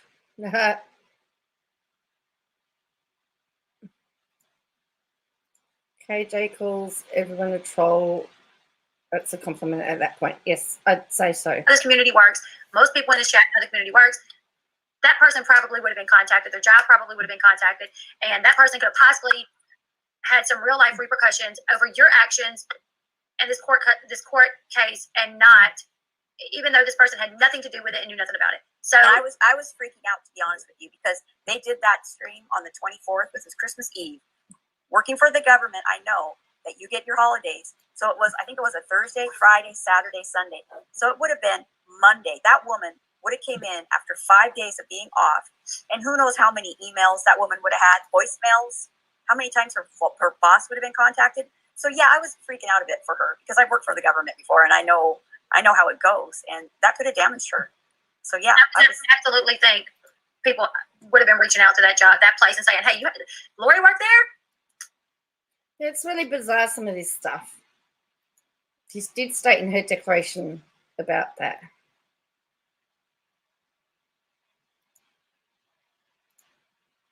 No, I just had to get up. I just went up and just filled up my drink bottle of water. So I'm going to be all right. I can get through this. I can get through this. Get through it. Yeah, what she's doing, to try to possibly get her fired. I mean, we see this kind of stuff. So when Katie says, I can't talk to you, you're like, well, I'll just go to. Oh, it pissed me off. Yeah, I was like, you don't care enough about somebody else's livelihood or somebody else's life that you're just gonna blow me off for it. Yeah, it did piss me off. Yeah, I did it that way because I didn't have to say anything. I could have just sat back, like you said, and I didn't have to come forward in any of this at all. But this is how they got me to come forward, was by doing this, because they knew I would. They knew I would bite, and I did bite. So when you reached out to, because you first reached out to Brown, you reached out to Brown, and that was you, like Katie gave you his email or something, so you emailed him and was like, this is what the deal is. Can we fix this? In Saltz's declarations, Saltz said that you had said that Brown wanted you to sign a blank declaration, essentially. Right. The thing with Brown was he kept me on the phone one night, like all day long. And hang on a minute. She's saying he kept off. Thank you for your super sticker, Christoph Van Always. Wow. Yes, Wind Whispers. That's what I try and do. So she's saying Brown kept on the phone for all day long. She said about Brown had her on the phone for 9 hours and Saltz for 11. Did Brown have somebody else listening to his calls?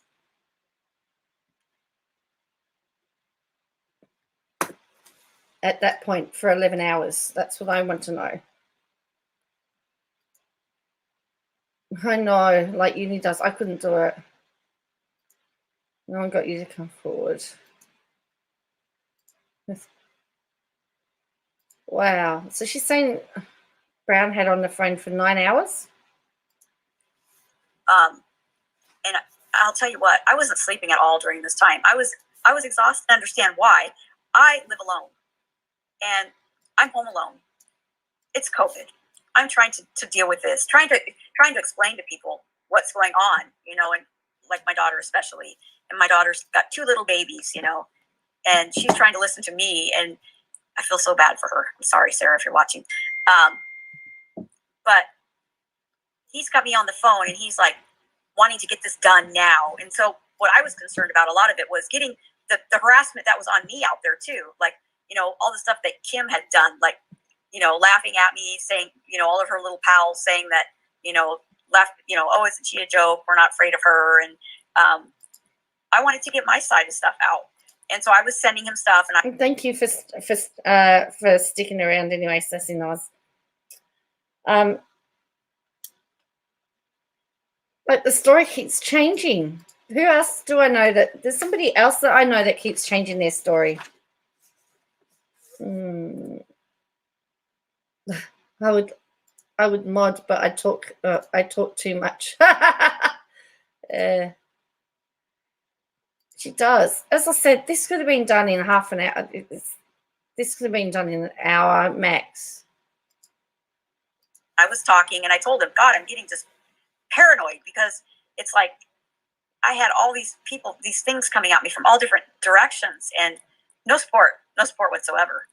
And so then he said, well, I'm not going to file this tonight. Or let's do this after. I can't even remember what he said, but he wanted to leave me to sign something and leave a gap, like, I don't know, sign a page and then, in case we needed to adjust or add anything. And at that point I was like, F this, I was like, this is messed up. And more and more of him started to come out.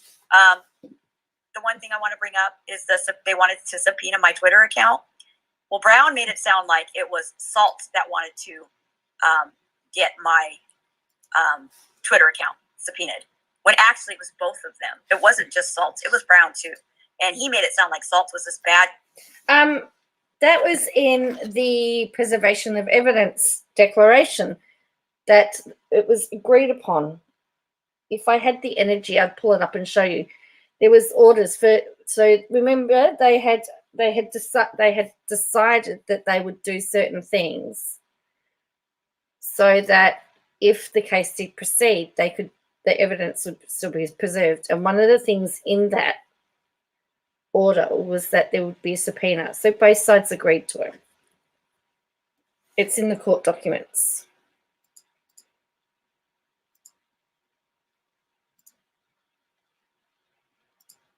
That's right. That is true. Guy, and he's trying to do this to you, and then he's like, here, I'll email you a copy of it. So he's not my attorney. He can't email me, and he can't serve me. I was never properly served that subpoena. I was never properly. I was supposed to be served. Somebody's supposed to knock at my door, give it to me, and then certify that they sent it to me. No, I was sent it from Brown. Okay, so because I think both. And then, I'm sorry. And then that was from Kim. Then in the newspaper, you know how if you don't know where someone lives, you could put it in the newspaper. She had a totally different thing in the newspaper. Thanks, Ellie. So now she's talking about the newspaper. I thought she said before that everybody knew everything about her, that Salts knew everything about her. Now she's talking about a newspaper. And the subpoena, if they were subpoenaing, if they were doing a subpoena for Twitter, it would go to Twitter, wouldn't it? Yeah, that's what I would have said, Bugsy. It would have gone to Twitter. She did. Yeah, I think so. Can they be sent? Oh, really? At this point, Laurie Ann is talking about she had already. Oh, yes. They had. So, how were people? Good point. If she. Another question.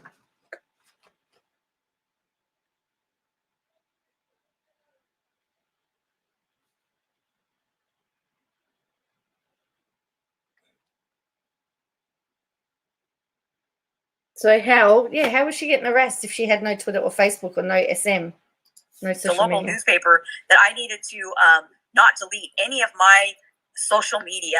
Well, that was not given to me by Brown. I never received that. So the whole thing is sketchy and it's dirty and it's underhanded. Okay, so what you're saying is that both attorneys really wanted to get in to preserve your Twitter or your social media accounts information, to, messages to see how much you conversated with Katie. And I want to bring this up. I told both of them, you know what? You can have access to everything right now. You want access to my phone? You want access to my Twitter? You want access to my YouTube? You want access to my entire internet? Here you go. Because I haven't done anything wrong. Everything that I've done has been public. Any messages I've done to Katie, have at it. So that offer was out there from them, both of them, from the get-go. We did see that. I think it was Salt's on his declaration. There was something where he said that you offered up your Twitter to them, no problem. You said anything, they could look into it. So, okay, the newspaper thing that we're going to talk about, because I kind of think I know what you're talking about. So I have a family member that was trying to get a divorce, and they could not find the husband. But they wanted to file for a divorce. They ended up having to put something out in the newspaper about it. Then after that, when they could not properly serve him. That's what it was. They could not properly serve the husband to try to file for a divorce. To try to look for him, they had to file something with the newspaper. And I don't know if you guys know what I'm talking about, but they had to do something in the newspaper. So when you say that there was something filed in the newspaper, that's what you're saying, that there was something. That's what I was saying, Gail. The longer the interview comes, the more she morphs into KJ. So I was watching by this time, and I could have just closed my eyes and I could have been listening to KJ. Seriously. Out of the newspaper that they had attempted to serve you, but they didn't, so they put it in the newspaper instead. They never attempted to serve me. They knew where I lived. When I talked to Salts, it was so creepy. He goes, I know everything about you. I like horses too. And I go, I don't have a horse. And then he's like, and then I thought about it and I put a picture on Facebook of my little grandson sitting in a field looking at a horse. And he was just, I mean, it was just creepy. Both of them were just creepy.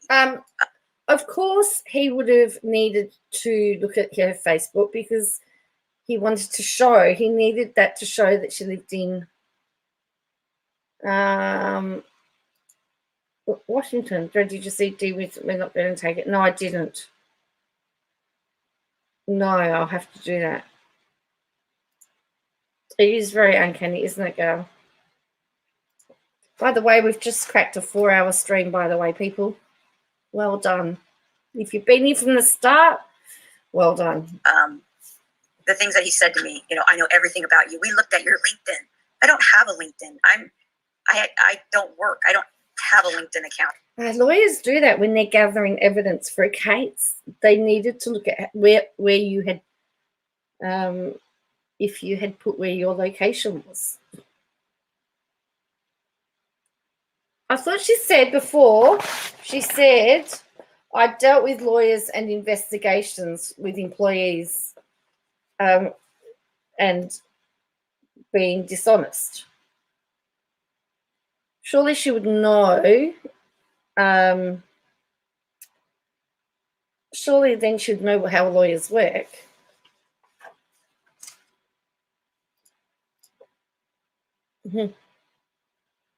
It's still here 4 hours later. Lemonade stand. It is now 1:04 a.m. 1:05. I can believe.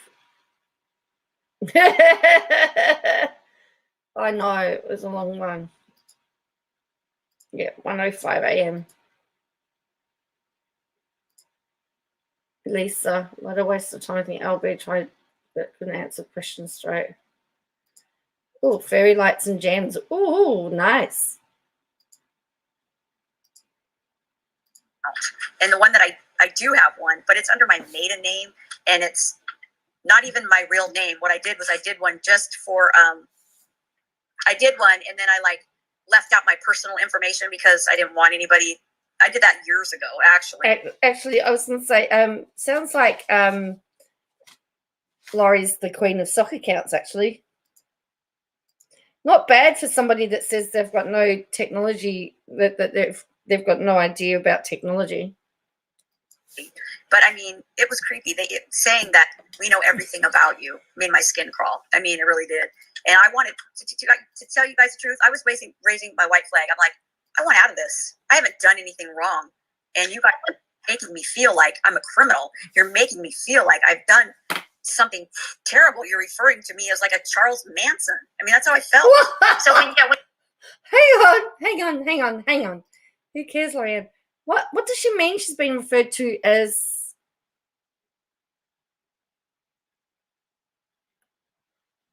Hang on. She's comparing herself to Charles Manson now? I've run out of room. Drama. At this point, that's what lawyers do, honestly. Well, that's right. Of course, he needs to find out. Because this whole point was the fact, did KJ know that Laurie Ann lived in Washington? She knew enough. She worked for the federal government. Sorry, classy mum. This one she tried to redirect and question what needed to be questioned while letting her yap on. I think she's referring to being an agent. Right, she created a fake LinkedIn account. Yes, there you go. And there is laugh. Oh, yes, laugh. Oh, yeah, you got to laugh. Well, considering at the start of the stream we were talking about the fact that Prince Philip, the Duke of Edinburgh, had passed away, now we're laughing. So we needed to do this for ourselves, for a laugh.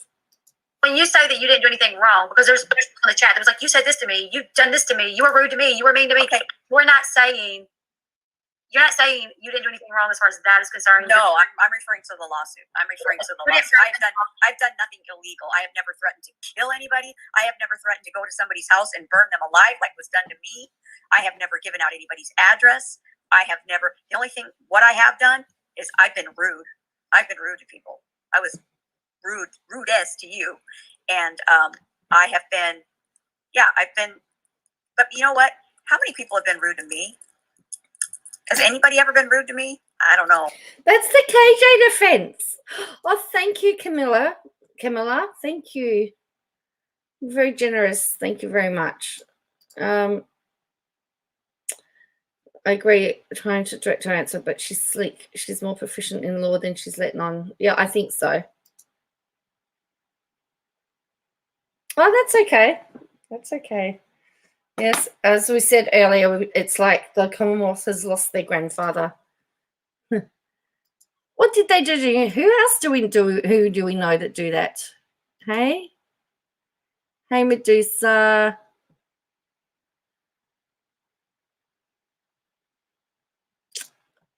But they did it to me first, Mum. They did it to me first. You know, but I haven't received any apologies from anybody, and maybe I don't deserve any, but I know I've given them out. I've given out a lot of apologies. I take full responsibility for what I've done and what I've said.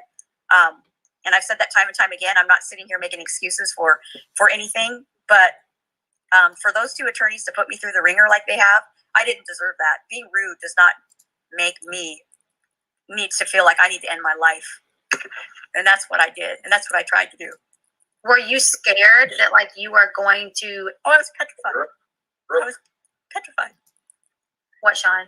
Real quick, I'm sorry to interrupt, but Kiki's gonna ask her the best. She's always been there, so but she wanted to ask a question, so What was the question? she's gonna ask if Lorianne was aware Brown was working to clear the mix-up and had contacted the Attorney General, and if she changed her mind if she knew. Okay, so Kiki said, was Lorianne aware that Brown was trying to clear the mix-up with Was the working different? to clear the mix-up and had contacted the Attorney Was he though? Because I didn't know if he was or not. I don't know anything about that. Can anybody say? No. Yes, this is where Mary HB, I really do believe she starts to sound like KJ, and I really believe this is when the stream's really gone too long.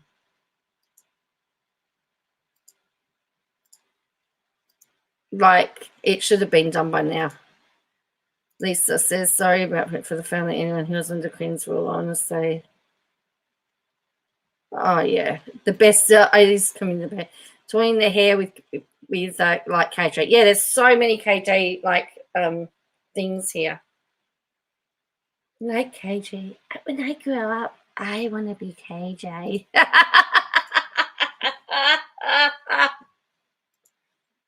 No, I started seeing through him, and he was an asshole to me too. I'm going to bring up this incident. There was an incident. Well, I can't really talk about it. Just something happened in my life where I did something, and I went through a court process, and it was cleared. Something was cleared up, but he had just made some really backhanded comments to me. So I was getting. Was the Belinda? Was it the part where she said, "Oh, I've got this one part. Oh no, I can't share it." Was that the bit? It was more than just that turned me away from him, to answer the question. Okay, so I wouldn't have. I was not comfortable. I felt that he was kind of being greasy, slimy. Okay, because I was trying to think for some reason. Being greasy and slimy is not a reason why you don't sign a declaration. Like I don't know that I've got the satisfactory answer as to why she didn't sign his declaration. I think she said he wanted it delayed and she wanted to sign it now or something like that. But that's still not the that's still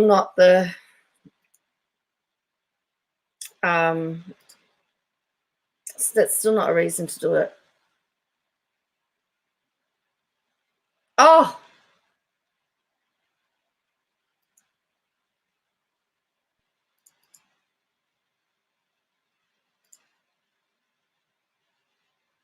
oh, really? What? Was that Katie? Kate? Was that our Katie? Our Katie? And where did that question come in?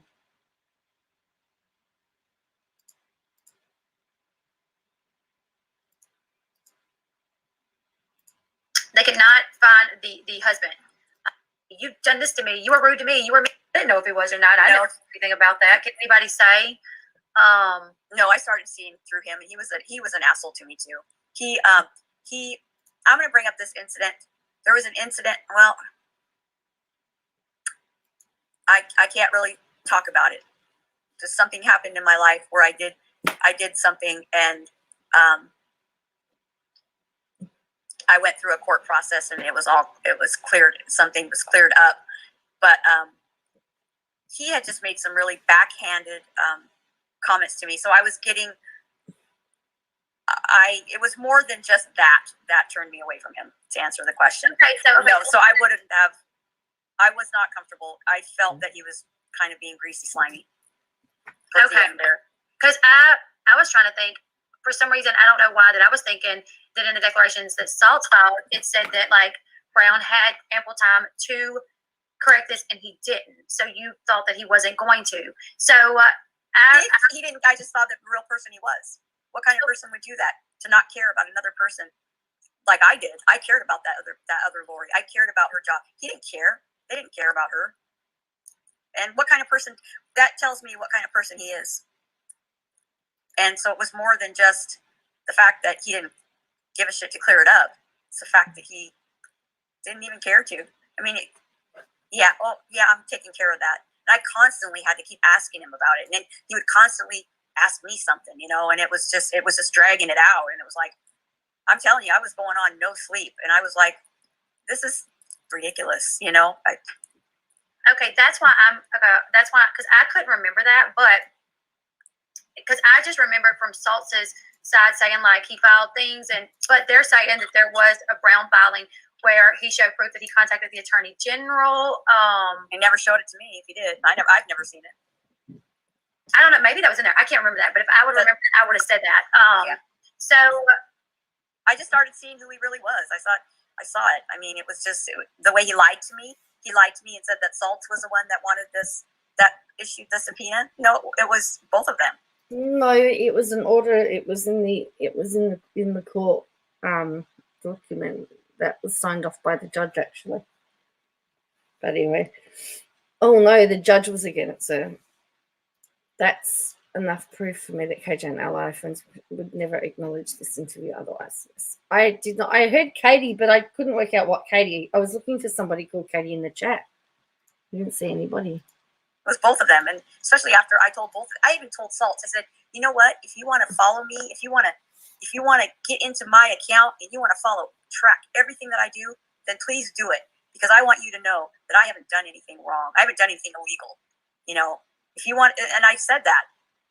And you did not? Did you sign Brown? You didn't sign Brown's declaration, right? No, I didn't.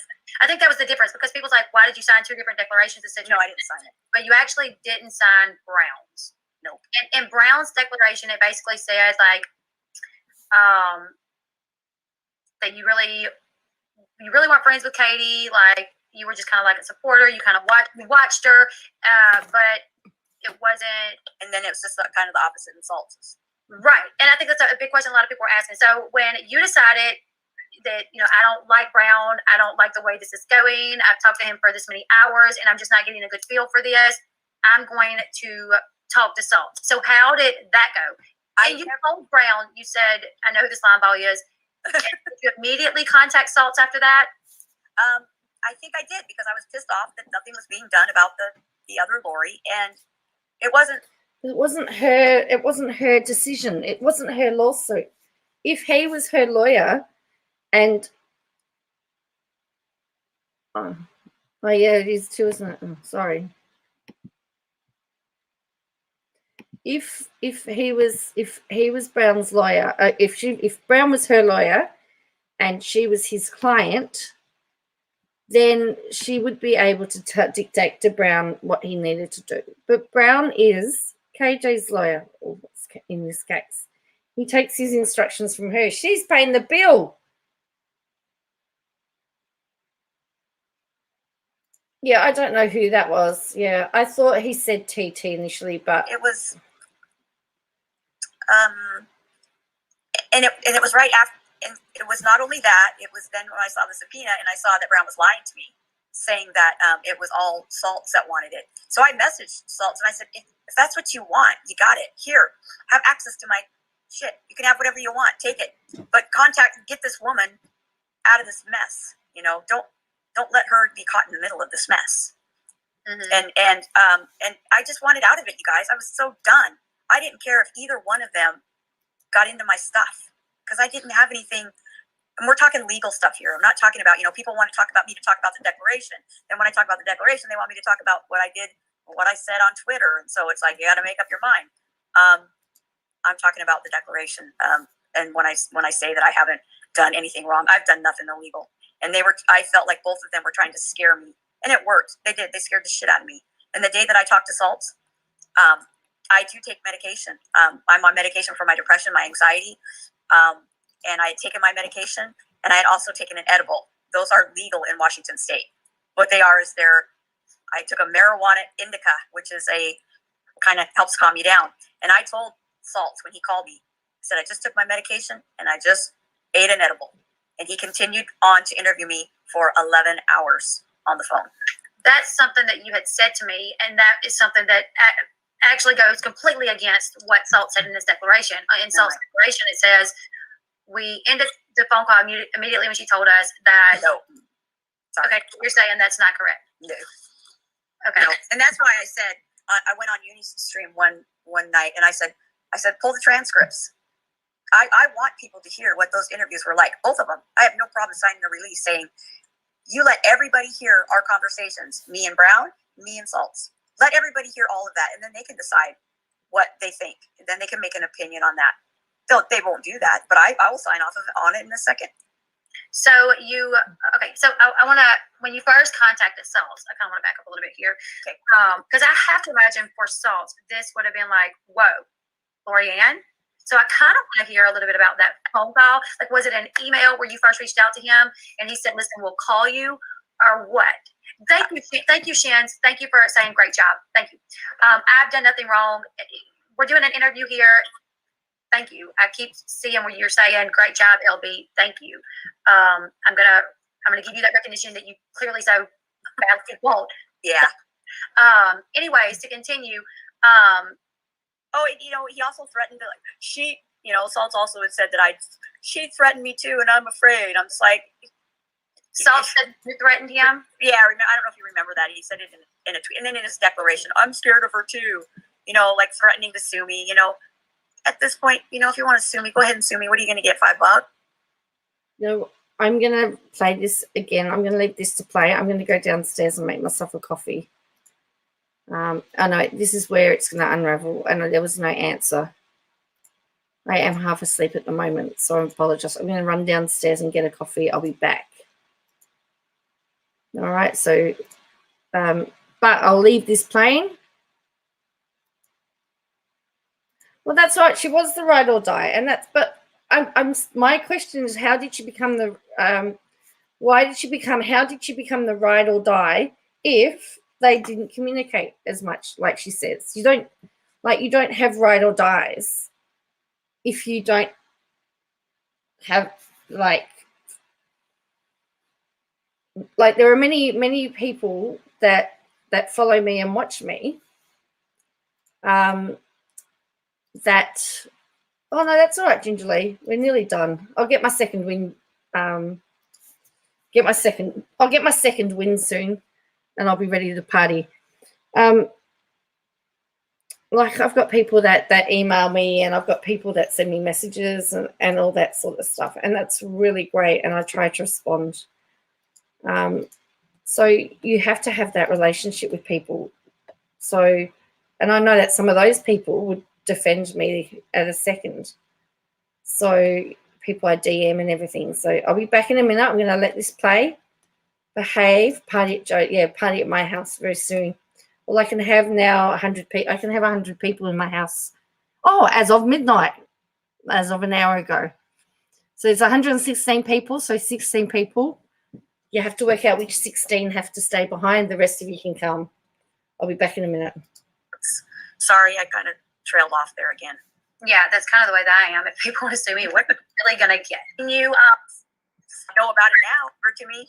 Okay. I don't know anything about this stuff because I'm not an attorney. It's handed, delivered to me. Okay. I don't know anything about this stuff because I'm not an attorney. I know about it now But after I saw that subpoena was from not just Salts, but it was also from Brown. So there was another red flag, and then the red flag that he, wanted me to hurry up and get this declaration done so he could sign, so I could sign it. And then at the last minute say, no, I'm not gonna do it yet. I'm gonna leave some space there so I can, we can adjust things if we need to. Then I was like, you know what, screw you. So I got a hold of Salts. I said, take care, this woman. It went back to the other Lori again, and then he started in on the 11-hour conversation, and he had his other person on the phone with me, and whatever. Yeah, right? Yeah, I don't know who it was, but just to show that whatever. I don't know. Release what was said, Salts. I mean, I don't care. Everybody can hear me have a total meltdown and be totally suicidal on that phone call with both of them. They knew the mental state that I was in, and it wasn't good. Imagine how you would feel if you're talking to some bigwig attorney and he's basically threatening you, and you're all alone. You're in your house. You're all alone for days, and you've got this person coming at you. You have nobody to talk to about it that would understand it. Nobody. Okay. That's the situation I was in. When you say like threatening you, are you saying like just saying like maybe he was saying things like you've involved yourself in a legal case where you done things, that kind of stuff. And then in the declaration, if Kim is like, oh, I'm afraid too, it's like that. And then they tried to sound so loving and kind to me on the phone, like they understood my condition and all this other stuff. And then as soon as, I'll leave it at that because I want you to be able to ask me more questions before we get to me actually signing the declaration. So okay. You didn't sign Brown's declaration. No. You contact Salts. Yeah. For one, because now you feel like you're involved in this situation, don't know where it's going to go. So you're just like, look, I just want out of this. Like, it's like, have my Twitter if you want it. Have my Twitter if you want it. I don't care. I just don't like. I made mistakes. I should have done it. Like the tweeting things, but I want nothing to do with this. Whatever you guys need to do, just do it because I kind of want to be done with this. Yeah, and I gave him access while we sat there on the phone. I said, here's my Twitter accounts. Here's my passwords. I said, you can look at whatever you want. I don't know what I even gave him access to. I know the Twitter, but I told him he could look at my entire internet history. Okay, I'm back. So what I want to know is why she didn't know what she gave him access to. I'm sorry, I'm eating too.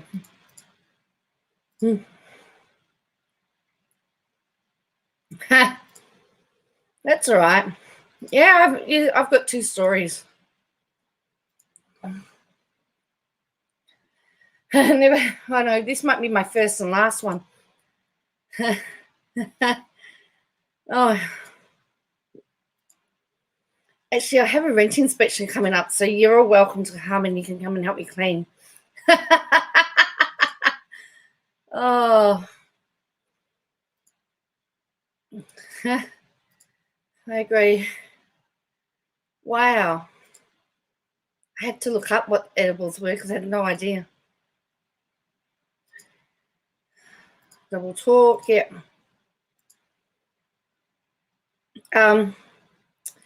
Well, the whole AstraZeneca vaccine now is not recommended for people under 50. So I thought, oh.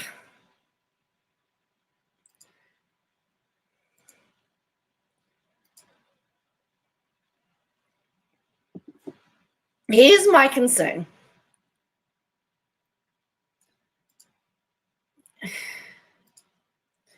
Here's my concern. I think I said it earlier in the stream. If Saltsy refiles and something Lorianne has said is required in court, she's left herself wide open to be dragged in. Because remember that everything that's been, if there is a refiling, every single document is still in play. They were good. Oh, that's good. So this was a bit foolish in my view, because we still don't know whether there is a refiling. it would have been better to have waited until the time it had elapsed that it could be refiled and then do your interview. Because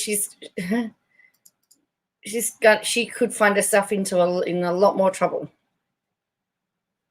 All right. That's what I'm saying, Laura. Particularly if there is a chance of a refiling.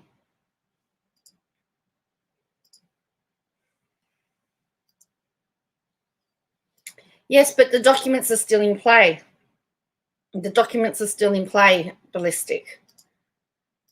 And they may want to refer, to something that she said in her document. So that's why I wondered why lawyers did not recommend against this. But she doesn't have a lawyer, Butterfly. She doesn't have a lawyer. That's the whole point. Anyway, I'm going to finish eating my little sandwich, and then I told him that, and I told Brown that too. You can look at my entire internet history. Did you feel like Brown was ever representing you? Like, because he did say like in an email, like, hey, I'll stand up for you. Don't worry about hiring an attorney, because there are people saying, why didn't you hire an attorney? Why didn't you hire an attorney? But he I did had no freaking money to. I don't. And the one thing I couldn't understand, why should I have to hire an attorney when I didn't do anything wrong? I'm a witness in a case, and it's like, I'm not going to waste money on an attorney. And he said that, but it was like, no, I didn't think he was my attorney at all. And then, like, all this crap that happened afterwards, like them trying to pretend that they cared and to seal my documents, all this crap, it was like. Oh, okay. So you're saying that they've said that she's irrelevant now? I just thought that if there was something brought up or it comes back.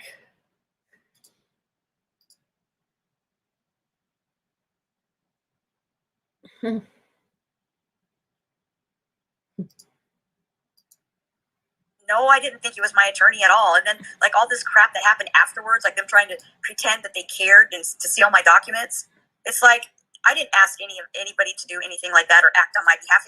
Did you notice that they did that after all the videos were done, after Emily did all her 3-hour, 2-hour streams on me? Then all of a sudden they say, oh, we want to protect Lori, so let's seal her documents. I thought she didn't watch. She watched the stream about you, about her. Okay. My daughter's professor said they could not use Lorianne if she spoke. Okay, well, maybe that's why she's done it then.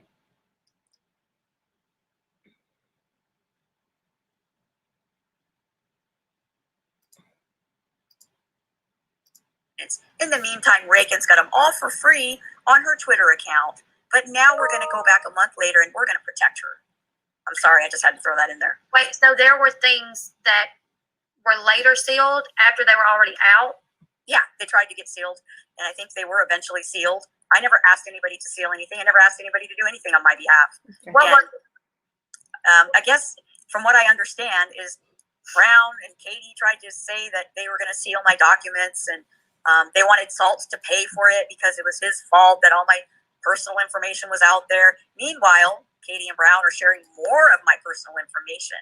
You know, this whole thing was just nothing but to get dirt out on me, just to trash me, and they succeeded in doing that. But then later on, towards the end here, before it got dismissed, it was all, oh, we're going to protect her and we're going to seal her documents, or we're going to have this, thrown out, or whatever they did. It's too late. It's too late. Damage had already been done. Damage has already been done. Because they did. They both damaged me. And Katie. I do remember seeing on one of the declarations that come out, I do remember seeing a sealed document. I honestly didn't know what it was. I honestly thought that it was related to Nat, probably, because they had already come out saying that Nat suffers from some mental illness. So I thought that it was that. But when it come out, those things were already sealed. Are those... Oh, so they probably sealed her stuff but didn't bother to do mine until after the case. Maybe that's what it is. The thing is neither one of those attorneys gave two shits about me, and I know that. But what they did to me wasn't right. And that's why I wish that they would go ahead and release the recordings of the conversations that we had, and people could see what really happened and hear those conversations for themselves. Yeah, okay, because the Brown thing you never signed. The salts thing you did end up signing it, but it was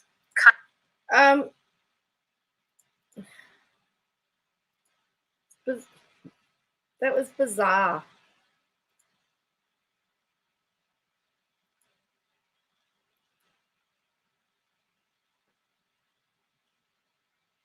That is bizarre, what she's saying there. Very contradictory to the other one. It was, yes, me and Katie, she knew where I lived. We did conversate back and forth through DMs. She knew things about my life. So those things that was put in that declaration that you signed, what do you have to say on that? On the salts declaration? Yes. After 11 hours, she had I guess what I thought was, since she saw my Facebook, that she would see I was from Washington. Oh, I was going to say, she was there just to do a declaration. They weren't their lawyers, so they don't actually have to talk to her again after she did what she needed to do. So there was like, Salts didn't have to have anything to do with her after that declaration, because he wasn't her lawyer. I think she wanted them to hold hands and sing Kumbaya together around a campfire, and that they were besties, but it was never going to happen.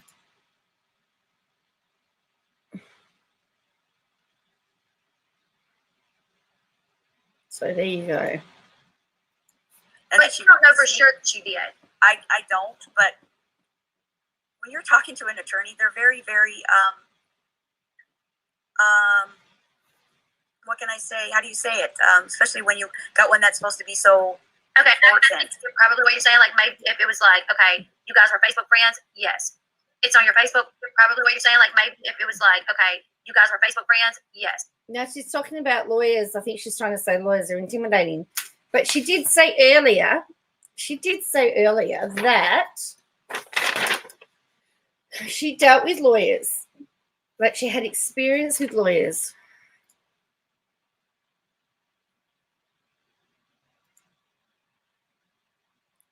So now she's saying that she didn't know how to handle them. Make up your mind. It's on your Facebook where you live, that you're in Washington. Yes. So and exactly. You Facebook a couple times. So I mean, surely she had to say that you were from Washington. Like, are you saying that it was one of those things? Yes, it was. Yes, exactly. So was it? And then I'd be like, well, okay, yeah. Did I personally come out and say I'm from Washington to her? No. But did she probably see that on my Facebook? Yeah. So that's how it went. And it was just kind of a yes, no type thing with me, with him, with both of them. I'm trying to think, because I thought that there were even times that you even super chatted her that said something about Washington, like here in Washington it's raining, or the weather's looking better in Washington. But that may have been someone else. I personally do not remember doing that, but I could be wrong. And the other thing is about me super chatting. I think the most I ever super chatted her was like $9.99. Everybody's acting like I gave her like $100 or something. I don't have money to be doing that. I totaled it up. It was probably $80 that I gave her in a year. And I paid $2.99 a month as a subscriber. So it's not like I saw people super chatting her $50, $100. You know, I wasn't one of, but did I super chat her? Yes, I did. Was I a member, a paying member? Yes, I was. Okay, because people.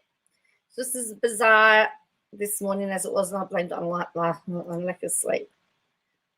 Yeah, straight down. I'm the same way. You're wanting to see. Yeah, best wishes for your dad's surgery, that Amber chick. Do you reckon we'll hit 5 hours? Nice. $14.99 is what I see. I remember feeling bad for her. I feel like she's played me like a violin. People were saying earlier, and I don't know where this come from. I don't know if somebody went back and said they calculated it, or if this was in it. I didn't see this in a declaration anymore, but that it was like $5,000 in a year. Oh my God. Absolutely not. It wasn't even $100. Okay. And I can prove that on my YouTube account, and also with my bank account. I don't have that kind of money. Yeah, that would be a lot, honestly. I don't even make that with my retirement in a month. Why am I going to give that to Katie? I'm trying to find. There was a $5,000. Oh my God! Yeah, in a year that were some people were saying. So I don't know where that came from. Not even 500. Not even 100. There was a typo in the documents and it caused confusion. Okay, so the 5,000 was not accurate, and that was in a document apparently. People are asking if you talk to Katie now, if you've made up with Katie, if you've talked to Katie since the case has been dismissed. Also, why did you sign that declaration, SALT's declaration? So first, I'll let you answer if you've talked to Katie, where that stands, and then why you signed SALT's declaration. No, I haven't talked to Katie at all. The last time I talked to her was probably either the super chats or when I told her about the Lori Barnhart, or the wrong Lori being contacted, or being, that part. But no, I haven't talked to her at all. And then as far as why I signed his, basically I was done and I wanted out. And like I said, as far as like him saying that I mass flagged people, those were. Wait, hang on a minute. She's going. Hang on. So she's saying the reason why she signed a document with penalty of perjury was because she wanted out. Well, that's very clever.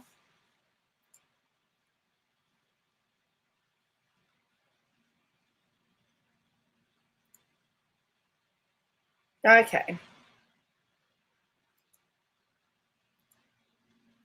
All on my part, those were, I guess I'd call them misunderstandings, because I'm not a YouTuber. I'm barely a viewer of anybody. I don't know the rules or the lingo for YouTube. One of the other things I was accused of is he said that somebody had said something on Twitter, and Katie said, "Will you tell that person this? Give them this message," because she couldn't see him because they were blocked. And I did it, and I told him. I said, whatever she told me to say, I said it. And he's like, "Well, wouldn't you say that you were being an agent on her behalf because you were doing something that she told you to do?" Well, I didn't know what to say to that. I'm like, "Yeah, I guess. Okay, she asked me to pass on a message, and I passed that message on. I didn't know what to say to that. I'm like, "Yeah, I guess. Okay, she asked me to pass on a message, and I passed that message on. If that makes me an agent, I guess I'm an agent. I don't know. Because you didn't refer to yourself as Katie's agent.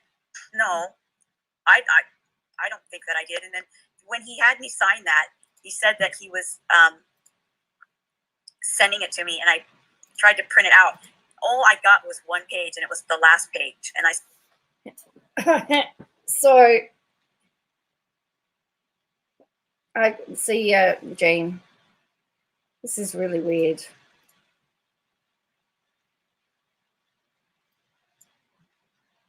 If she wanted out, she could have just said to the lawyers, "I don't want to be involved."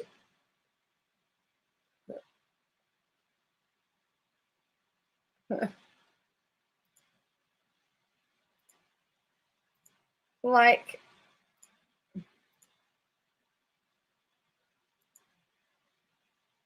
I wanted out. I wanted it all to go away. Right. Okay. Well, signing a document under penalty of perjury is not going to, it was not the smartest thing to do. To me, and I tried to print it out. All I got was one page, and it was the last page, and I signed off on it. And as soon as I signed it, and I took a picture of it to scan it back to him. Mm-hmm. And then I think I told you this. I had pictures on my phone, and they were nowhere else. They were just on my phone, and it was a screenshot of of the announcement from the radio station that you were arrested, and that I had a screenshot of that in my photos. And as soon as I signed off on that and scanned it back. This is the most ridiculous part, because is she now implying that Saltz is a hacker? Hello, Mohammed again. I can't read any of that. I got no idea what that says.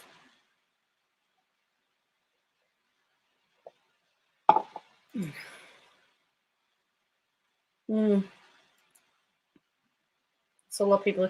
Yeah, I think there was a lot of people that did.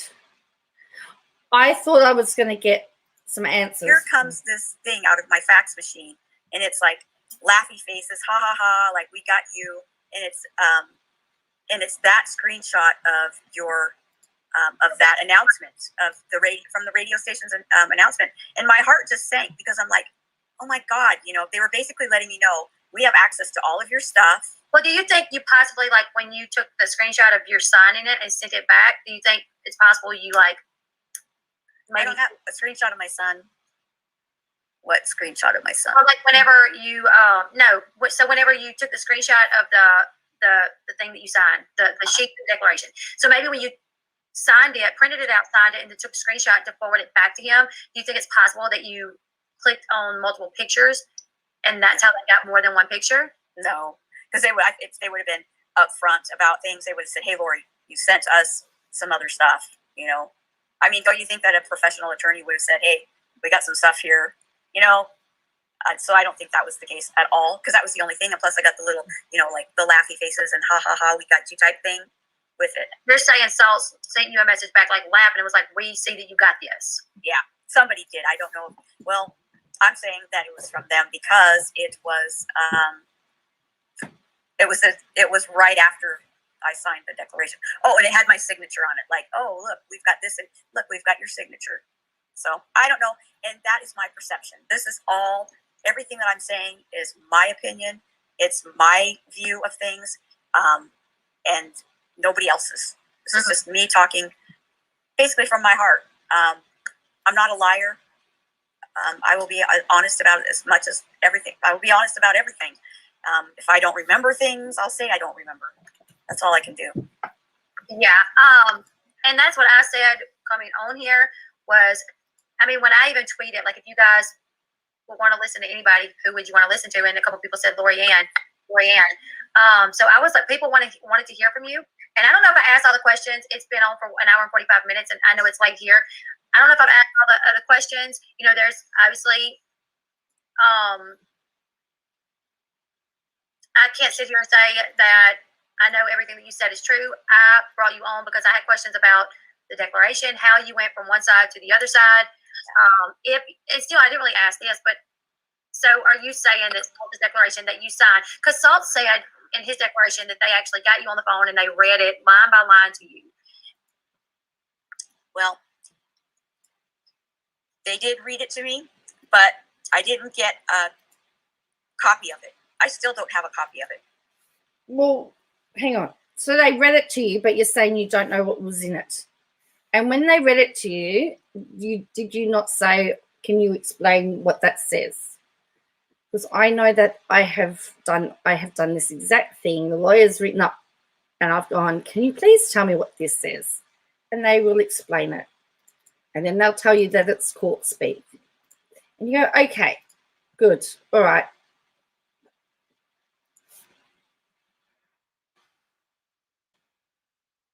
Well,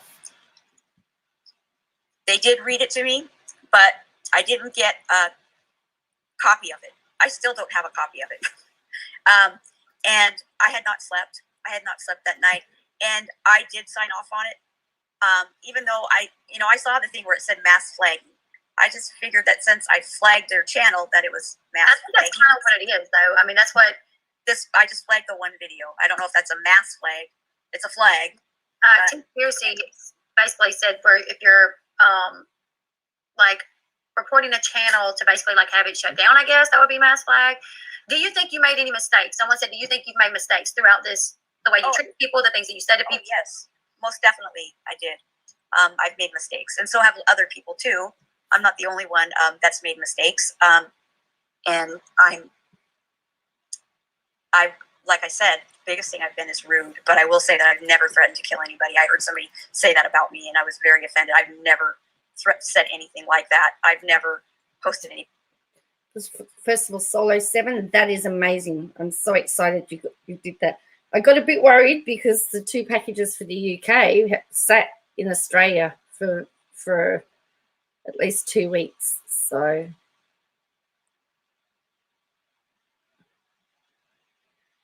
hang on. Yes, I'm still here. So Well, wait on. Well, how did she open it up? How did she open it up then to print it out? Wouldn't that have had to have been a copy? Wouldn't there have been an emailed, unsigned copy on her email? Because she said when she printed it out, only the last page printed out. So wouldn't she actually have it, the whole thing? Oh, cool, Tanya. Yay!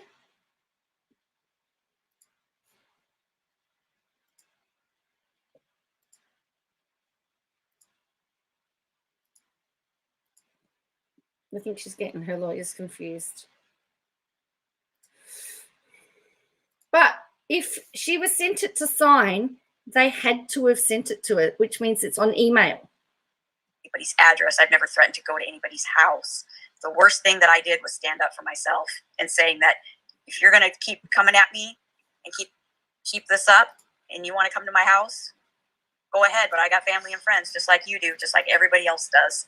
And, you know, my kids are number one to me, my grandkids, and those were the ones that I was concerned about. Okay, said, didn't she threaten to send biker gangs? I did see this, and from what I remember, she did not threaten to send biker gangs. She said, if you come to me, I have family that will protect me. And I think you posted a picture of the biker gang, like, logo or something to that.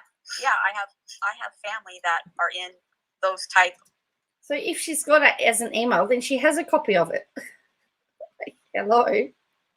Of gangs. Am I personally? No. My family, that is, they live in California, they live in Michigan or whatever. But you know what? Family's family. And I would, you know, they did not like what I was saying, what was happening to me. And I was worried about my kids. You can do whatever you want to me. You want to come, you want to burn me alive, come burn me alive.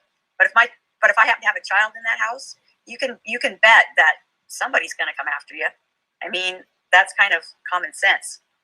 But because you know, and nobody's mentioning that I was threatened to be burned alive, which I think is 10 times worse. Doesn't excuse what I did at all. No, it doesn't. But a lot of threats were aimed at me. I was called a cunt. I was called a bitch. I was called for no reason at all by whoever this Katie is a liar. Called a cunt times worse. Doesn't excuse what I did at all. No, it doesn't. But a lot of threats were aimed at me. Well, yeah. Well, how does the facts come into it then?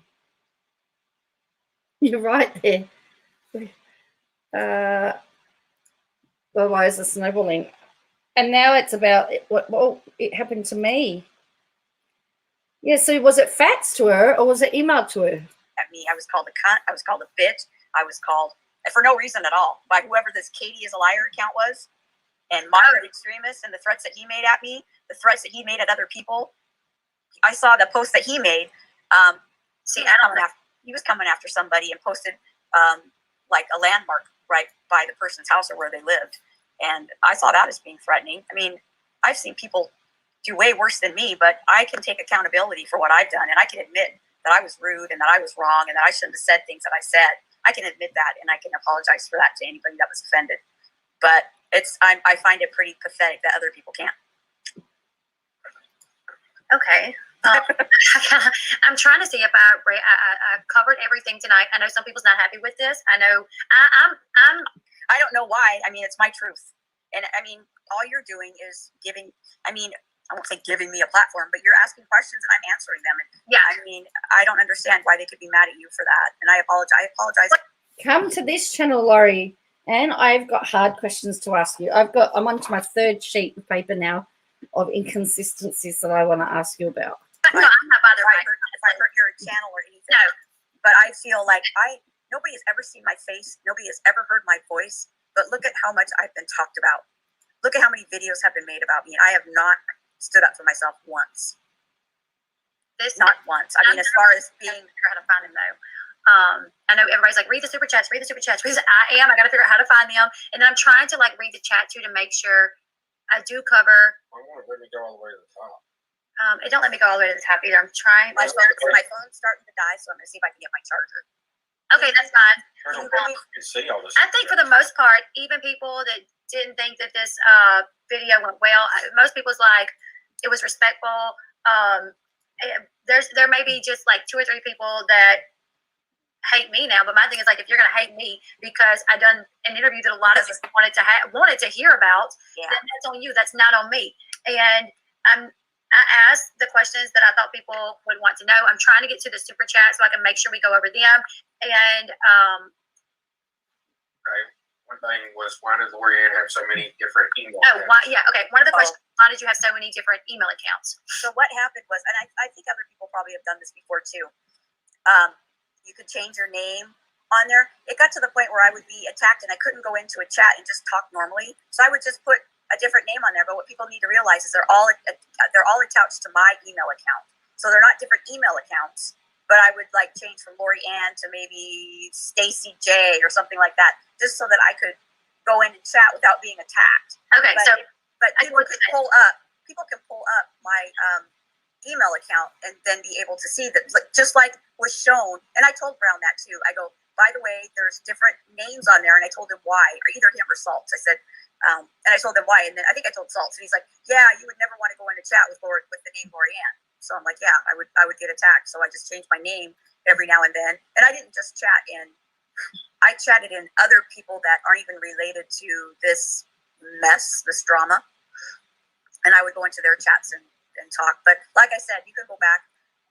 It's all archived there under I had 2 email addresses, Facey Lori and then LAF965@gmail. Those are my 2 emails. And if anybody wants me to pull up the history on that. No, I've never done either, Ballistic. So she's got 3. She's went from going from 1 email now to 2 emails. You can do that, and it'll show all those different names on there. And I didn't hide that. I sent that to the attorney. So that's okay, because I do understand what you're saying there. Because not on my new phone, but on my old phone, I literally had an email for me, all of my kids pretty much, because they have their own devices. I have Sean's things, so I can sign into his. So if I was going to need to use an email, so then who was emailing under Sue M? That was me, and that was me, and then I realized there's a Sue M, and I'm sorry, I apologize for her. That was not her, that was me. But I wasn't trying to, I don't even know who she is. You just, I just grabbed that out of the air. Yeah, I was not trying to impersonate her or anything like that. I know a Real Housewife. I know Real Housewife had several super chats. But I can't find them. I'm trying to find two. I know there is a way, because I've watched creators that wait till the very end to answer all super chats. So I know that there's a way. I think get my charger. Uncivil Law does that. So I think what she was saying was that y'all did know each other. Okay, yeah, I think what Uncivil Law was saying was that Uncivil Law, Real Housewife was saying was you heard her voice, you saw pictures of her children. That's one of the ones that I read. Just hang on just a second. Okay. Just one that works, and if you can plug it in. Sorry, my phone's gonna die. So I'm gonna. No. I'm just trying to get to the super chats, and then we'll get off, because it has. But it's all. I was gonna try to keep it to like 1 hour, but it's went so much longer. I'm sorry. I apologize. No. It's completely fine. It's completely fine. I wanted to make sure I asked all the questions that the people in the comment section were asking, and then I had. Okay, someone said, "Did you not stand by what you signed?" Basically, the self-declaration. Okay. Okay. Thank you. How did she get them? Someone was screenshotting them. Okay. Literally, and then yeah. Okay. Like whatever that is, PJ, thank you for doing that. I should have been doing that the whole time, screenshotting. But I know there's a way you can. There is. Sorry, I was growling. Try not to growl, but. Okay. Let me see.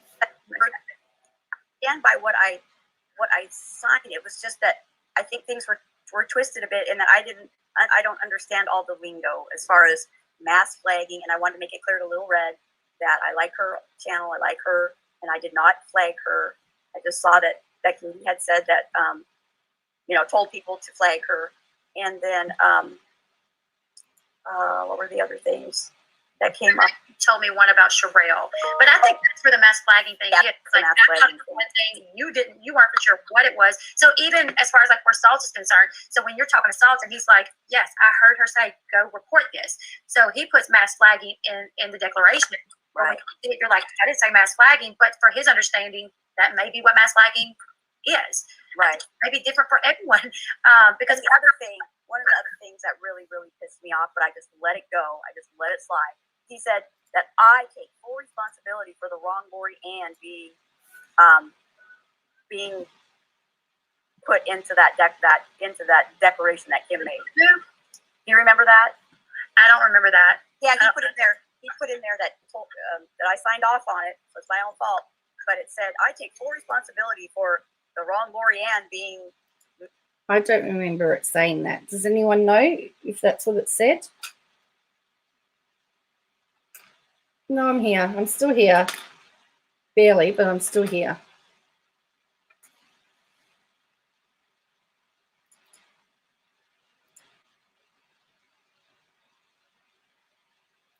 Maybe she could have driven. No, I'm still here. You know this stuff too. She didn't fool anyone except maybe herself. Yeah. Mentioned or something like that. It's like, Oh yeah, you guys have to realize the place I was in, and maybe you won't understand it at all. But for one thing, I was just a freaking witness. I'm not part of the case. I'm not part of the lawsuit. And one thing, lawyers are gonna take what anybody says and they're gonna like make it sound pretty for court. You know. Yeah. So that's what. I mean, I don't know. So that's you're guaranteed that a lawyer's going to do that. And that's what they're paid for. You know, they take what you say and they change it and they make it look pretty. And they make it sound better for court purposes and for their purposes because they are representing their client and that's who's paying them. And that, I mean, there's no mistake about it. That's who they're there for. They're not there for, you know, to look pretty themselves. You know, they're there to make some money and represent other people. But I know a Real Housewife was saying that, I don't know what all went down with that, but she's, well, I guess was, man, I wish I could see her super. Here's my co-host. I have them. I have them. Yeah. So a Real Housewife said, I was never in contact with any lawyers. If both lawyers told you that, it wasn't true. Sauce didn't receive anything from me because we never spoke.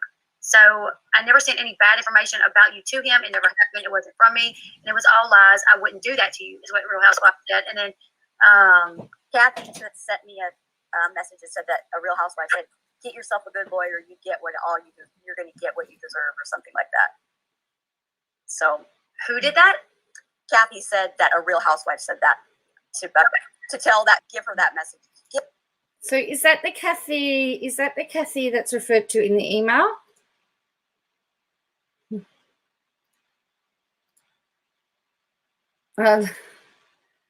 Very interesting. Thank you, Ali. It's very generous of you.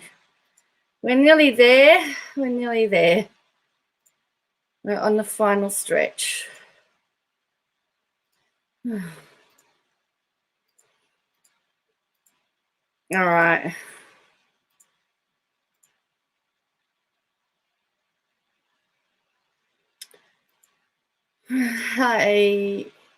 Hi, Jay.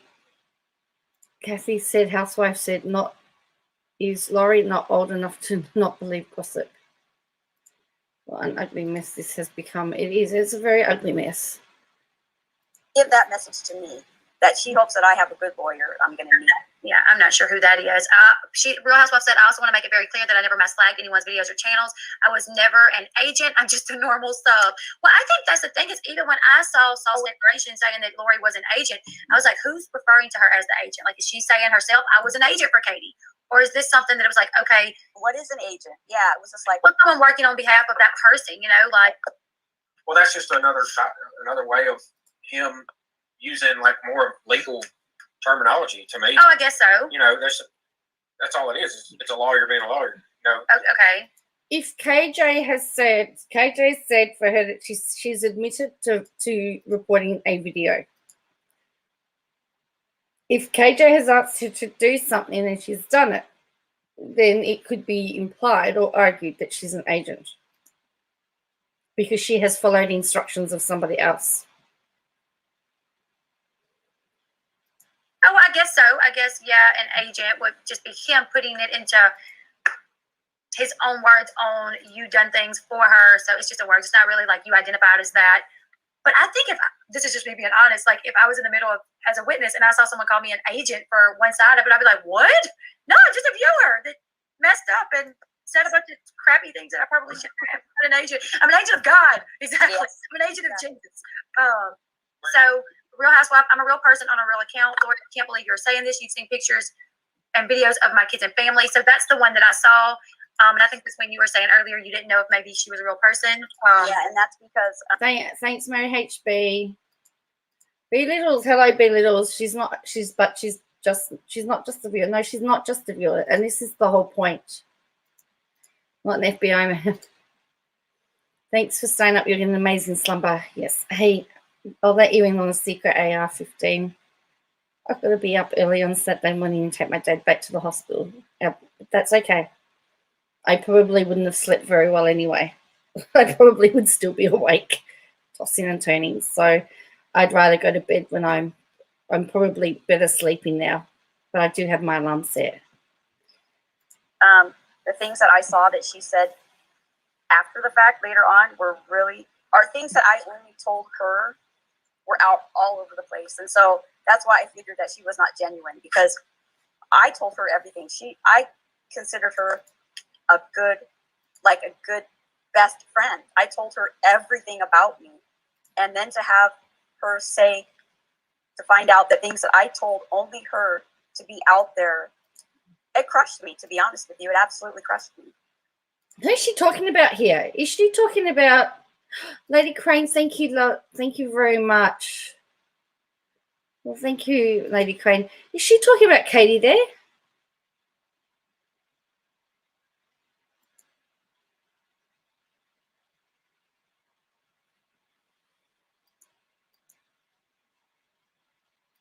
The wrong Lori Ann being mentioned or something like that. It's like, oh yeah, you guys have to realize the place I was in, and maybe you won't understand it at all. But for one thing, I was just a freaking witness. I'm not part of the case. I'm not part of the lawsuit.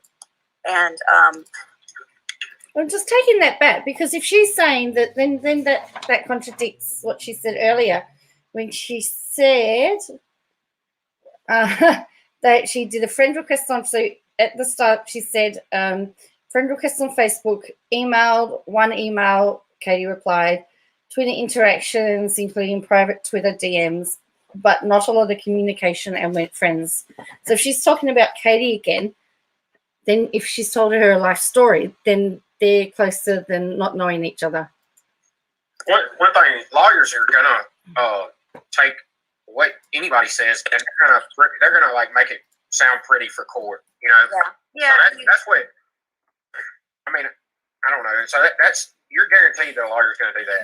And that's what they're paid for. You know, they take what you say and they change it and they make it look pretty. And they make it sound better for court purposes and for their purposes because they are representing their client, and that's who's paying them. And that, I mean, there's no mistake about it. That's who they're there for. They're not there for, you know, to look pretty themselves. You know, they're there to make some money and represent. Well, you know what, Laura? You've got, if KJ wants to portray LA as crazy, LA's giving her the ammo. Wasn't the whole point that Brown and KJ were trying to show was that she was an unreliable witness? Because for me, what I have seen on this stream, she's unreliable. And so what she has just done is she has just proven Brown's point.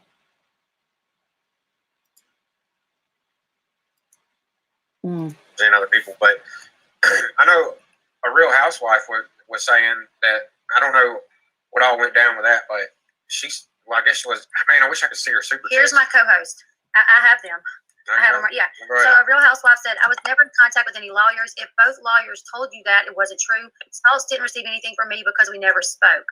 So I never sent any bad information about you to him. It never happened. It wasn't from me, and it was all lies. I wouldn't do that to you, is what Real Housewife said. And then Kathy sent me a message that said that a Real Housewife said, "Get yourself a good lawyer. You get you're going to get what you deserve," or something like that. So who did that? Kathy said that a Real Housewife said that to give her that message. Give that message to me, that she hopes that I have a good lawyer I'm going to meet. Yeah, I'm not sure who that is. Real Housewife said, I also want to make it very clear that I never mass flagged anyone's videos or channels. I was never an agent. I'm just a normal sub. Well, I think that's the thing, is even when I saw Saul's declaration saying that Lori was an agent, I was like, who's referring to her as the agent? Like, is she saying herself, I was an agent for Katie? Or is this something that it was like, okay, what is an agent? Yeah, it was just like, well, someone working on behalf of that person, you know, like. Well, that's just another way of him using like more legal terminology to me. Oh, I guess so. You know, that's all it is. It's a lawyer being a lawyer. You know? Okay.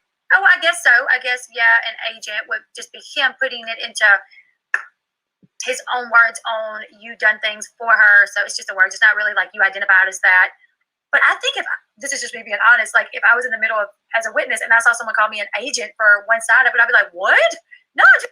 So maybe this is part of the plan for the interview. Who contacted who? I don't know.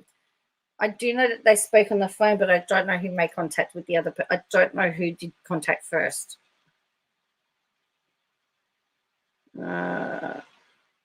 She's setting fire to the whole thing, complete destructions. Making horrible education. It's like school, tell this person for me, just send a message. You have to remember them I meant. I think she's getting ready to start her own channel. She's getting good ground. I think so. You're playing Sims 4. Wow. Just a viewer that messed up and said a bunch of crappy things that I probably shouldn't have. I'm an agent. I'm an agent of God. Exactly. Yes. I'm an agent of Jesus. So, Real Housewife, I'm a real person on a real account. Lord, I can't believe you're saying this. You've seen pictures and videos of my kids and family. So that's the one that I saw. And I think that's when you were saying earlier you didn't know if maybe she was a real person. Yeah, and that's because the things that I saw that she said after the fact later on are things that I only told her were out all over the place. And so that's why I figured that she was not genuine, because I told her everything. I considered her a good best friend. I told her everything about me. And then to have her to find out that things that I told only her to be out there, it crushed me, to be honest with you. It absolutely crushed me. Because I thought that I was confiding in somebody. And anything that I did tell her, I mean, I don't care. You know, I let them go through my Twitter, so I'm sure they saw everything. Yeah, I'm perfectly fine with that. But yeah, that was really hurtful. And so that's why I figured that maybe she wasn't a real person. I guess she is a real person. She just didn't like me, pretended to like me, and she really didn't. So yeah, she definitely seems to be. Yeah, who else plays with their neckline? Oops. Where are we? Yeah. This is like the days of our lives. It's better. KJ, LA claimed the same about KJ, but now says the opposite. It's always supposed to believe LA now. Everyone she said she needed a good lawyer. I guess. All right, so we're nearly there. It sounds like it. I think, all right, we've got 20 minutes to go. We can do this. We can do this. Kiki, just put your questions in the chat. I'm going to start reading questions in the chat. If you send a super chat, I'm so sorry. I thought there would be a way that I could go back to get it. Also, I think Salt's maybe either watching this stream or someone has informed him, because he did tweet and said, I always tell my clients, no good deed goes unpunished. Exhibit A, this is one of the many thank yous in writing we received from Ms. Barnhart after she contacted us to get her story out and after she signed the declaration. Nice try, though, and it is a text. I sent this to Kathy, and I really want to thank you and Lainey for helping me out of the deep hole that I felt I was in. It helped me tremendously. Regarding the person that I believe he made me, I can't say that. That's about someone we can't talk about. And Salt said, maybe. You know what? I'm sorry. No, I just wanted to put that out there. Here's the thing. I don't want I was suicidal on the phone. He basically told me, F you. After he got what he wanted from me and I signed off on that, and I was in tears, and I was like, I feel like I've implicated myself in something that I didn't do. You have now. Basically, blew me off. And so. You have now, sweetheart. You have now. Oh dear. He didn't need to say boo to you after the declaration. We could have said see you in court. Hello, Shah Trusika. Is that how it happened? Laurie reached out to LB to apologize. Well, there you go. So if it's so then I'm still thinking that maybe it's planned by LA.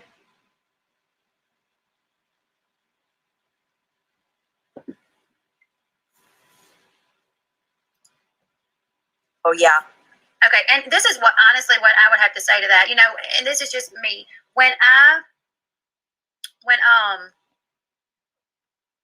trying to find that. When this whole thing first happened, and when the lawsuit was filed and Salts came out, I just thought, oh, this is our savior, basically. Like, this is who is going to stop Katie. Right. This is who's going to stop Katie. She's been doing all these things, and it's not okay. And this is who's going to stop her in her tracks. Like, I almost thought he was like, and it's something that Uncivil Law said, like, he's not doing this for anybody but his client. So we need to get it out of our heads. He don't work for us. Well, I'm not saying he's a bad person. I don't know who he is. I have conversated with him through DMs, but he don't work for me. He works for his client, Tati Westbrook. And I can't expect him to do anything for me. No, he's doing his job. That's the way attorneys work. And that's one thing that, I learned. Let me see. I think it may say it in here. Okay, there we are. Creator Studios Super Show Super Chat List. A Real Housewife. I also want to make it very clear that I never flagged anyone. Kiki Dawn, Lori, did you comment on a certain creator's video and then delete them? It's only showing half of it, though. It's not showing the whole thing. Lori, you know what? I'll tell you what. Somebody had been hacking my account since last May, and it was backing up all of my stuff onto third-party sites that I couldn't access. Somebody hacked my Facebook account and backed it up on a third-party site, and it was taking up all this memory in my phone. And I was like, what the heck is going on? And so I was constantly trying to clean, delete stuff, because I was running out of space. I don't have a computer. All I have is my iPhone and my iPad. I even went and got a new iPhone. I mean, if me buying a new iPhone and having to freaking recreate things, deleted stuff, then... You're right. I'd never allow her to avoid the question. That is correct. If you haven't subscribed or liked the video, please do that. And the only reason why I'm saying that is because I'm losing subs, and I don't know why. It's really bizarre. Oh, no, Lisa. Didn't she say in the beginning, she did say she was the nobody to Katie. She said they hadn't communicated. And I'm sorry, but if they got deleted, they got deleted. But if you subpoena YouTube, if you subpoena Twitter, you can get all that information. So it's not like I'm trying to hide anything, because a lawyer can subpoena that information and get it. I know that. I'm not dumb, Yeah, I think that was something that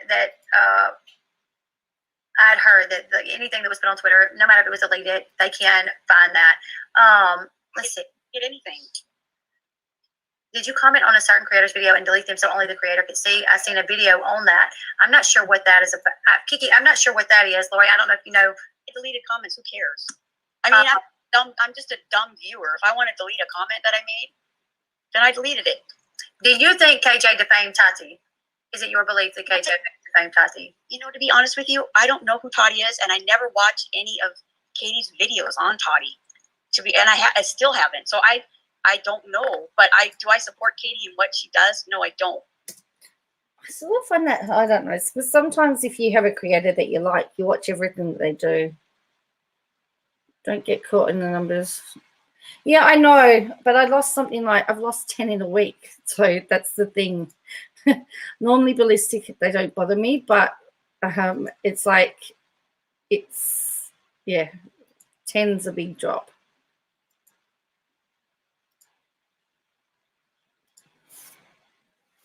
So, and I do know that people are getting unsubscribed, so. So as far as that goes, I got to be honest in saying that I don't know who Tati is, and that I didn't watch those videos. So, but am I a KJ supporter? No, and I haven't been for quite some time. Even when I was messaging Salts, I was not a KJ supporter. I was just a human being that thought that if I had an attorney, I wouldn't want anybody sending information to my attorney on a Twitter account. But that's just me. Okay, I'm gonna see anything, and people, if people didn't agree with me and thought that was really him, they just said, "No, Lori, that's really him." Say, okay, that's really him. Yeah, when I saw it, I was like, just for the slim chance of the TM, I don't know how this is gonna go. Yeah. But like I said, how many other people said things to him? I saw at least, when I was still on Twitter, I saw at least 4 or 5.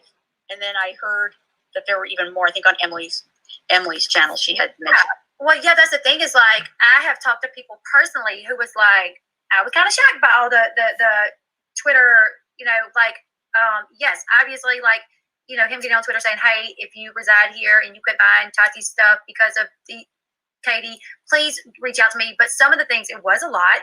So people did, you know, I've had people say that to me as well and be like, it kind of made me wonder, what is going on here? Like, is this legit? What, you know, what is this? You know, and even the judge was like, you guys cut this out.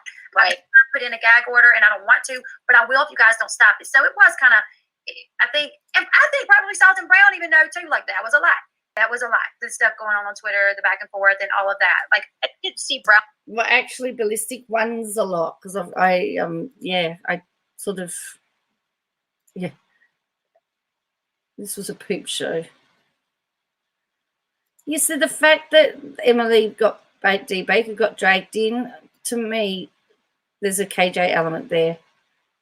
Removing subs, some people have to go back and resub. Yeah, so just check to see that you are subbed. That's what I think anyway. Yes. So GTA and opinions. Joe, you're still live. Yes, we've hit our 5th hour. We're gonna, I don't know that I'll get to 6, but we'll get close.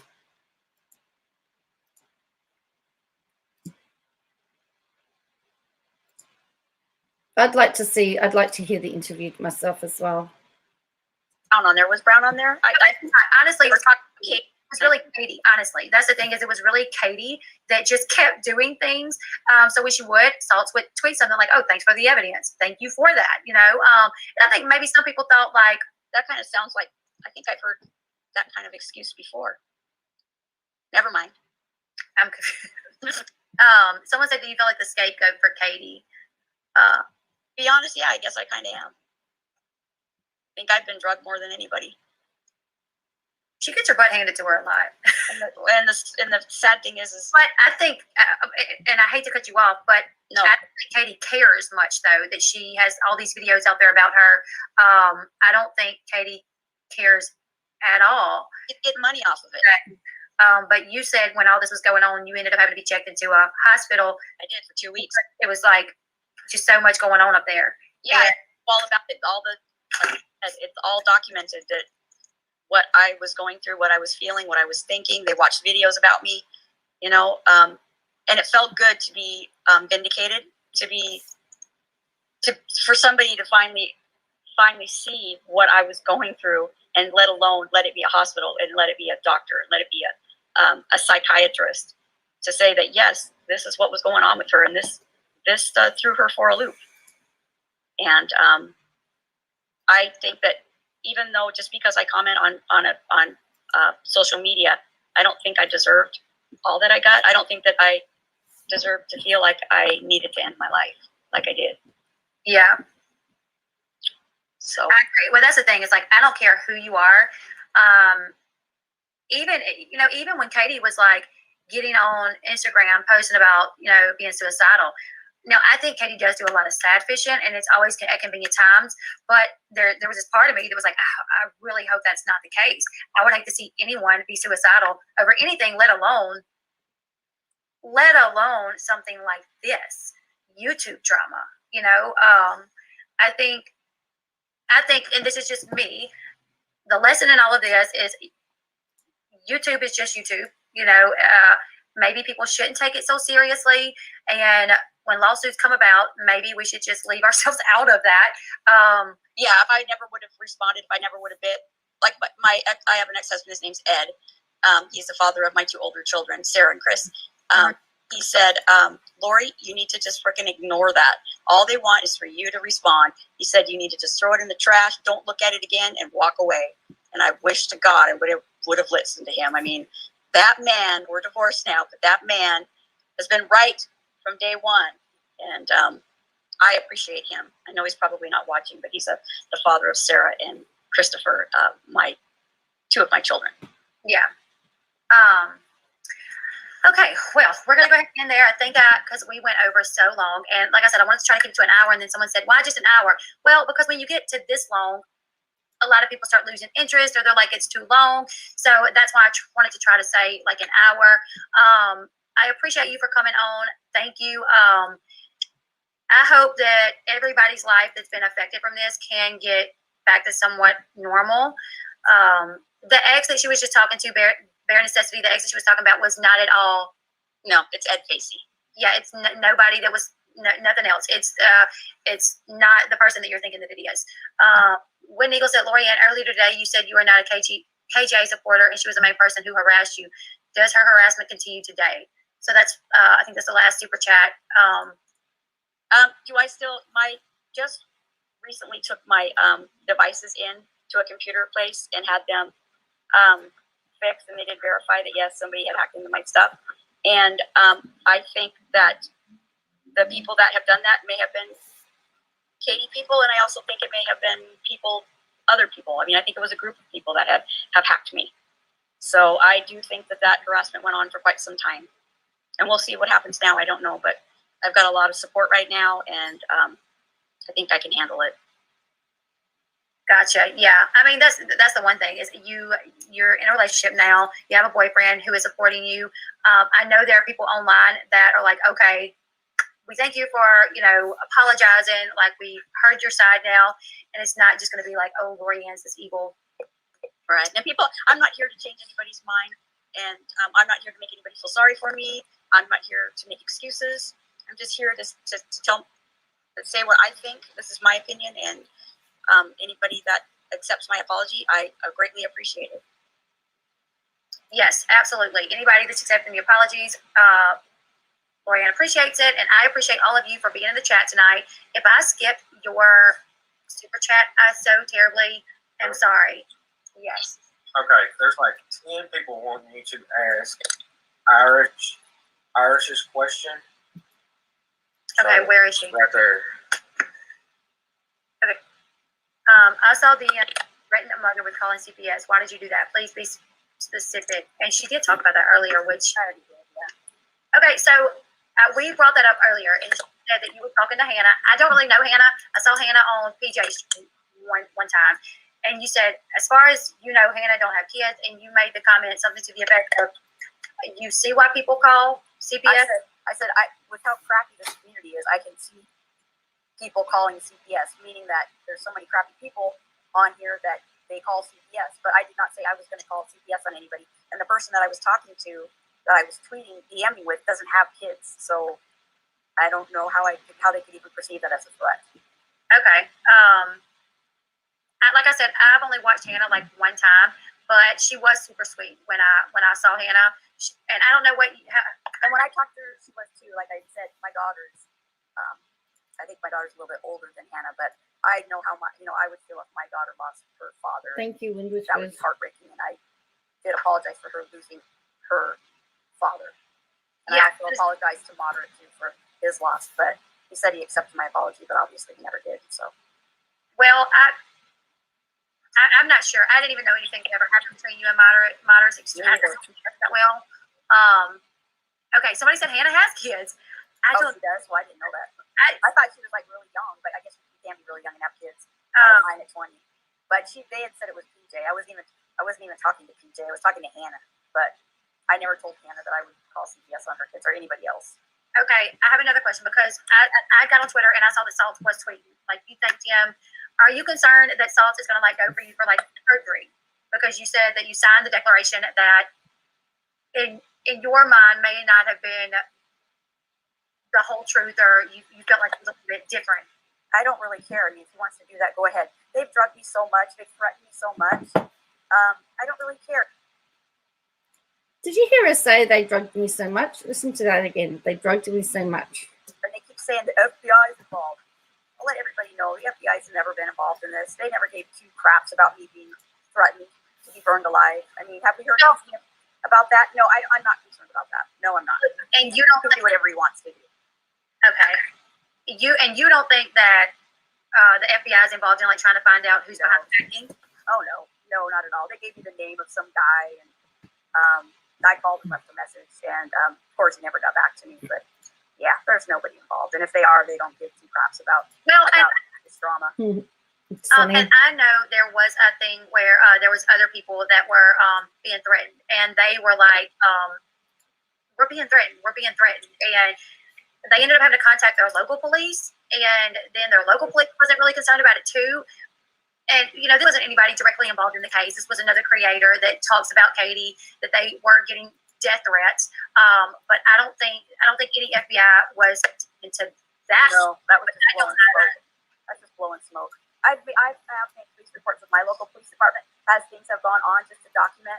So in case they try to come back and say, Lori did this and Lori did that, at least I have documented with my local police department and sheriff's office, so that you know, they can say, well, she filed a report back here, and this was going on with her. I've had 2 really nice female officers that have come out and talked to me a couple times. So everything I've documented, and I've documented with my doctor, with my psychiatrist, with the hospital. They know, they've seen it, so I'm okay. Okay, well, and that's all I could, you know, that's all we could ask for. Okay. I would just like to say, if my daughter is watching, and my grandsons, I have another grandson, his mama, that I love both of you, and I'm sorry that I put you through a lot of torment, and I appreciate your support. And I want to be clear, because a while ago when she mentioned an ex-husband, she has more than one. We are not talking about the one that is off the table. We are only talking about the one that she speaks to, that she's cordial with, and her children, they're fine. Like the daughter and the other children, not about the child that's off. Right. I have an older daughter and an older son. That my daughter's 30 and my son's 25. So I can talk about them all I want, and I can talk about my. Lourdes, thank you so much for the super chat. Thank you to everyone that came out, hung out. 2 hours. It went so far over, you guys. I do apologize. On your way out, please do me a favor, hit that thumbs up button. And yeah, I will see you guys tomorrow. I'll probably put out pre-recorded content tomorrow. Because I have a story that I want to do on Janelle. So on your way out. Okay, people, that was it.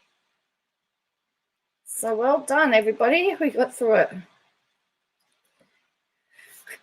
So my conclusions from that is that